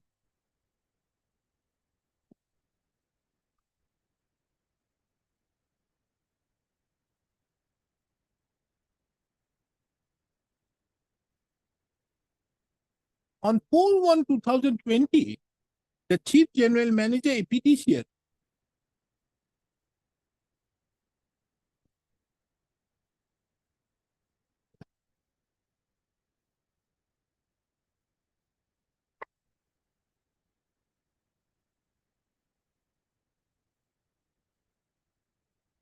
returned the said application informing the petitioner that as per the notification of AERC dated 5/8/2019, the application with all the relevant records are to be filed before the CEO or the MD of the FPDCL. Thereafter, the petitioner has approached this court by filing the instant writ petition. The record reveals that this court issued a notice on 6/10/2021.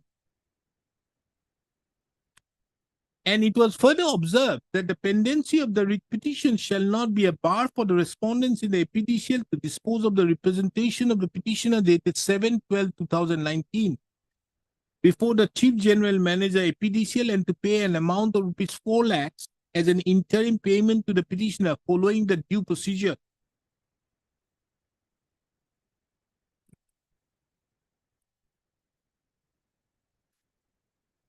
It further appears that on 12th of May 2023, the respondent number 3 filed the affidavit in opposition, bringing on record the inquiry report dated 29/12/2021.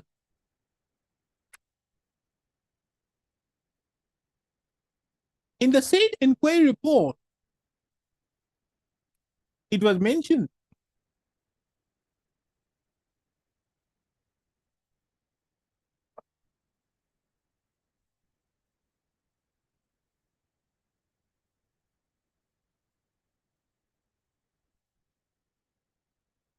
that the electrical live wire was placed without appropriate ground clearance, and if the line was placed under appropriate ground clearance, the victim would not have come in contact with the same. It was further mentioned that there was non-compliance of the provisions of the Central Electricity Authority bracket measures relating to safety and electric supply bracket clause regulation 2010 for lack of protective measures and corrective maintenance work caused, which led to the accident. And it was also stated that the APDCL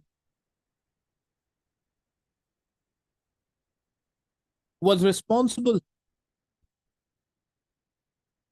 This court have also taken note of the scheme of the APDCL dated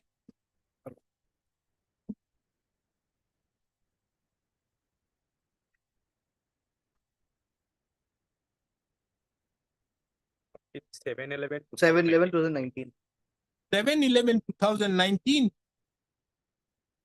wherein it has been mentioned that on account of the death of a victim due to the fault of the APDCL, an amount of rupees 4 lakhs shall be paid as compensation. It is also relevant to take note of that the said electrical accident report has not been put to challenge by the APDCL authorities. Under such circumstances, this court therefore, taking into account the said notification dated so and so, directs the managing director of the APDCL to disburse the amount of rupees 4 lakhs to the petitioner within a period of 60 days from the date of a certified copy of the instant order is served upon the managing director of the APDCL. My lord, my submission may be recorded. It is on 61 too. For what? My lord, it may be recorded and we regard the circumstantial evidence. This too, my lord, I have ordered an appeal that I submitted. So it will be this much 161 too, and because of the circumstances. itu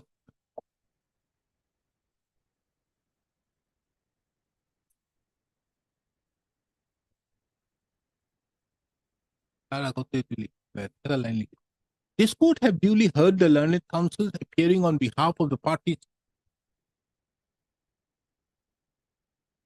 Mr.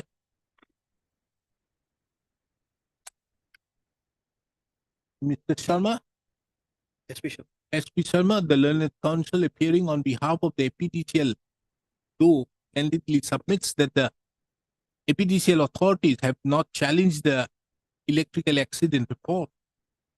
But the electrical accident report also shows that the said report was based upon circumstantial evidence. Be that as it may, this court have duly taken note of that the electrical accident report categorically mentions that it was the fault on the part of the APDCL and there has been violation to the Central Electricity Authority bracket measures relating to safety and electric supply bracket regulation 2010. And there has been lack of protective measures and corrective maintenance works which had led to the accident. Taking into account that the said electrical accident report had not been put to challenge, and there is an, in view of the Lordship, one thing, Lordship, a liberty may be given, Lordship, to approach under private law, Lordship. There, Lordship, if the gazette notification is there, it is reflected everything, Lordship. That can establish the Lordship, the interest amount 12% after 120 days. It's gazette notification given, Lordship. Assam Electricity Regulatory Commission for compensation to victim of electrical accident regulation 2019. It is categorically reflected, Lordship. How? Yes, yes, the interest, Yes. 4 lakh shall be paid, as well as the interest Interest in terms with clause close 20, Lordship. 20 of the Of the AERC cricket compensations to the victim of electrical accident regulations 2019. shall be paid within 60 days from the date. Lordship, from Lordship, there is stated, Lordship. I'm not mentioning, it is mentioned out there. The day from when it has happened. You'll be entitled for the first within the 100 and after 120 days. 120 after 120. 2020. Lordship, one more, Lordship. There is a limitation security, Lordship. So that's the Lordship. The delay part may be condoned, Lordship. As so, a liberty may be given, Lordship, that petitioner will be approached before the civil court for further compensation. It is mentioned, Lordship, in regulation, Lordship. It is a liberty has been given. It is there.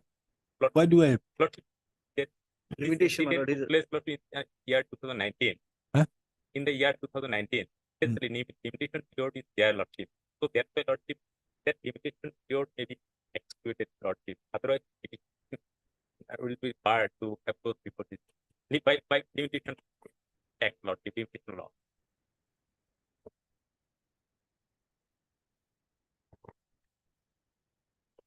Then in that regard, I will draft the petition order in a different manner. Because this clearly shows that there is a fault on that. The moment you are asking that liberty from this court, then this court will do it on the basis of a prima facie date, saying, however, on the basis that they have not challenged this till date, thereby leaving them the liberty to challenge that report also. Yes, as well as yes, my lord. That would Lordship, here is the regulation is saying, Lordship. then you even lose be beneficial for both the sides, my lord. Lordship. Answer just point out, Lordship. The regulation is saying, Lordship, whatever amount they are paying presently, that amount would be deducted. If further, Lordship. Obviously, that would be deducted, but the observations made herein would be only needs to be shown as evidence. That will be enough to nail them down. Lordship, otherwise, Lordship, whatever code is saying, Lordship, I am agree. But Lordship, this regulation. My lord is agreeing, then my lord, that order may be given to me also, my lord. I have the liberty to file appeal. Because of a council, There is another aspect. earlier council. 162, subsection 2, the Electricity Act, their right is there, Lordship. I am not going to that part. Lordship, my submission is that, Lordship, that regulation is saying that there is a procedure, guideline has given how to claim settle. After 120 days, within 120 days, claim should settle. After 120 days, Lordship, that interest amount is given. And it also is recorded, Lordship, that parties or victim has a liberty to approach this court under civil law or private law, Lordship. So my submission is that, Lordship, the incident took place 2019, now 2023, my limitation period has done. So that's why, Lordship, a liberty has been given, Lordship. The limitation period may be excluded, Lordship. Otherwise, Lordship, petition will be barred by the law of the limitation, Lordship.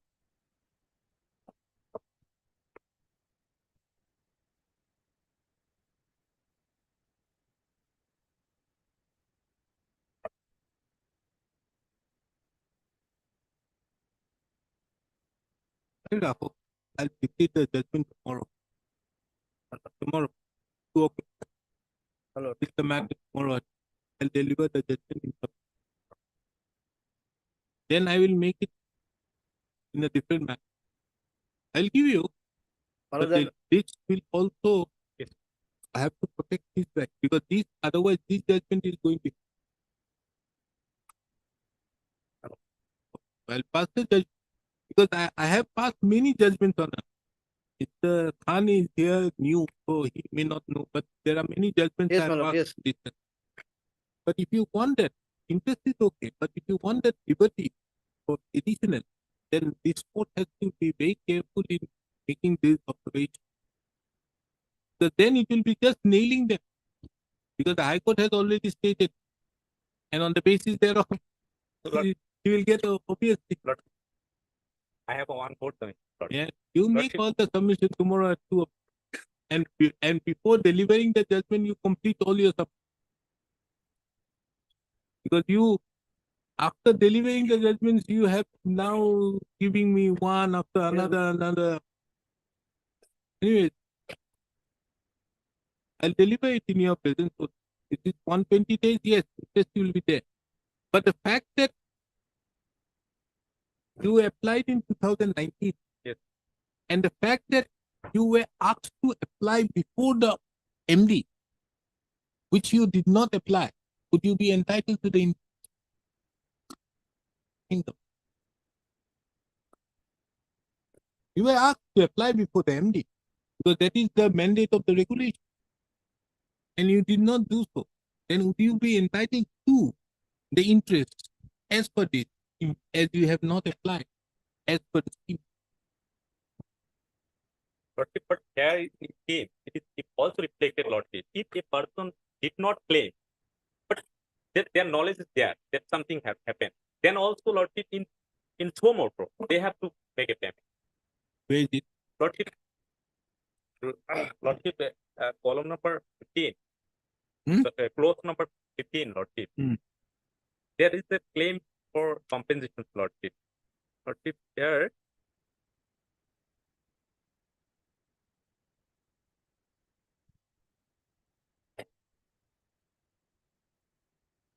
Lord 3, clause 3, sub clause 3, Lordship. Alternatively, 2 is, Lordship, in case the claim is made to other officers, Lordship, and 3 is alternatively the licensee generating company CPP shall determine the compensation of quantum of compensation on its own in case an electrical accident to its notice and pay the compensation to the person entitled for the same in accordance with this regulation, even if no claim is made.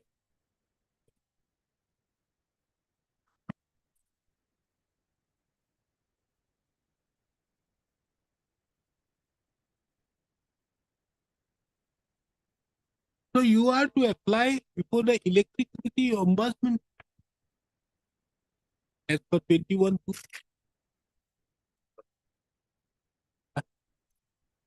Lordship, Why should this court at all entertain? Lordship, take care. I am speaking under the law of public law. What? As because Lordship, it is prima facie, Lordship. There is a notification is there. As per notifications, Lordship, I am eligible. Notification is only for 4 lakhs. Yes, Lordship. That's why I am whatever Lordship 4 lakhs I am. Now, if you dispute the amount, if you dispute them, therefore 21(1) and 2. 21(1) says disputes about entitlement of the quantum of compensation. Then only you can go to civil court. You can't go to civil court otherwise. Lordship. Heading, dispute. Because you can't receive here and then go to the civil court. Yeah. You will have a far-reaching consequence. Lordship, I think, Lordship, so far my understanding, Lordship, if there is a dispute, who will be received? If, so far my understanding, Lordship, if who will be received that compensation? If there is dispute, Lordship. No, my lord, the word is any dispute or difference Any regarding dispute or difference regarding the entitlement compensation on the death in an electrical accident or the ownership of an animal involved in any or any person aggrieved by the order of the managing director so and so concerned on the quantum or entitlement shall be deemed to be a grievance in accordance so and so, and the said disputant shall be entitled to make a complaint before the electricity ombudsman. Notwithstanding the above, meaning notwithstanding this particular dispute or approaching the making a complaint to the electricity ombudsman, the aggrieved person may approach a civil court. So here you get this 4 lakhs along with interest and again go there. You want two remedies. That is not possible. You want to exercise 226 on the basis on the face of it, there is an electrical accident report stating that this is the amount which is to be payable. You want, I can give you the liberty and say that bona fide he is not agreeing to this particular amount and he has been bona fidely fighting out here, for which I'm giving you the liberty to approach the civil court. You want that? I'll give you. Lordship. But I can't have this opinion. With this opinion, this will be a death nail to them in the civil proceeding. Lordship. Then you will go there and then apply in terms with that the multiplier factor that Lordship. and get a huge amount. And similar judgment is there of the Honorable Court, Lordship. So, Lordship, tomorrow I will be placed, Lordship. That tomorrow I will be placed, Lordship, judgment. Judgment is there, it's okay, but you know this court is not so easily convinced with other judges. Because this, in the opinion of this court, giving you that liberty would be a death knell. As if I'm giving you the evidence. Think about it. Whether if you want to go to the civil court, I'll give you the liberty. Saying that these are disputed which is not agreeable, because you see, I tell you one thing. Like in those accidents, the flight accident, in the tickets, or you have there are certain rules and regulations which stipulate that in the case of a death of a passenger, he is entitled to 7.5. That's fixed. That is fixed. Beyond the fact that whether there has been negligence, no negligence, whatever may be, this 7.5 lakhs is fixed. You'll get. But if you want to show that there was negligence, you may not accept this 7.5 lakhs. You can very well go to the civil court and show that no, there was negligence on the part, and then ask them to apply the multiplier. The same principle will apply here. But with this, giving you two things, it will have a disastrous. And if the court had done it, very well, this court it also see while the court doing it have addressed this issue or not. You tomorrow.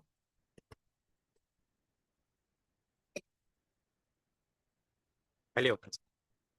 Is the matter tomorrow at 2.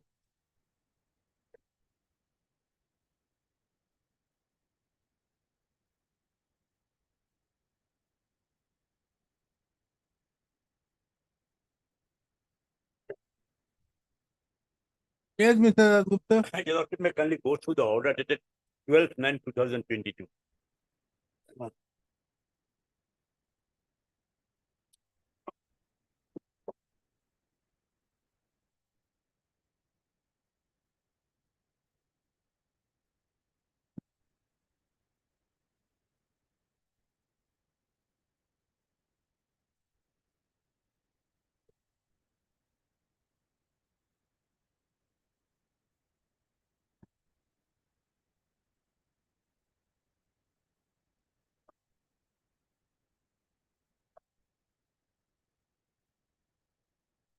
What are you asking? What is your relief of?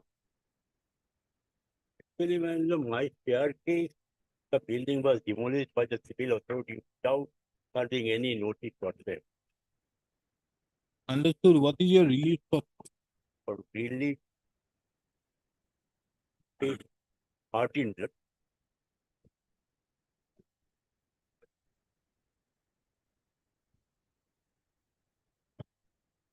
Was your building standing, was your staircase standing on the government land? No, it is their case. It is their case. Is it in your land? It is my land, by Medipatta land. Okay, there is a bank in this city. Huh? There is a bank, Assam Gamin Dakal Bank is in this city. Because of the demolition, the banking activities were disrupted. No, it's okay. But whether the staircase came was inside your land? Is in my land. And have they filed an affidavit? What do they say? They say that the staircase falls under government land, which Huh? is reserved as roadside, Alika. Which is reserved as roadside, Alika. My lord, page 2 of the affidavit. Filed by the respondent number 2.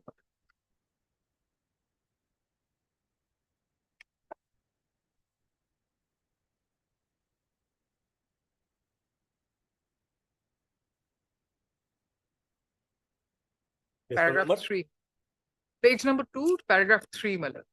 Respond number 2, my lord.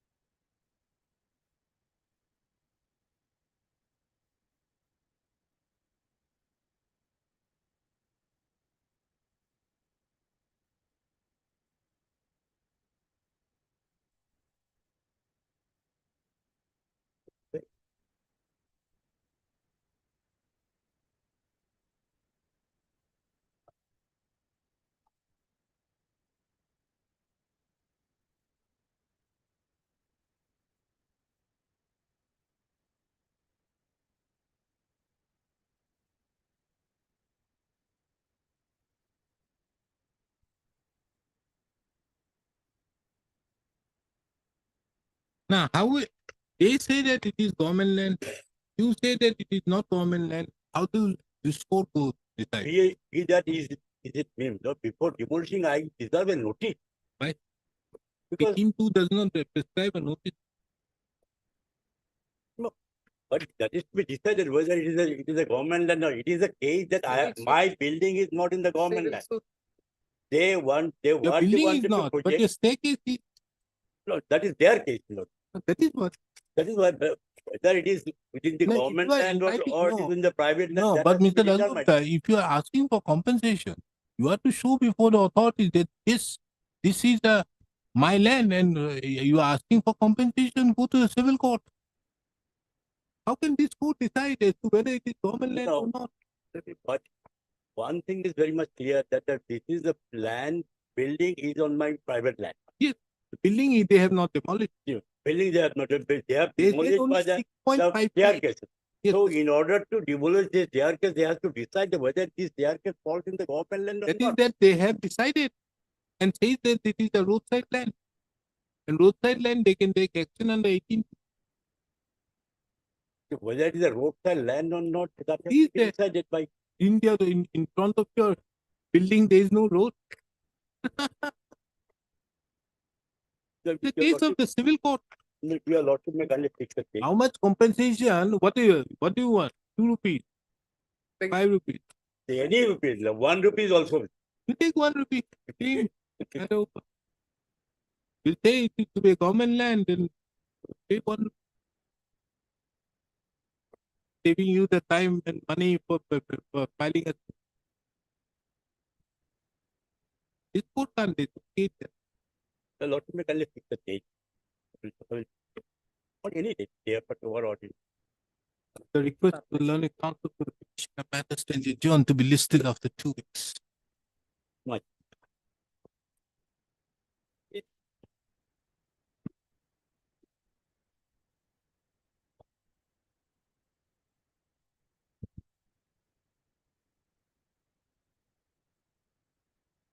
Yes.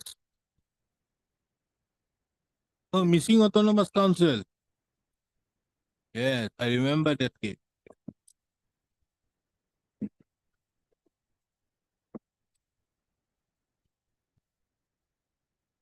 Lordship has got instructions from the circle officer.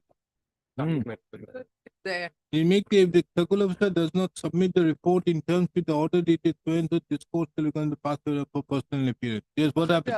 Well, they say that the land falling in DAG number 162B and 164B, they are under it is under the possession of the missing autonomous council. Both the DAGs fall under government land, and well, the Chita says that there is an order লাট মণ্ডলৰ প্ৰতিবেদন চোৱা হ'ল এই দাগৰ মাটি কালি পৰা 2 কঠা মান লচা সংশোধনীৰ বাবে অনুমোদন দিয়া হ'ল। Put it on affidavit. I will. Shama, the learning council appearing on behalf of the respondent, state respondent, submits that the instruction as directed by this court by the order dated 21/8/2023 has been received from the circle officer Kamruk Metro. She submits that she would file a short affidavit bringing on record the said instruction. This is the matter again on 6th of December 2023. The affidavit be filed by 4th of December without fail.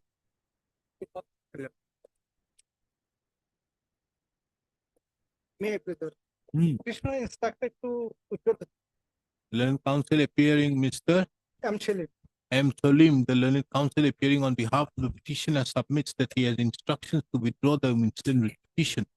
Accordingly, the instant writ petition stands closed on withdrawal. Interim order, if any, stands vacant.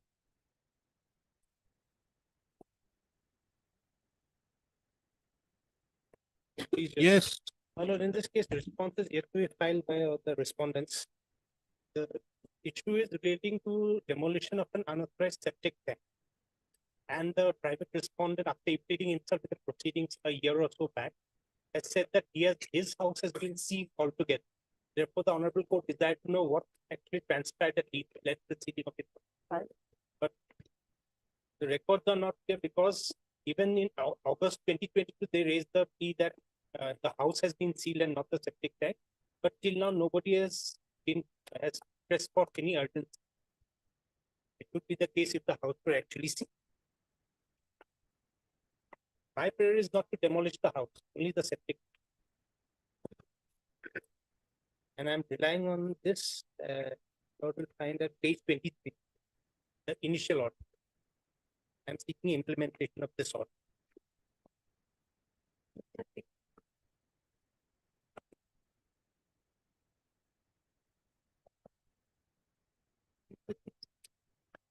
illegal structure, septic tank belonging to Mrs. Yadav's land Yes. Respondent number 4. be demolished. Yes, I am respondent number 4. It has been demolished. No, not demolished, because there was an order passed by this honorable court on the 10 on 10/8/2022. Your lordship may kindly go through that order. That is an elaborate order, your lordship. And in view of that, I was protected and I was evicted from the house, my house. Then in pursuance of the order passed by this court, I have been again repossessed there. And Which order you are asking for confirmation? For page 23, 29 July 2020. page 23.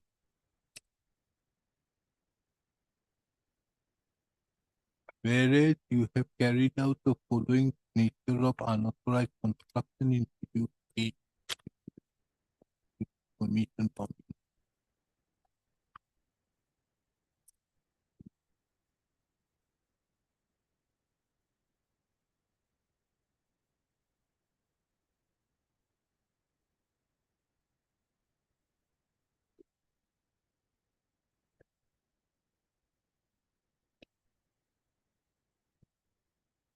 Yes, madam, you had the permission.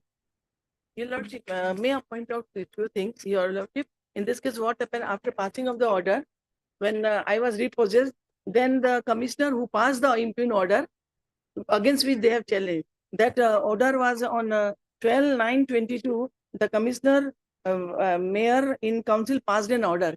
I filed an appeal against that order. 12/9, where is that? Your lordship, it is not there on record. I want to bring on record by filing affidavit.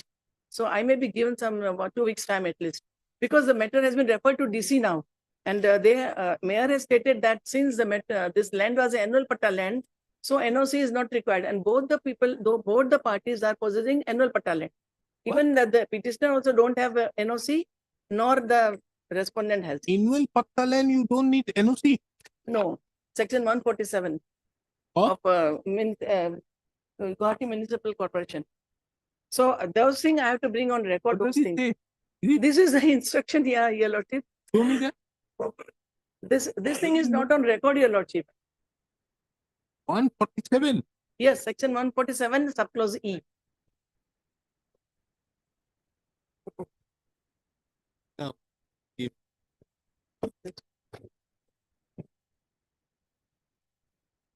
and the matter is referred to DC now, and it is pending before DC.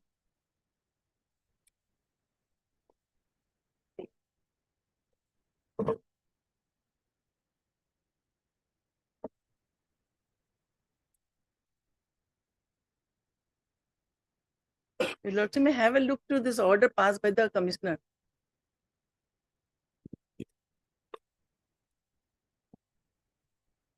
Section 147, subclause E.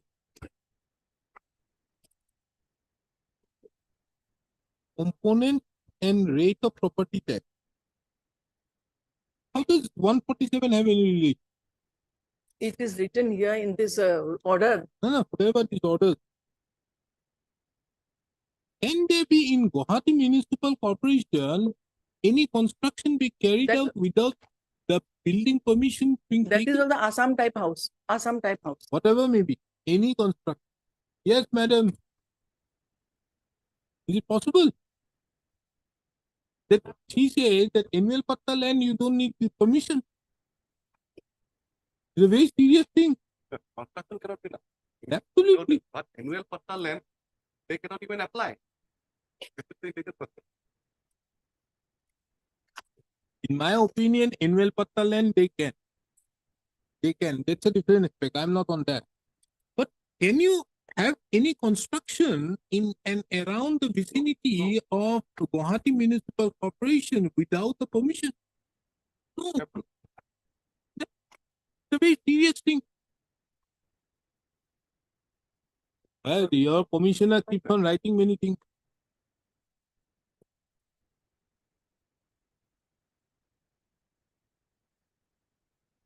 Have you challenged that order, Mr.? No, that is subsequent to this petition. Have you challenged that? I have not challenged that, but my lord, even he has not challenged the order on the basis of which septic tank was created to them. This is subsequent order, Your Lordship, after passing of this order. After that order, this order has been passed, thereby modifying this order. So your entire edifice of your case goes.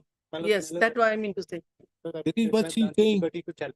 Ah, By way of an amendment. show me that order. What type of order this is?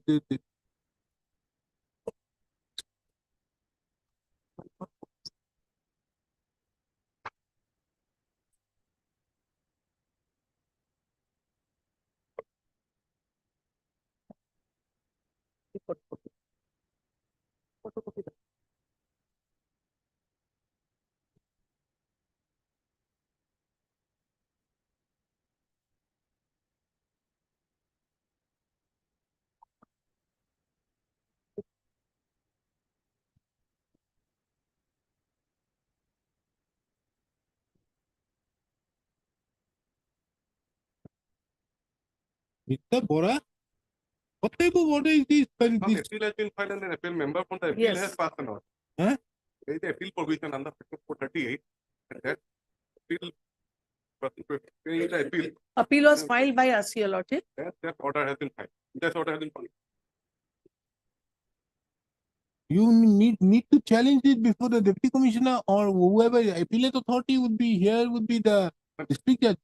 Appellate authority matter here is the section 438, the GMC appeal is for the Mewine Council. Appeal. And Mewine Council is that needs To the government. There is a Mewine Council. As a appellate member for that. And that order has been passed. No, against that appellate order, File it. There is no, it goes to the government. I remember it goes to the government. Section 425, the government. 425 onward, all the company.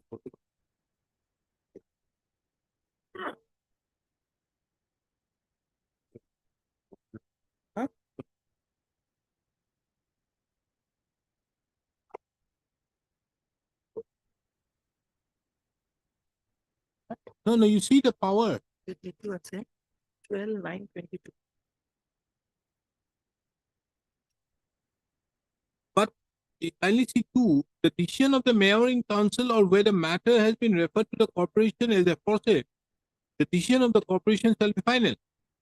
But if the decisions are in violation of the rules and regulations for the time being enforced, then the commissioner shall refer the matter to the government. Provided that notwithstanding anything contained in the act during the period of supersession, an appeal shall lie before the state government. Notwithstanding anything contained in the principal act, the state government may in any time call for the record in any matter from the corporation and give to an. I think, Mr. Counsel, you need to challenge that order in a writ. Else you don't have redundancy. What you are asking has already become redundant. Yes. My lord, but the liberty may be granted because the duty has been passed on the state to prefer an appeal to the government in case of any. The commissioner has not, for which you need to file a writ petition. Without filing the writ petition, as of now, this writ petition is useless. My lord, a copy may be provided because it has never been. Give her a copy. So we close it. But they listed after we. What is this? Filing. The learned counsel, Mr. David Yadav, the learned counsel appearing on behalf of the respondent number 4, submits that against the order dated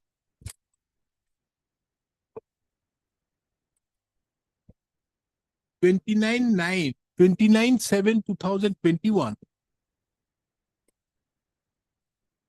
The respondent number 4 had approached the mayor in council, who is the appellate authority under 438 of the Guwahati Municipal Corporation Act 1971. And in pursuance thereto, the mayor in council had, show me that order.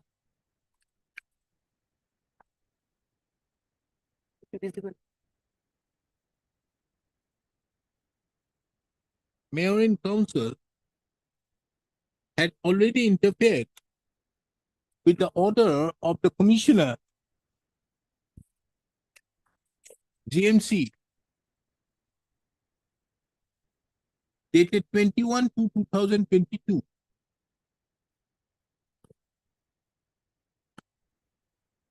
and the matter was directed to be forwarded to the Deputy Commissioner Kamrup Metro for necessary action, if any.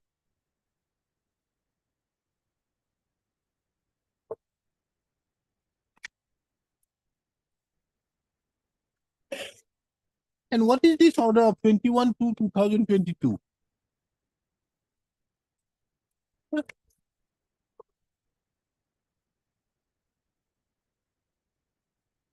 What have you challenged? That order 21/2022 was the order whereby the order was directed to implement. July 21 order. For sealing, For season. It was done. not against this order. No, no. This is subsequent to that, afterward development, after filing of writ petition. No, then his petition remains. But this order is going to harm you. Yes, but I was not a party in that proceeding. And this order is a past in their interim personal appeal. Mr. K. Yadav, the Learned Counsel, appearing on behalf of the respondent number 4, submit that pursuant to the order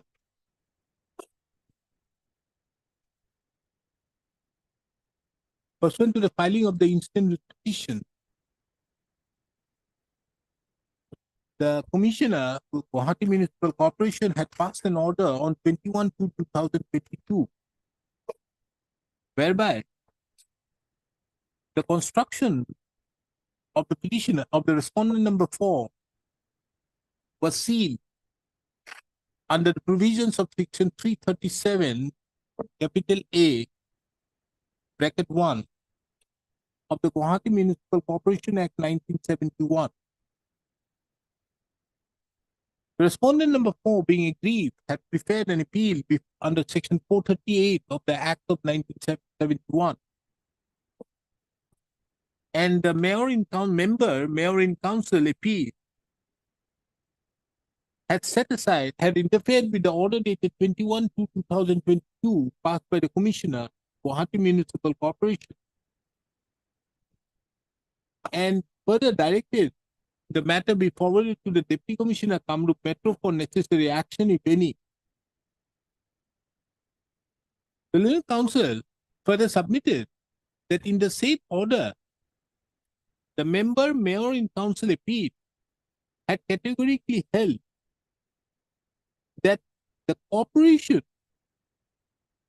the Guwahati Municipal Corporation, does not have any power to accord building permission over any annual patta land.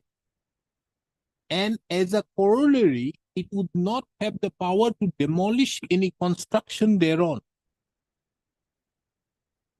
And under such circumstances,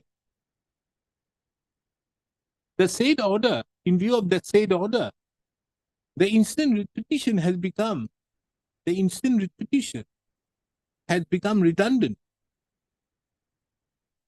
Mr.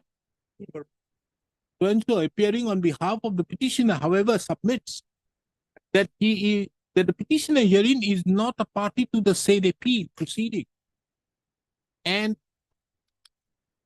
would be taking appropriate steps to challenge the said order dated 12/9/2022. Mr. Espora, appearing on behalf of the GMC, shall also obtain necessary instruction as to whether the GMC authority have the power to accord permission and or demolish any unauthorized construction carried within the vicinity of the Guwahati Municipal Corporation area, as defined in section 3. Section, what is the section? You have an area, na? Where is that area?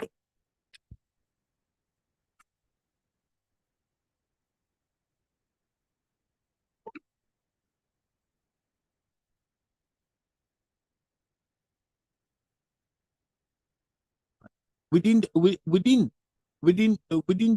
city of Guwahati. Within the city of Guwahati. List the matter again on 11th of December 2023. The said order You have many copies? So many copies, what are you doing? And what does the Deputy Commissioner have to do with it? So going to the order, the government land. So government land, Deputy Commissioner is the land open to the government. So DMC cannot give permission for. What could be a government land if an annual patta has been issued? But DMC will not be able to give a building permission in the government. No, I don't understand. If an annual patta has been issued, how can it remain as a government land? A lease has already been granted to somebody. Some lease are periodic, which is 30 years. This is every 1 year. Annual patta is a yearly, but it is a lease. The division bench, the single bench, many judgments are there that these are heritable lands. And you cannot throw these people out unless and until you go for a renewal and non-renewal proceeding. Isn't that the law? So many judgments, starting from 1950. So I don't know, it cannot be annual patta cannot be a government. A patta has been issued. A lease has been granted, a settlement has been granted. Yeah. It has the same. Only difference is this is yearly and that is 30 years. But I have not seen Periodic patta are 99 years. Therefore, what was happening, there was no sale. This the DC authority, the DC doesn't put this land on sale. Very well. But there are various judgments of this. There is one judgment of Justice Amitabh Roy. You have a look at it. Makes it very clear that this land can also be sold. This can be transferred. Everything can be done with this land. These are periodic, but these are early. Some are 30 years, which you call it periodic. And this is annual. That's all. That's the difference. What has been mentioned in the annual lease as defined under 2C of the Land and Revenue Regulation, that has been watered down, that you cannot sell, do all these things. It has been now, the judgment has made it clear. All these things. And that is the problem which you are having. It's a very serious thing what you are having. Means a person who is in annual patta need not take permission, whereas the person who has a periodic patta, whose right is more, has to take.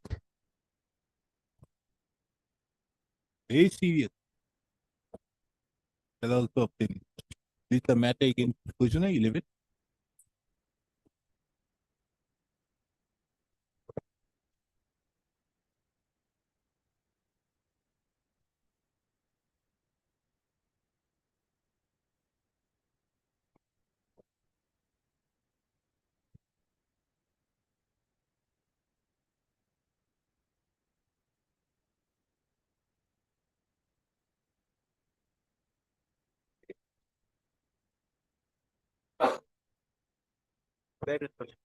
Lordship, I am appearing on behalf of Mr. Jay Bolpia. Lordship, we got relief, man. Huh? We got relief. You got the relief. You want to withdraw? No, close, man. Close, my lord. Huh? Close. Close. You have already got the relief. The Learning Council appearing on behalf of the petitioner submits that the relief sought for by the petitioner have already been granted to the petitioner, for which the petitioner would not like to further proceed with the instant writ petition. Taking into account the above, the instant writ petition stands closed on withdrawal. Is there any interim order?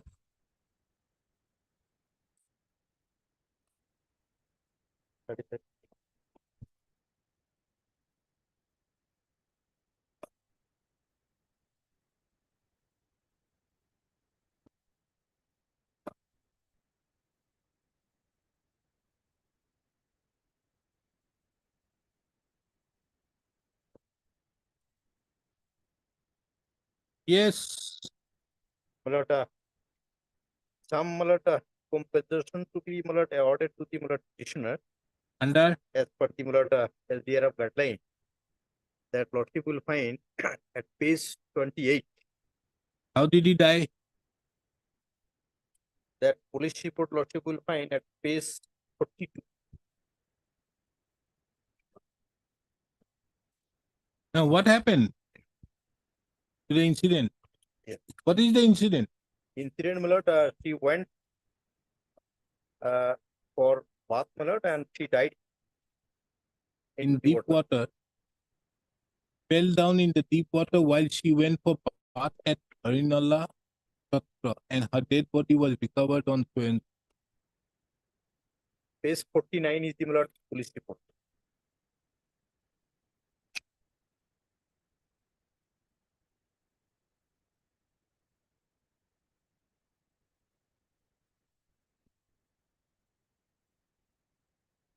Where is this disaster? Counsel. You go there. I would have understood. A flood came over and brushed you and threw you out, and then you reached out there in Borolu from Chanmari. Those are cases of disaster.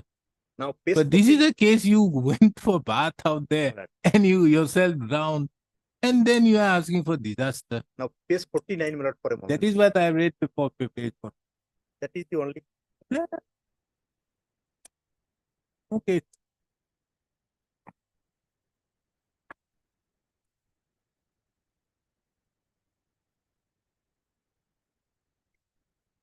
Yes, what do you have to say?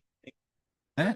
Same thing with I'm saying. As has fallen from this honorable court, section 2D, it says accident is also covered, but then it says, comma, and destruction or degradation, and is of such a nature or magnitude as to be beyond the coping capacity of the community of the affected area.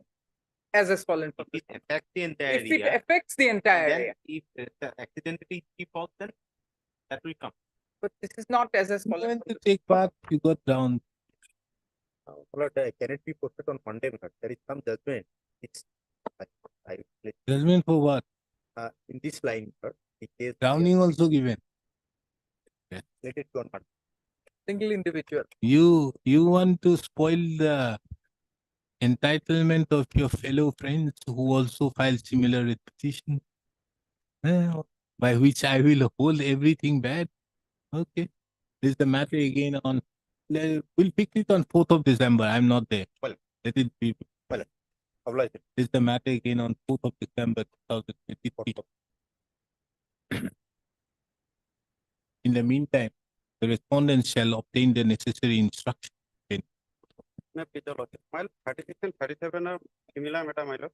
Huh? My 36 and 37 are my lord similar matter. Yes, what is it? My senior Mr. P. Monta West, my lord, here to leave court, my lord. May I pay that it will be taken up? Mr. Peter Monta, my lord. What happened? Here to leave court, my lord. May I pay that it will be taken up on any other date? Why this matter has been listed so many times? Actually, the matter was part her. Honorable Justice, my lord. Huh? Matter was part her, my lord. Any stay? Yes, my lord. Since 2002.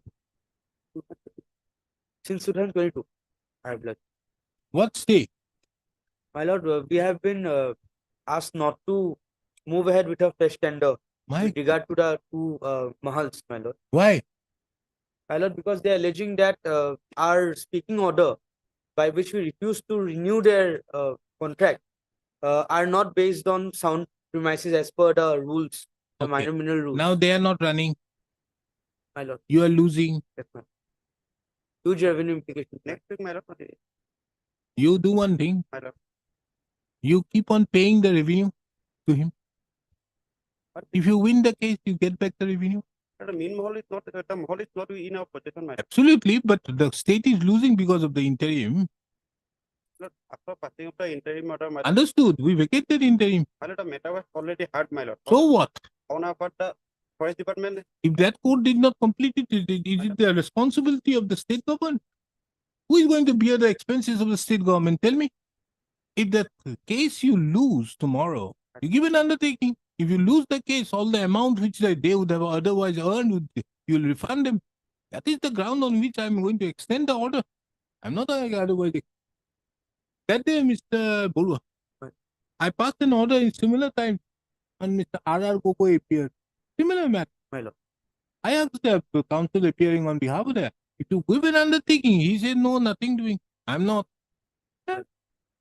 You can't deprive the respondents of the revenue. It's the state of revenue. Your money, me money, his money, everybody's money. Do you pay tax? Personally. Had the mall been in a position? Do you my lord, pay we tax? definitely- Personally, you pay tax. Then your money, his money, my money, everybody's money. Then why will the state lose? That on Monday, but Why?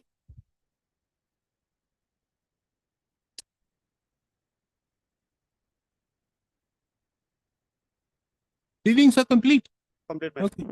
This is the matter on Thursday. I'm of light. Thursday at 23rd. An attempt shall be made to dispose of the matter. And then, Can it be on Wednesday, my lord? Also? Yeah. what? Wednesday or on Tuesday, my lord? Thursday. Next Tuesday, my lord, if possible. Except Thursday, my lord. On any day. Tomorrow? Tuesday. Tomorrow? On Tuesday next. Tomorrow. 10 on Thursday. Tomorrow. Huh? 10 on Thursday, my lord. I'm obliged, my lord.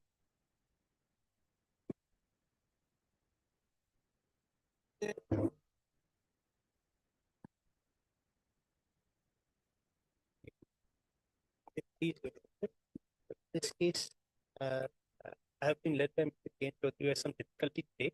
Hmm. In any case, the records were created to use which date to the issuance of the application of the. Oh, my lord.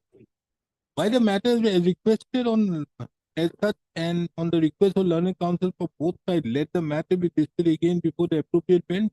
Why? Court that Are felt that- agreed by the acquisition proceedings for which the notification dated under remand and the grievance was being primarily that the notification which was required to be issued under here was not in accordance with the provisions and there was an instruction to students taking into account this court direct the respondent to produce the records which led to the issuance of the notification on the next day. Yes, my lord. I'm preparing affidavit along with document petition, but only sometime. I only require 3A and 3D I notification. have this one. Anyways, we'll have it next week. 23rd. 23rd. Affidavit- Not 23rd, 24th. This is a small matter. This is the matter on 24th. The request to the learning council. Only TATD. Affidavit not required. I have only asked you to get. Because they are alleging infraction to the provisions of section 3A. You Yes. have not complied with. Yes, yes. You just produce the records Yes, yes, to I the have. debate. I have. Just the records. Yes. Nothing. Obliged. My lord, in 32nd, my lord, they are the intent. The next. The interim of the past years will continue till the next.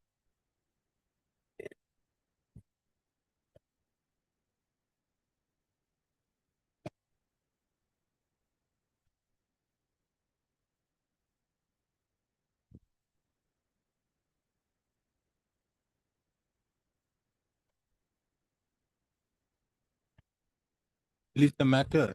Oh, you are there. Yes. Next is the Lordship on last session, we have filed an interlocutory application. Seen it. What is that? Making the pollution control board. Oh, it has not come on record. Not common, there are some defective, it has been cleared today. The learning council appearing on behalf of the petitioner. Why it has not come on record? You have given the serial number. Why? Let us see what is the order. Why this matter has come? They can't put. Okay. No additional affidavit has been filed. No IA has been received. What is this? It was filed on last date, but there are some defective. So the clerk today informed us and we have rectified it. The office note shows that the interlocutory application has not been received. Taking into account the above, list the matter after 4 weeks. Obliged.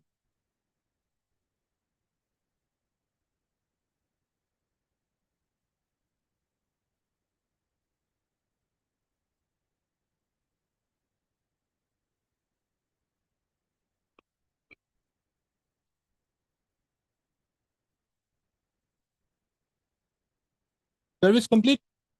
Already. Then why the my matter has lord, come up only before this court? The amount, my lord, is 2,12,000. Okay, now court order. But our hospital lordship, Directed to take instruction, my lord. Yes, the respondent was issued against the remand and 80 services.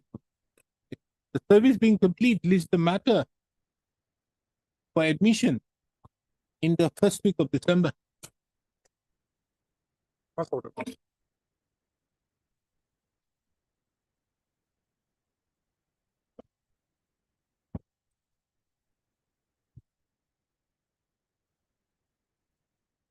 Well, during the pendency of the petition expired on the last day. Mm. As per the order, the petitioner is substituted by the legal heir. Okay. Oh, this is done. Then why? There, Why the matter has come up today? there is no Huh? there is no office note to Huh. come up for admission. Leading to Admission. The learned counsel appearing on behalf of the appearing from a materials on record, the matter, it is appears that the writ petition is yet to be admitted. Taking into account the above, let the writ petition be listed for admission in the second week of December. much of it. My lord, there is a decree. There is an interim order. Interim order passed earlier shall continue till the next day. Much of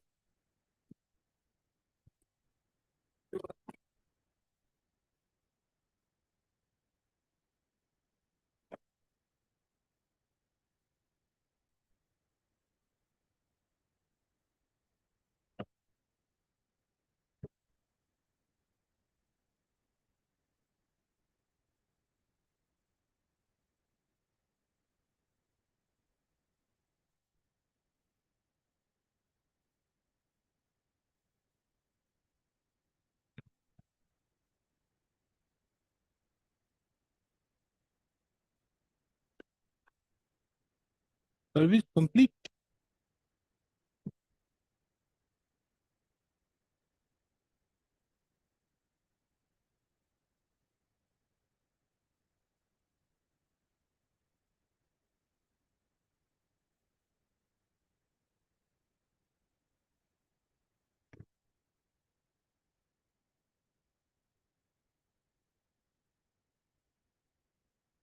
List as per the order dated 22/9/2023 on 4/12/2020.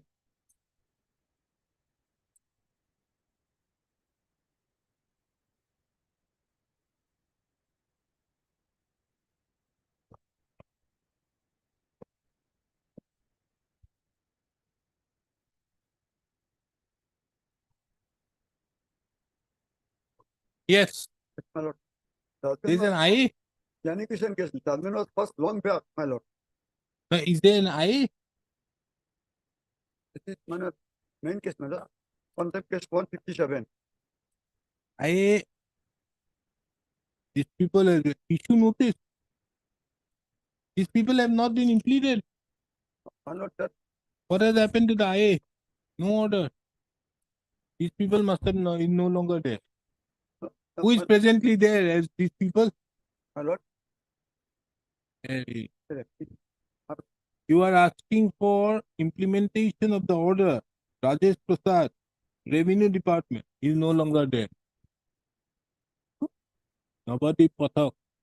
Are these people still there? My lord, Garnet advocate FDR for filing an affidavit, I think, in this case.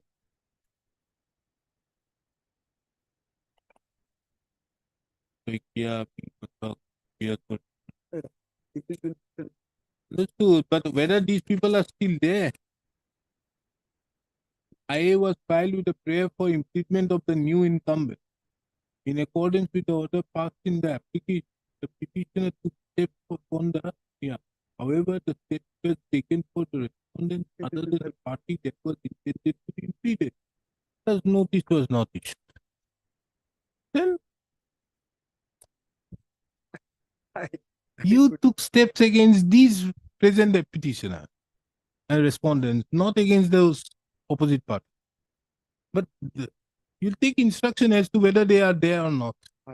Mr. Ashish Taike, the learned counsel appearing on behalf of the petitioner, submits that he will take instruction as to whether the judgments which has been sought to be complied with, whether the respondent's hearing still occupies the position to effect compliance to the judgment judgment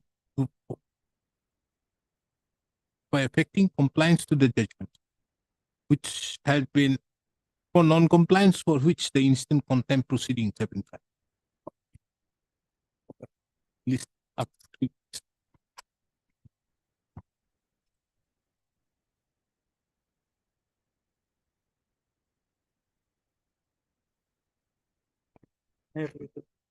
what are these? I am for the item number 43, writ petitioner. Huh? I am for the writ petitioner in the item number 43. Look. What is this IA business? IA for I stay for my lot alternation, cancellation and modification matter. Huh? Order dated 18/5/2015 IA for cancellation, modification and alteration of the order dated 18/5/2015. 18/5/2015. Oh. These IAs have come. These should have been listed for cancellation, modification of the order. Why this has come up for orders? They have not served the copy of the vacating petition. Earlier, my lord. And Lordship, on the other hand, Lordship, we have prepared a writ petition challenging the impugned order, which is perhaps, Lordship, there is a direction that Needless to say that in terms with the order dated demand, the Board of Directors has elected itself function and case judges. Having noticed the order dated demand, there shall be day in respect of the continuation of the. thereafter We'll a do new- one thing. We'll direct these matters to be listed for stay vacating in the stay vacating column on on the other Wednesday hand, next. Lordship, matter may be closed on the Lordship. On the other What? hand, we have challenged the impugned order. Thereafter, a new Mr. body. Counsel, Mr. Counsel, this matter should have come up for stay vacating. List the matter in the stay vacating column on 29th of November. A copy of the IA Lordship may be furnished. They have not. I won't write. You serve a copy of that. Well, if I have some difficulty on Lordship, I have a prayer. 29th, I won't be available here. 28th. Apply. 28th, be ready for final disposal. Huh? Yes. This I fix it means to finish. It will come as item number 1. Apply. Apply. Yes. What is this contempt? Order is not complied with, my lord. Litigation case, Lordship. Lordship, kindly see the last order on Who has appeared for respondent number 2? I'm okay. Oh yes, yes. Why you are not filing affidavit? 1 week time may be granted, madam. 1 week time may be granted. This order is of order will 2000, they have taken time twice, thrice. 28/1/2019. Kindly see, my lord, the order at pay on 19/7/23. Madam, we are giving you the last opportunity, nothing there. List the matter on 11th of December 2023. A final opportunity is given to the sole respondent to file the affidavit by 7th of December 2023. It is made clear that if the affidavit is not filed, this court shall proceed on the basis of the materials on record and at the end on the basis of the materials. Apply.